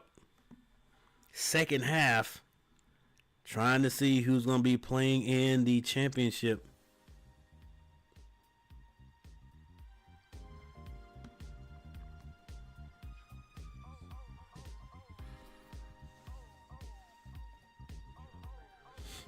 All right, we haven't done a player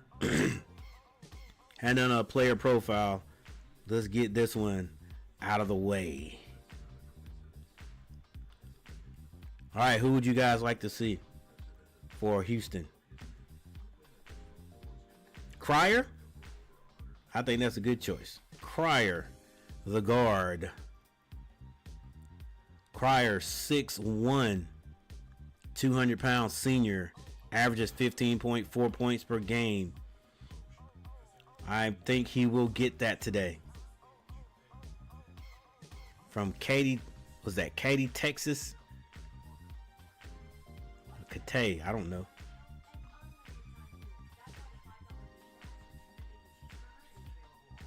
And let's look at Usan. No, let's look at Roberts. Roberts, the big man.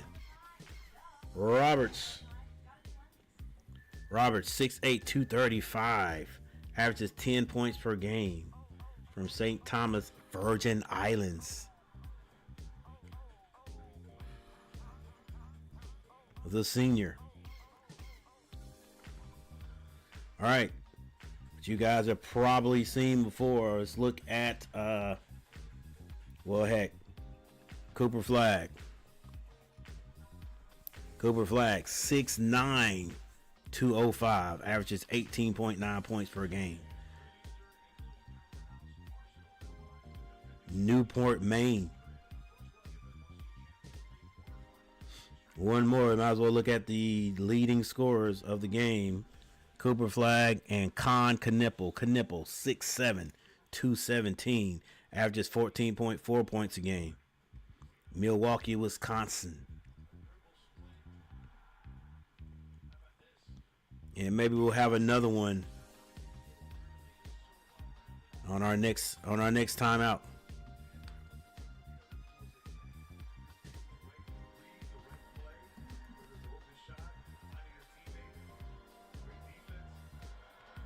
Cooper Flag at the line again.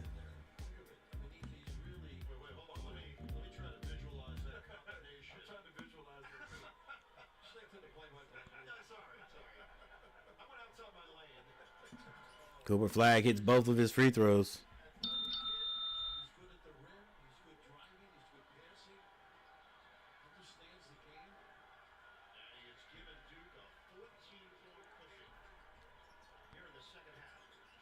Sharp drives. The jumper is no good. Rebound, Houston. 3-point shot by Sharp, and he's not going to miss that. He is the sharp shooter for the Houston Cougars. 18 votes, 18 votes. Which team wins this game and goes on to the championship? This is Proctor. Hadn't heard a lot from him today. He finds Brown. Brown doesn't have it. Proctor. The short floater is no good. Cooper Flag gets the rebound. Can't hit it. Sharp wants to pull, but it's not there. Here's Cryer.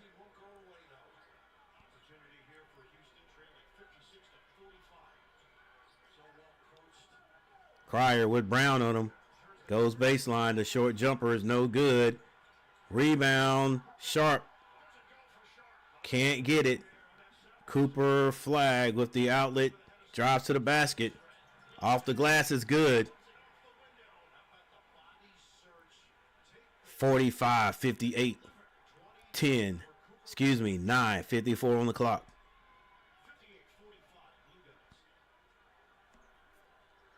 Usan slows it down for Houston. Now he gives that to Sharp. Sharp gets it to Cryer. Cryer outside the three-point arc. Cooper Flag on him. Can't shoot over him. He's too tall. Usan being guarded by Knipple. Crossover. Floater. No good. Rebound. On the box out. Con Knipple. Walks it up the court. Gives it to Sion. Back to Knipple. Knipple. He's got 17 seconds to shoot. Brown to shoot to set the screen. It's not there. Proctor gives it back.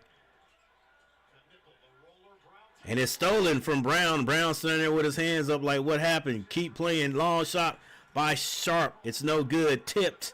Bodies on the floor. Zion.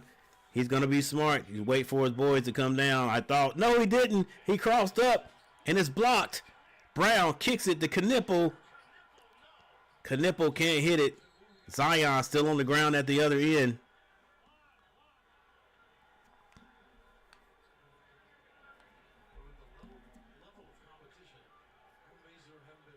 And boy, I'm going to tell you, if Brown is hurt, it was some action going on because he is like a dang tight end. Well, he got knocked down. Oh, he hit the back of his head? Nah, he almost hit the back of his head.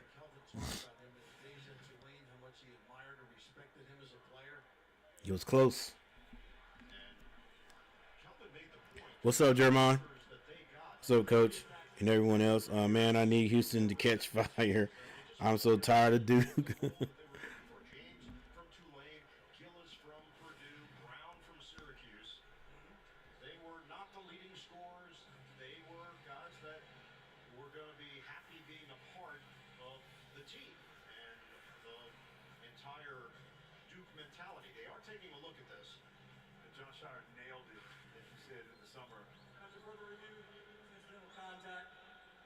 Yeah, it wasn't nothing. Yeah. He might got a little whiplash. Neck will be a little bit sore tomorrow. All right, 45-58, 45-58. 9 minutes and 12 seconds left. I hear you, Jeremiah.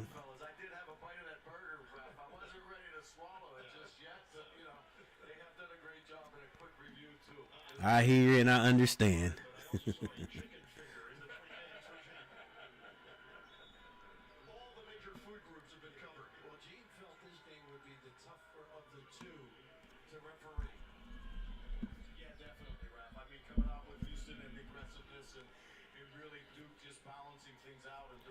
All right, 9 minutes and 12 seconds on the clock. It's going to be Houston's ball.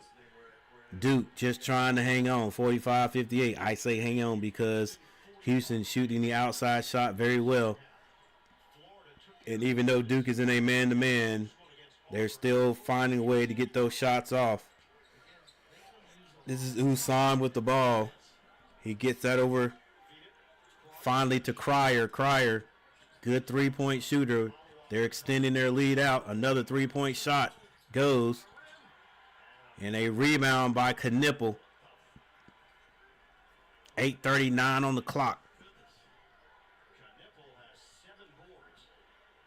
Oh, come on, Coach. What are you doing here, bro? You over here messing up. Gillis. That's not Gillis. Proctor. Throws it up. He draws a foul. Shot it well, has had some open looks in the first half, but smart right there. Put the ball on the ground, get to the basket. You know Houston 8-17. It's going to put Proctor on the line. He's a pretty darn good free throw shooter.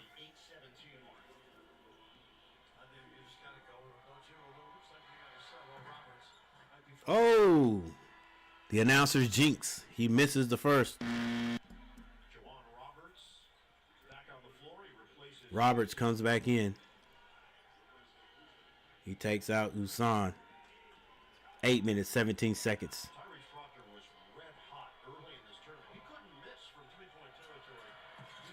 It's time he hits the free throw. That's Proctor. That's what I was saying. Yeah, Proctor was, he was shooting the ball very well. All right, it's going to be Sharp bringing the ball down. He's being guarded by James. Duke with the zone. I didn't think they'd run the zone. They're going to have to extend that zone out, though.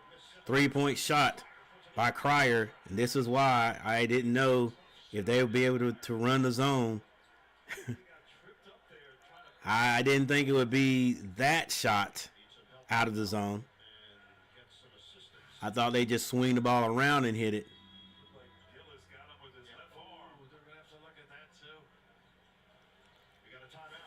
Gillis with a high swing of the arm. They're going to have to go to the monitors and look at that. With that said, Cougars have this back down to 11, and they may be getting the ball back. It may be a technical foul. They can get this under double figures. Under double figures.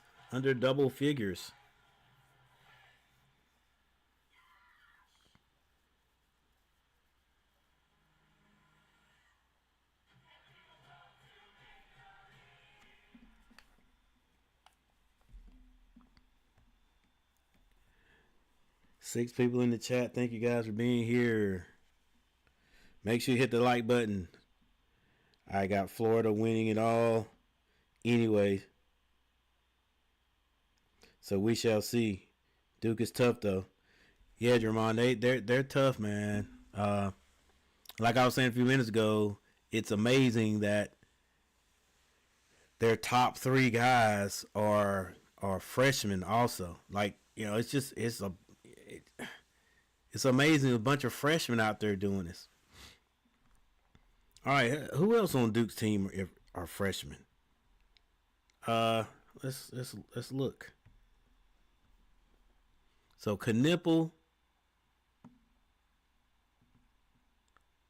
We know Knipple, we know Cooper Flagg, and Malawak. They're all freshmen. All right, Proctor is not a freshman. Proctor's a junior. Sion is I think he's I don't know, what is he? Is he a junior or a senior? He's a senior. Played for Tulane, I think they said.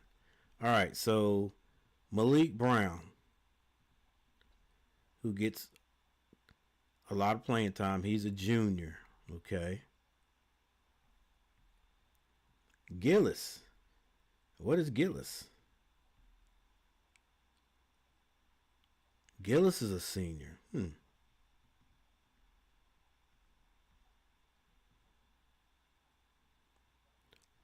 Gomba. He's a freshman, right? Gomba's a freshman. 6'11". Probably going to try to try his hand at the in the pros next year. Isaiah Evans, he's a freshman. Caleb Foster, is Caleb Foster a freshman? Sophomore. Just a bunch of young guys out there doing it.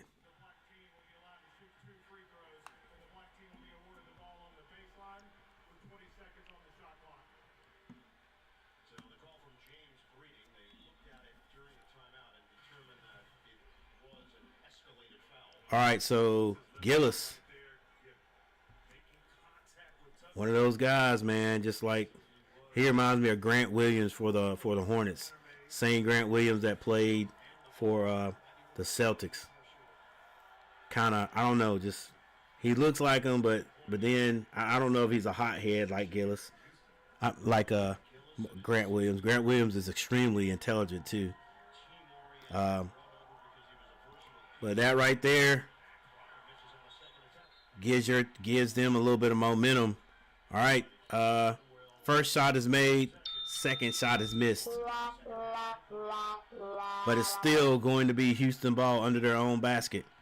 You don't want to give a team like this any type of momentum. They get it in. This is Sharp. Sharp finds Cryer. Cryer has been hot. James on him. Cryer looking to get a little space so he can take a three-point shot. He's bumped, and he scores. They cannot stop him. Cryer got this down to an 8-point lead.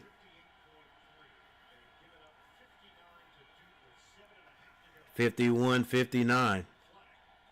Cooper Flag to the basket. Can't score. Cryer feeling himself. Oh, he was going to step back on that. He was going to step back on that.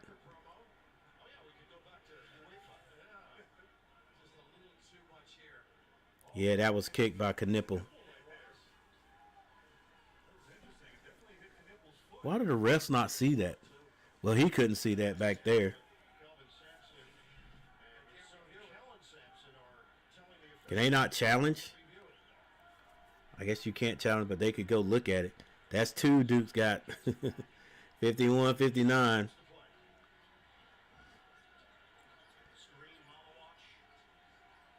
Proctor takes a three. Hadn't hit one all day.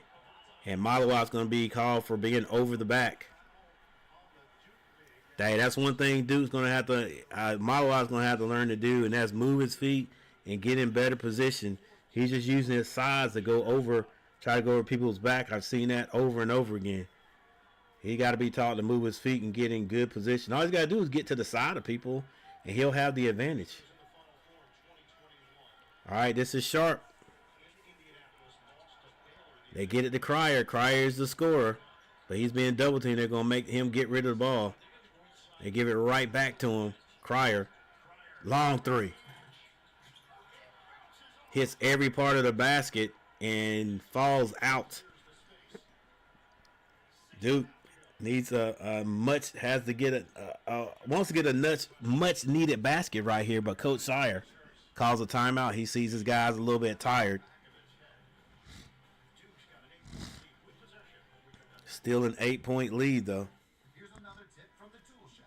How to block like a good Block stains, you need their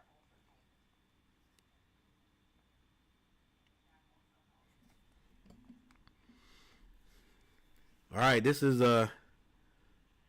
I did not think it was going to be any kind of blowout. You know, there'll be ebbs and flows. Is that what you call it? Yeah. For both teams.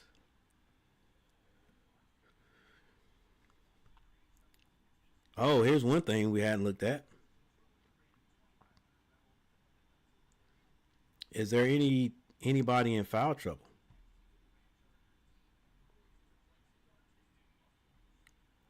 All right, is there anybody in foul trouble on either side? And we can find that out by looking at the box scores. All right, for the Cougars, Tugler He has 3 fouls. Usan has 4. And also Francis has 3 fouls. All right, with 6 minutes and 26 seconds on the clock. Those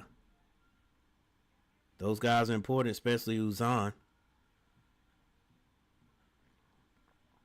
For Duke, nobody in foul trouble. Most anyone has is 2 fouls. 4 turnovers by Duke. 9 turnovers by Houston. Leading scorer now for the Cougars is Cryer with 24. Cooper Flagg, 22 for Duke. Leading rebounder, Con Knipple with 7. 11 for Roberts.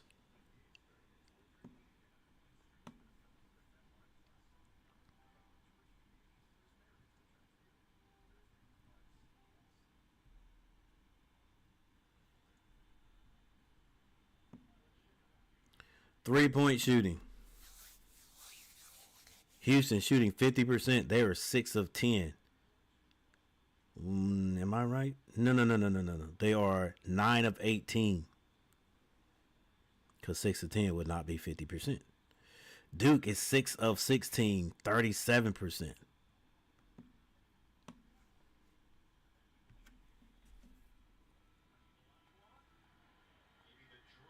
Curry, Akeem the Dream. Akeem the Dream Olajuwon in the building.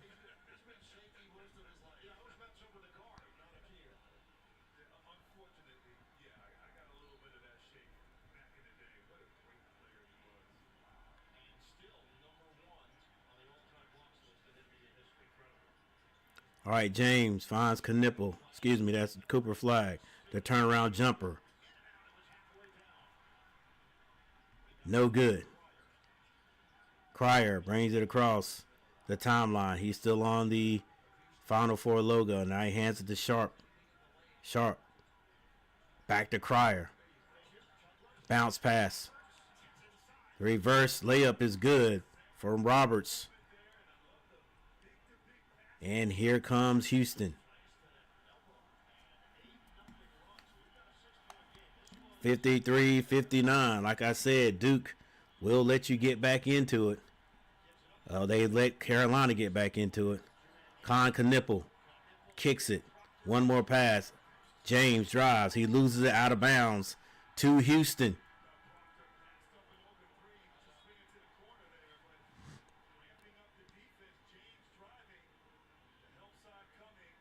Good help defensively right there.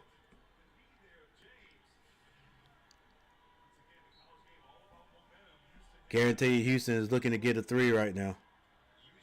Looking to get a 3.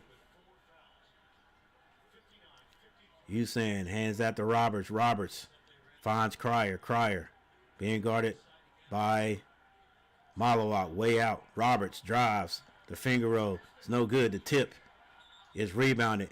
And Malawak is going to be called for a foul. Yeah, way out on the perimeter.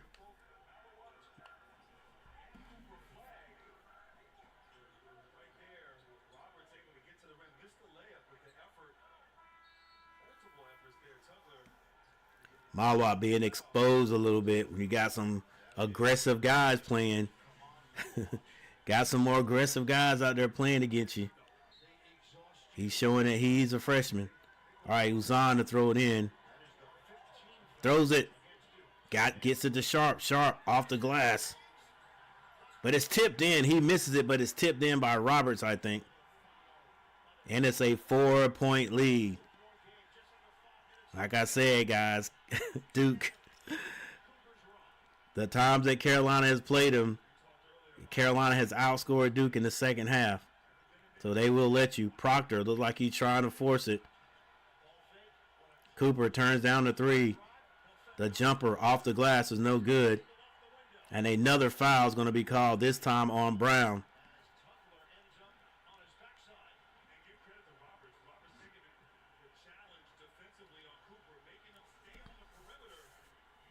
.437 on the clock.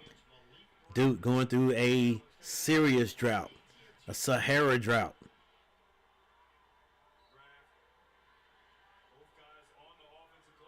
All right, guys, that was Tubler with the tip in and not Roberts. Hussein. A lot of dribbling. Gets deep into the paint. Kicks it out to Cryer. Cryer being guarded by Proctor. Cryer says, get out of there. Pulls up. The jumper is no good. Cooper Flag with the rebound. Gives that to Sion. Sion brings it across the timeline carefully. Sahara, yep. That sounds like a normal Duke call game where they don't have any fouls magically. Cooper Flag gets it to Proctor. Proctor drives to the basket. He's fouled on the play. Yeah, Proctor is he's a little bit shook out there from the 3-point line. I'm not gonna say shook, but I think he's playing. He's like, I'm not gonna shoot us out of the game, and I understand that. Like some guys, they could be shooting terribly. They're just gonna keep shooting, and I guess they say shooters shoot. He lost the ball. How is that a foul?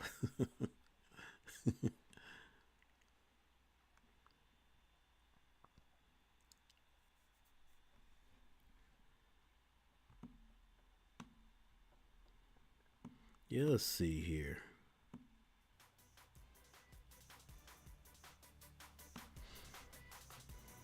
What actually is Proctor's stats tonight?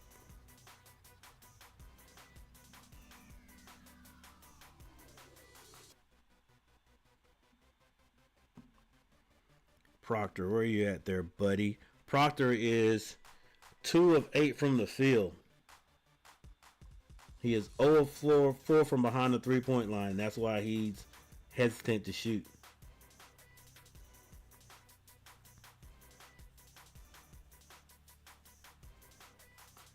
Cooper Flag's only 7 of 17 from the field. 22 points. Missed 10 shots. Knipple, 5 of 8. But that, I mean, you're going to see that when they put you in that ISO though. Cryer, he's 8 of 14 from the field.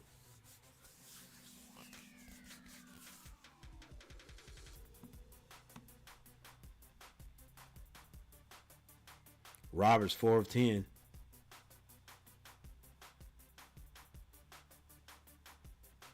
Sharp is 2 of 10.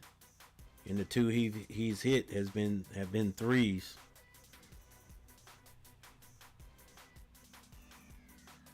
These Phantom Duke calls always come up when Duke needs them. Coach G.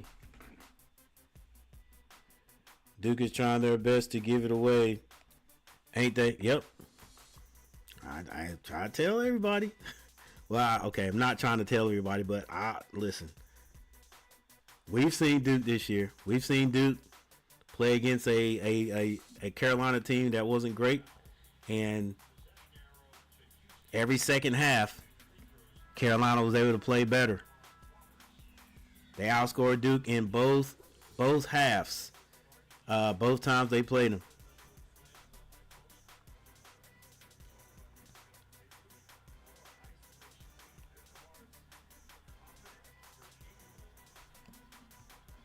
And like the commentator says, Duke, they haven't been in a lot of close games. Which means that one of the closest games they were in was the last Carolina game.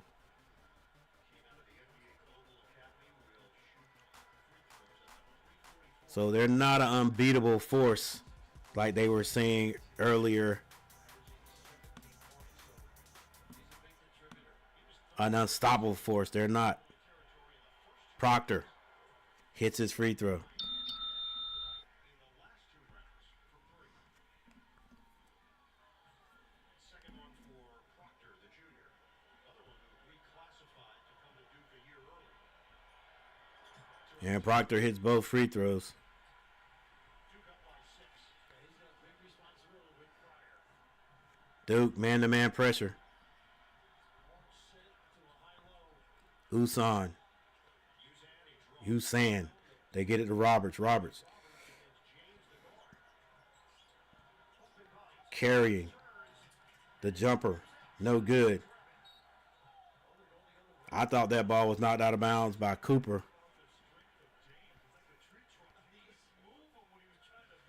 And maybe if Roberts doesn't run after it.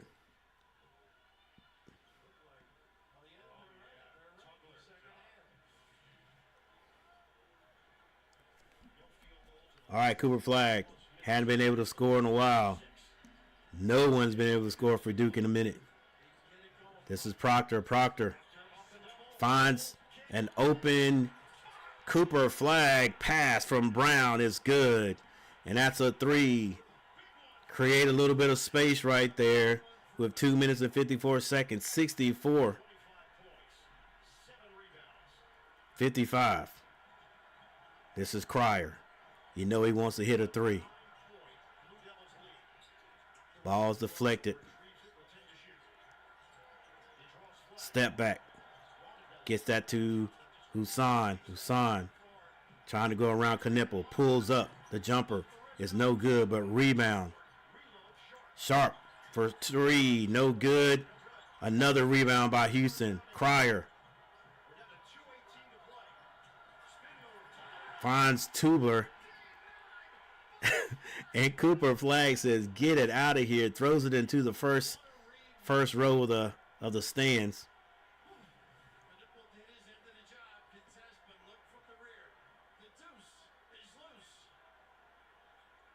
That is the 3rd block of the night for Cooper Flag. We got 2:15 left. 12 seconds to shoot. 2 minutes and 15 seconds left on the clock. Houston needs a score right here. They're in the box look.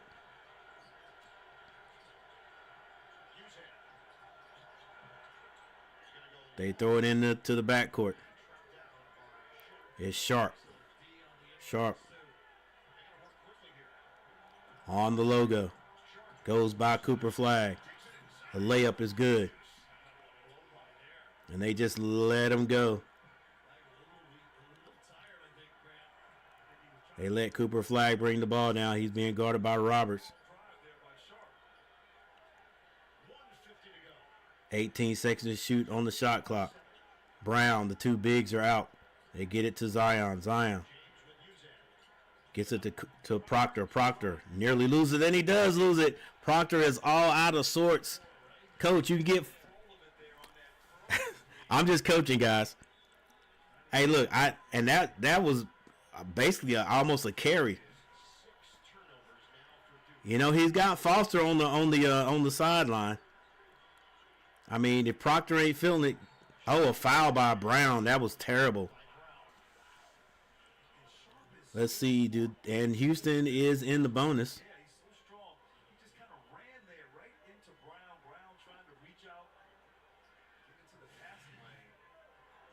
And that's gonna put Sharp on the line. It's 57-64.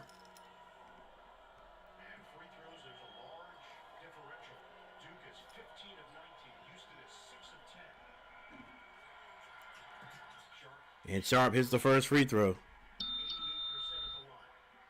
Any Duke has 3 freshmen. Any Duke has 3 freshmen on the floor. They might have some game jitters if it's tight at the end. Yeah. Malawat comes back on the floor. Duke is tough as much as it pains me to admit. They're tough. All right, Sharp hits both. 59-64 with 1:27 seconds on the clock. Timeout on the court. It's only a 5-point lead by the Dukies.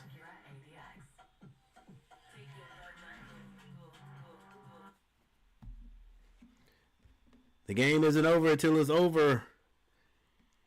It is never over until it's over, guys. We know. This is the NCAA tournament. The Final Four at that.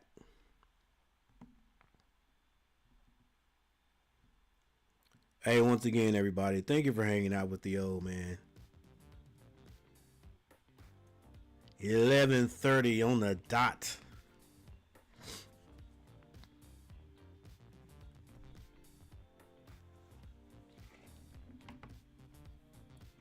We got a minute and 27 seconds. Let's see who's going to be playing in the championship. I know who Roberts reminds me of. He reminds me of RZA from the Wu-Tang Clan. All right, full court pressure.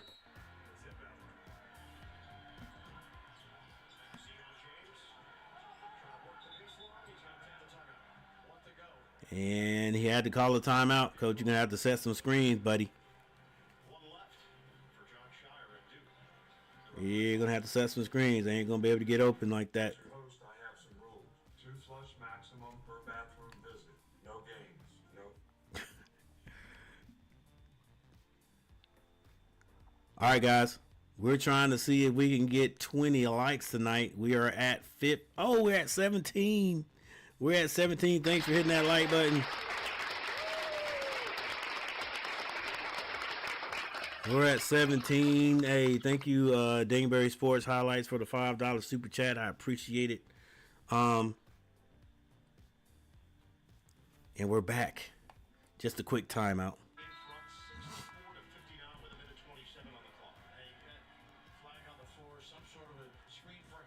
3 freshmen, Malawak, Flag, and Knipple. Somebody got to get open, bro. Oh! It's a foul on the play. I thought maybe Flag still on the ground. Might have twisted that ankle a little bit.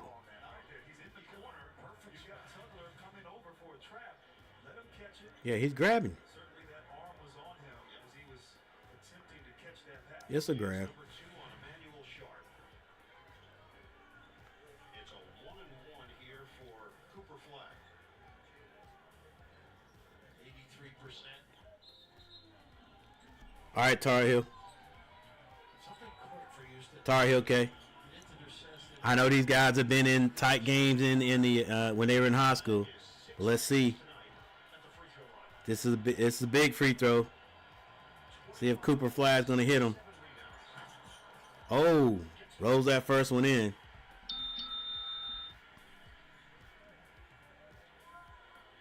Coach looks like he's still coaching.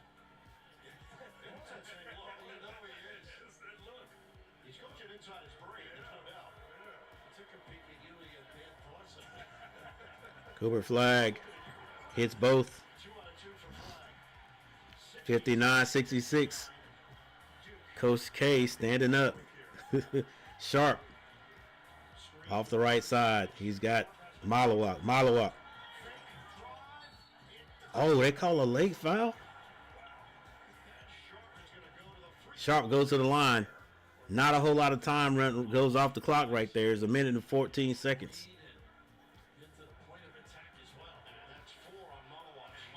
Malawak with 4.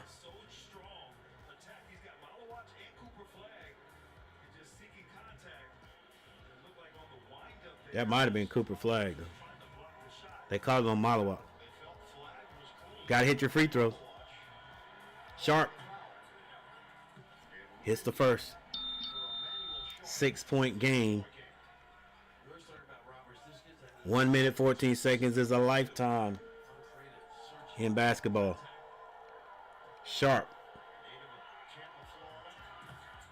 rattles in the second. Another full court press. Oh, that is that's a foul. Is that a technical? Yes, that's a technical. Come on, bro. You can't do that.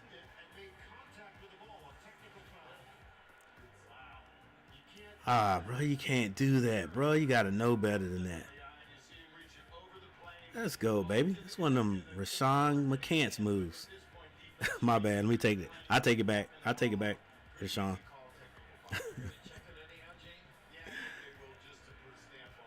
All right, coach. I know, bro. I know. Like, what can you do?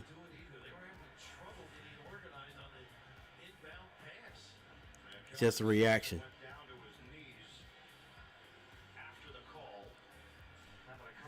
What's my man's name right there behind the yeah,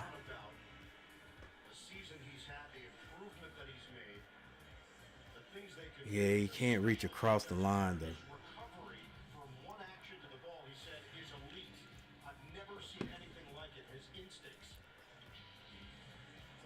I think that's Tubler. Just a reaction, man. You got it. The ball's there. You reach. Right now, the officials are just taking a look. James Reedy. After review, it's been ruled that black number 11 touched the ball while it was out of bounds in the throw in. That's a Class B technical foul. Any player on the white team can shoot the ball. One shot, white team ball out of bounds with the privileges to run the baseline. Look foul. Hey, take your pick. Con can nipple. Anybody. Houston had cut it to 5. They had put pressure on Duke to the point where they had to. I know how he's feeling. He's feeling like, what's our guy's name? Con can nipple hits the free throw. And Duke gets to take the ball back out again.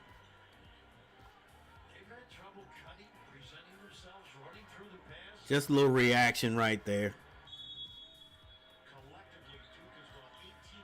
Dude, they need to set some screens, bro. Knipple to James.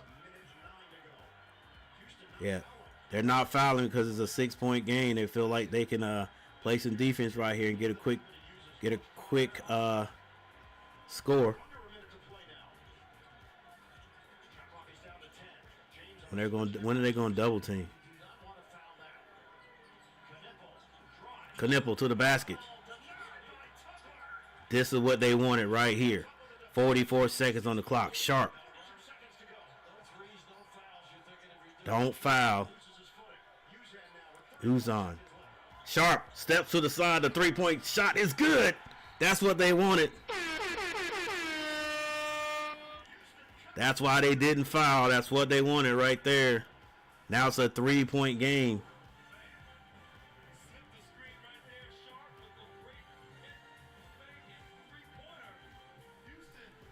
Cooper flag. Maybe a freshman mistake right there. Well, not even a freshman mistake. Just a mistake that all 3-point shooters, 3-point defenders make. They fly out and jump. Like, you just go close out. And then Cooper flag is 6'9". Just go close out. He don't want to shoot that. That's not what you want him. That's what the fake was about. And you definitely don't want Sharp shooting.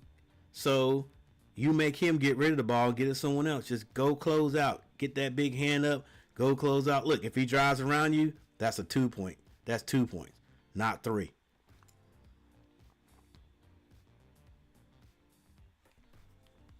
All right. Game is not over. Even though everybody's gone, it's going on 12 o'clock. Hey, people out partying, huh? This is my party.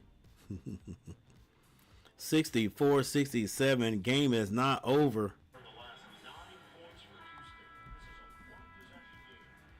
Hey, everybody's saying if it gets close, if it gets tight, they don't know about the 3 freshmen.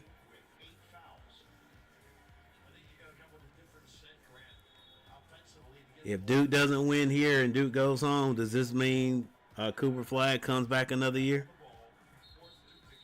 with all his boys? Will guys like Malawak say, you know what, I'm gonna come back one more year? Well, again they can, depending on what kind of money they're making. All right, full court press, the freshmen getting tight.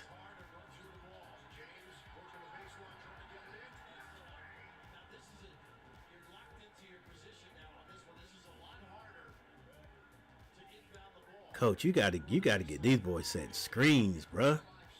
You gotta get them setting screens. What do you do? Oh, coach is going to check it out to see who knocked that ball out of him.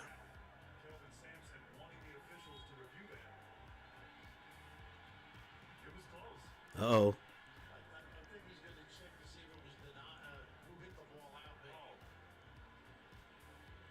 And they can't check the 5-second count. Oh, coach is saying 5 seconds, but they can't check that, right?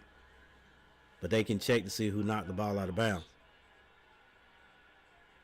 As he was trying to feed it, and he was walking a tightrope on the 5 seconds. And Kelvin really wanted the timeout, even though he what he wants. Out of bounds and timing. Oh, so they're looking at both. Out of bounds and timing. Hey, that's a smart call, coach. Bounce pass, baby. Well, I don't know. Or low pass. We were 32-4 when they inbounded the basketball. We're 31-4 right now. So look, tenths matter right now. So they're going to go through every piece of this and make sure it's right. Yeah, he was trying to feed it to Flag. It's Sharp who got his hand in there. And Burgess and Joe, looks just populating too as we check the timing out. Man, y'all gotta set screens, bro. Barely. Wow, he gets that off barely. But do you notice two men in the same area? Yeah, they're really out of joint. Pounding and cutting. It wasn't an organized set there for Duke. The other thing, man, they've got three in front of us the last time. Hey, you can look at well, hey, yes, we started it. Ball review. The call on the floor of white basketball stands. The clock will be adjusted at 31.8 seconds, the time at which the ball hit out of bounds. So they will add 0.4 of a second, 31.8. This is what Houston is all 64-67, 64-67. Hey guys, help me. We are at 17 likes. I need 3 more likes to get 20.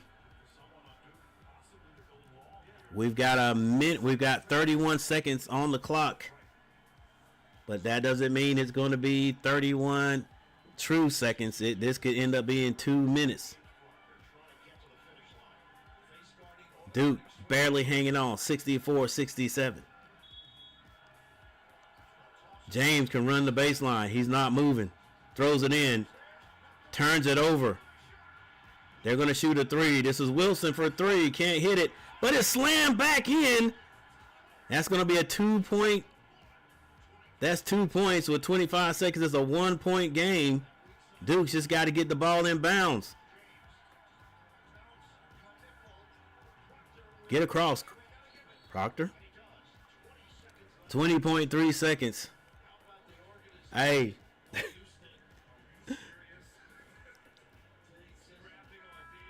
Hey, you got to give up. You give it to the play. You got to give this to the players too to be able to get out there and do it. But coach right there is coaching his butt off.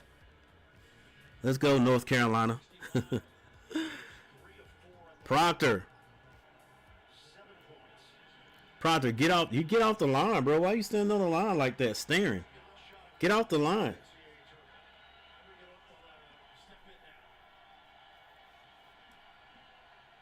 Uh-oh. Uh-oh. You miss it. Oh, he missed it. And a foul on the play. Cooper Flag. Oh, guys, 19.6 seconds. And Duke is falling completely apart.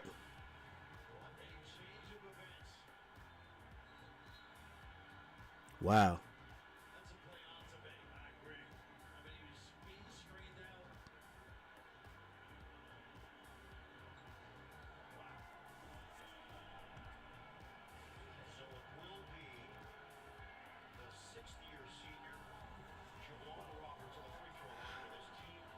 Hey, listen, it doesn't matter if Roberts misses this or not. You know, they are the like one of the top rebounding teams in the nation. So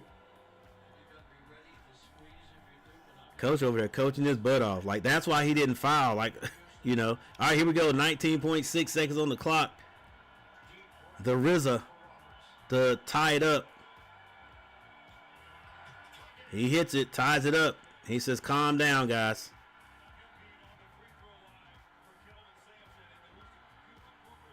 We need these. We need these free throws, huh? All right, here we go. The bet. Like, one of the things that can happen is he misses it. They get the rebound.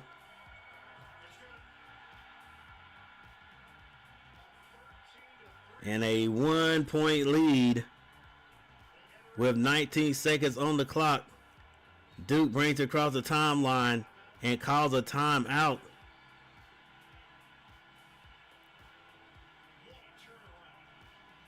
It has been an absolute turnaround.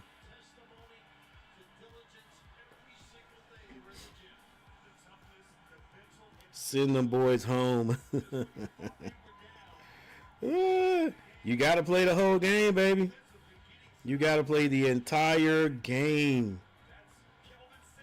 You got to play the entire game. You got to hit your free throws.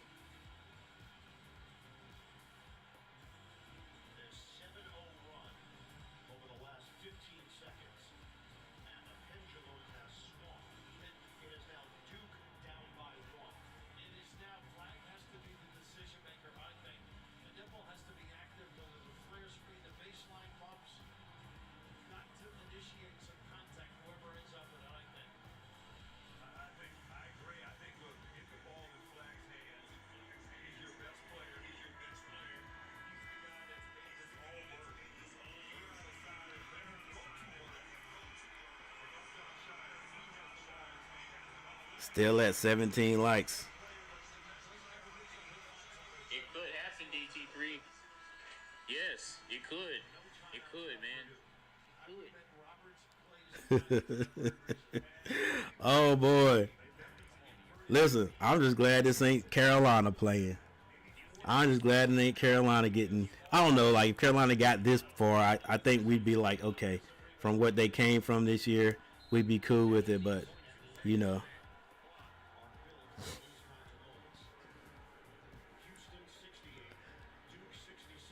All right, Houston to get back on the floor. What will Duke do? If they miss this one, they're going to have to foul, and then that could spell the end of it. This is probably for the national. They get it in to Knipple. Flag. The jumper is short. And that is it. They got a foul.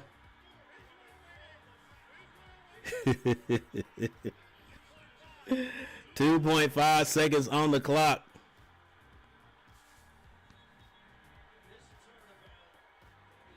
There's still 2.5 seconds on the clock, but you just... Cooper Flag with a baby hook. Malawa, what are you doing under there, big man? Let's see exactly what Malawa did. Box out, baby. Well, it wouldn't matter. Everybody got to box their guys out.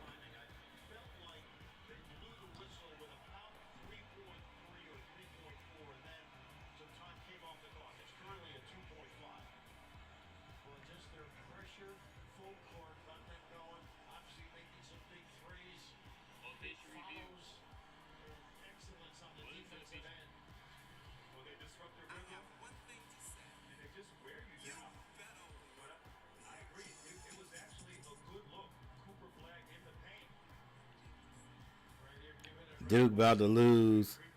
Come on, Houston. It's always easy to watch somebody else's team on the ropes. Yeah, it is. Duke about to lose. Come on, Houston. It's always easy to watch somebody else's team on the ropes. Yeah, it is.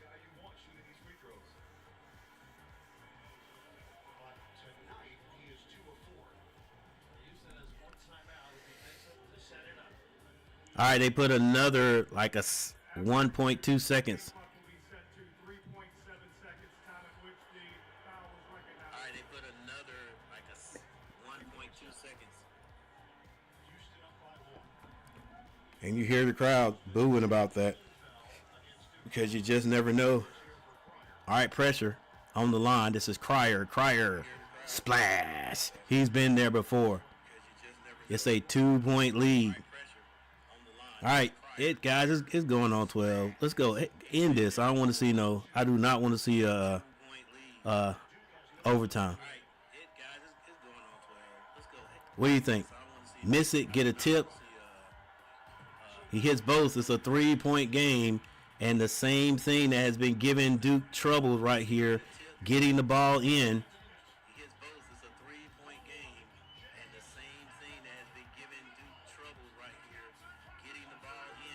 That is it.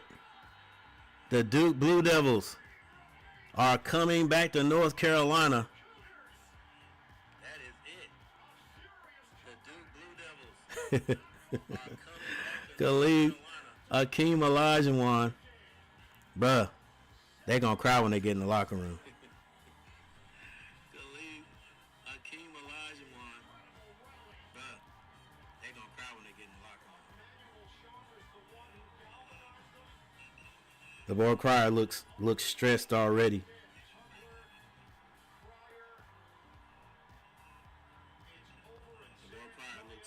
Hair like Don King.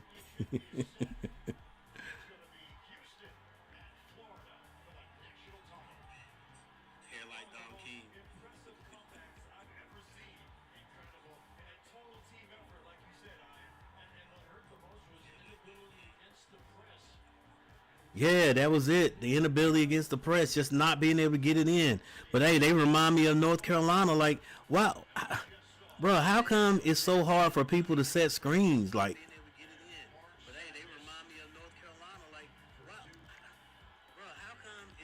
I mean, and when I say that, I don't mean it's hard to do it. How come we don't do it? Like, we don't set screens to get guys in on the press. Like, I guess it's so, I mean, when you got a team that's not fully pressuring you, that's what happens. But bro, you got to set screens to get each other open. They're just, just man to man trying to get open from athletic guys is not going to happen. All right, there it is. No ACC team in the national championship this year. Could have been, should have been. But the two teams that I'm pretty sure was on everyone's what do you call those things? Dang, brackets. Duke versus Duke versus Auburn. Guarantee you, that's what was on most people's bracket. Well, it's not gonna happen.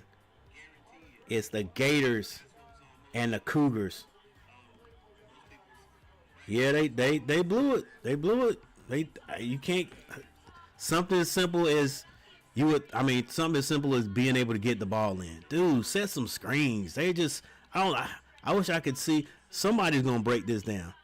I wish I could see, because it reminds me of so much of not only my Hornets, not only my Tar Heels, but my Hornets. Like, everybody's just like trying to V-cut and get open. And people have stopped that, man. They expect that. You got to set some. I mean, to me, the only other way that if I'm not fast enough to get open, and I see that my team's not, we got to set some screens. We got to set some screens. Got to have some kids rolling off. So like those plays they run for out of bounds to get somebody open under the basket. Let's go set a screen, roll off, slip a screen, roll off. If you set a solid screen, then they're gonna have to switch. I mean, come on, bro. Like, that's just what I'm saying. But anyway, Duke fans, does it really matter if you get this far and you don't win it? Because I guarantee you, if this was Carolina, this is what they would be saying.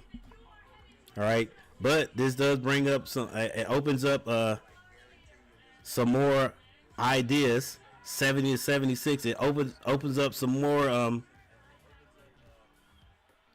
thoughts, some more,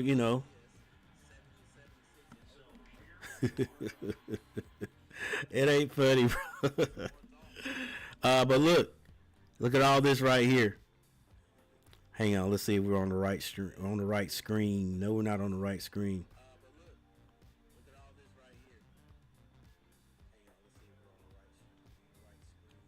All right here, they were coasting. Then they started plateauing. Made a little bit more space right here.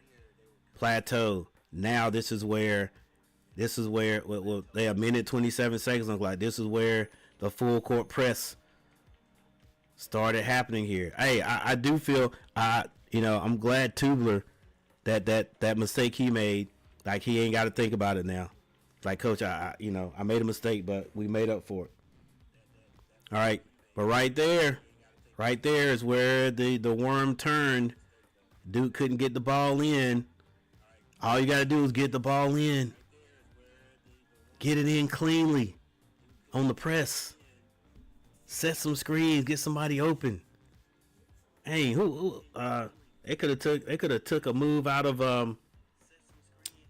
who was just playing? Florida. Took a move out of Florida. It put everybody out of bounds. Something, because anyway. I just say there's not an ACC team in there, but if anybody could have lost, yeah. All right, we got 18 likes, guys. I'm gonna go over. First of all, thank you for 18 likes. We didn't get to 20, but thank you all for hitting that like button. At least Carolina made it to the title game in 2022. Yeah.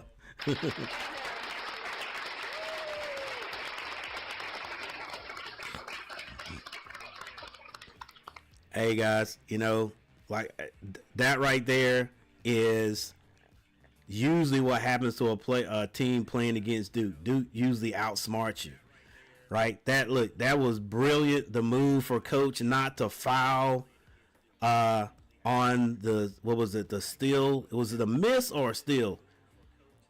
A miss on that. I think it was miss. Just great defense or a turnover or something that led to the score on the other end. Hey, y'all, they didn't even set no screen for that right there. But that was great because even the commentator was like they're not fouling. They're not fouling. They're gonna let Duke try to run this. They're just gonna play straight defense.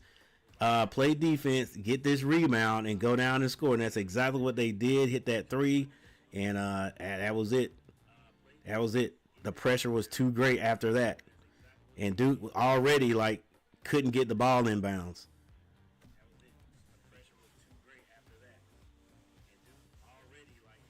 I got to hear what Kenny Smith got to say.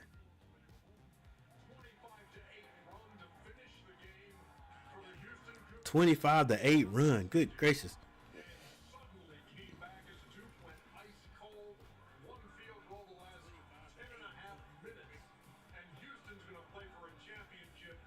Monday night against the Florida Gators.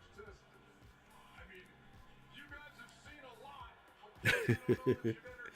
Yeah, these guys. Kelvin Sampson wouldn't want it any other way. He's going to call that a culture win. And ends up with that. Juwan Roberts, a 6-year senior, getting a Hey, Kelvin Sampson, he coached his butt off. I'm telling you, like that move not to foul and to say, was it 30 some seconds on the clock? No, it had to be like 40 some seconds on the clock or whatever. For them to just play straight up defense, get that rebound, and go back down and score, bruh. Like I guess there's something to say. When I sit here and I.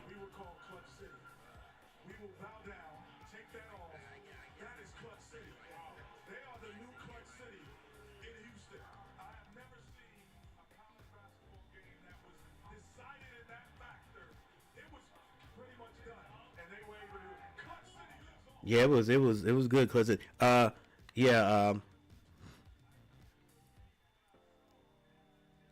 I'm used to seeing Carolina. I'm used to seeing my Hornets let teams. I don't say let teams, But yeah, my Hornets in Carolina, they'll let you if you're hot behind three, they'll let you. Oh yeah, it was a turnover. They'll let you hit threes. Right? It looks like they'll let you hit threes. But yeah, there was some big turnovers there in the game. So here's my thoughts. Does this bring Cooper Flag back? Does this bring Cooper Flag back? Does he say, look, we got unfinished business. We should have won that.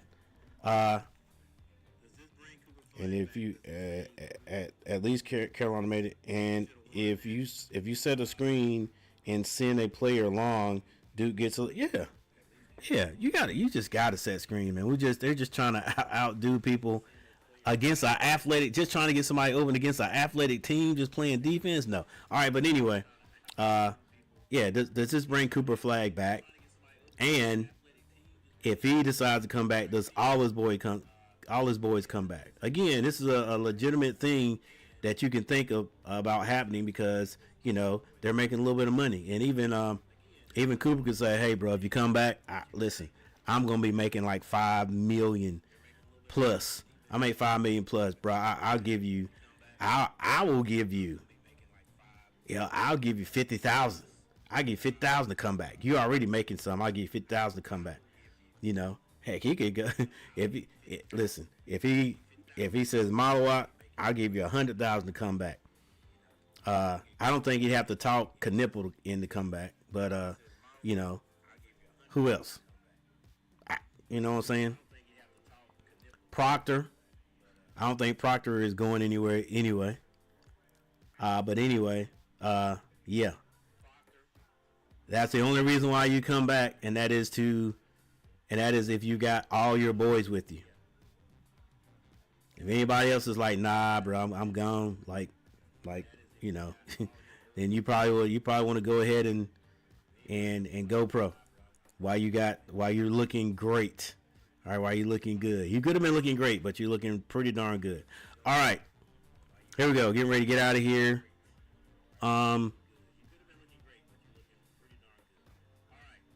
Box scores. All right, Duke bows out.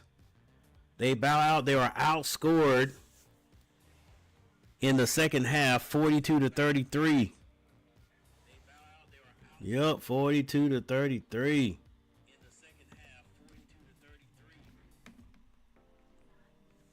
All right, Houston. Tugler, 4 points. Roberts had 11. Usan, 7 points. Sharp had 16 points. Cryer, 26. Francis with 4 points. And Wilson had 2. Cooper Flag, 27 points. Maloat, 6. Knipple, 16 points. Proctor and James both had 7 points. Malik Brown, 4 points. And that is it.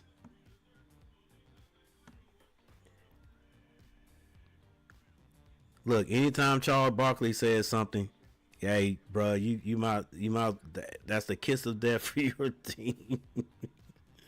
Charles Barkley said Duke was going to score 80 points, and the only way that Houston has a chance to win this game is to let it go.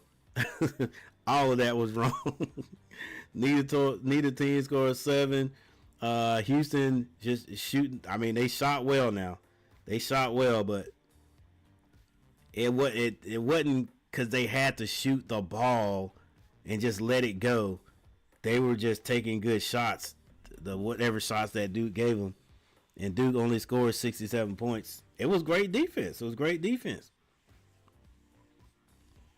All right, here is the team stats. Houston shot 37% from the field. Duke 39%. 3-point shooting 45% by the Cougars. 10-22. Duke 7-17 for 41. Free throw shooting 14 of 18. for Houston. They shot 77.8%, while Duke shot 78%. They were 18-23. Rebounding, as the Cougars have been doing all year, they out-rebounded Duke 42-31.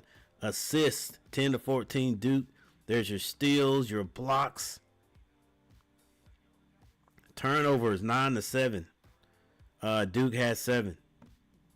Fast break points, no team. Like, there was no fast break points. But points off turnovers, Houston 8, Duke 12. Points in the paint, 20-24, Duke. Largest lead, 14. Bro, that's gotta sting. Right? It's gotta sting. Best bet for Final Four. Whew. Yeah, and they were rolling there for a minute. They were cruising there for a minute. You can never cruise. And look, they're gonna charge Barkley, putting the mojo on every team. He cheered for Auburn till he lose. He says Duke's gonna score 80 points and they lose. Like, don't say, if you say anything, Charles, about North Carolina next year, make sure it's on the negative end. All right, here we go, guys. Listen, it's been a nice one. We got 3 people, 18 likes. Thank you guys for 18 likes. I appreciate it. We're getting ready to get out of here. So 30 votes. Let's see what the people thought as far as the vote goes. Yeah, 77 for Duke. 77% for Duke. Let's see. Some people didn't care. All right, 77% for Duke.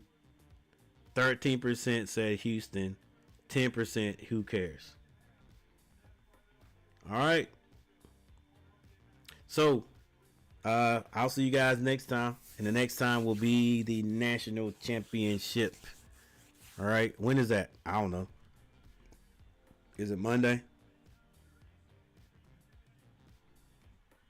Let's see. I can find out right now. Right now.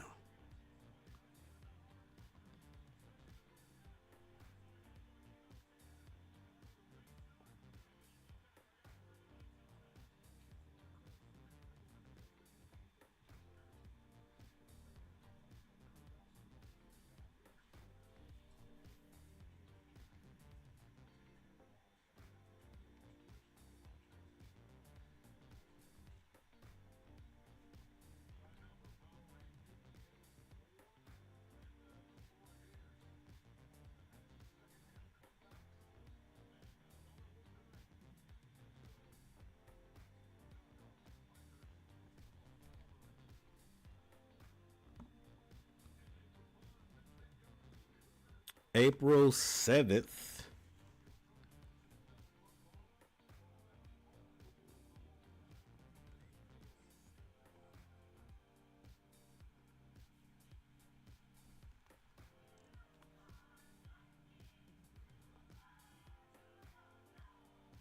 Well, so that is Monday. Monday at 8:50, Florida versus Houston. All right. All right, with that said, guys, I'm getting ready to get out of here. Thank you for hanging out with me. I appreciate it. You can still hit the like button after we leave. But I'll see you guys next time. I'm Coach Gary. Thanks for watching. Peace.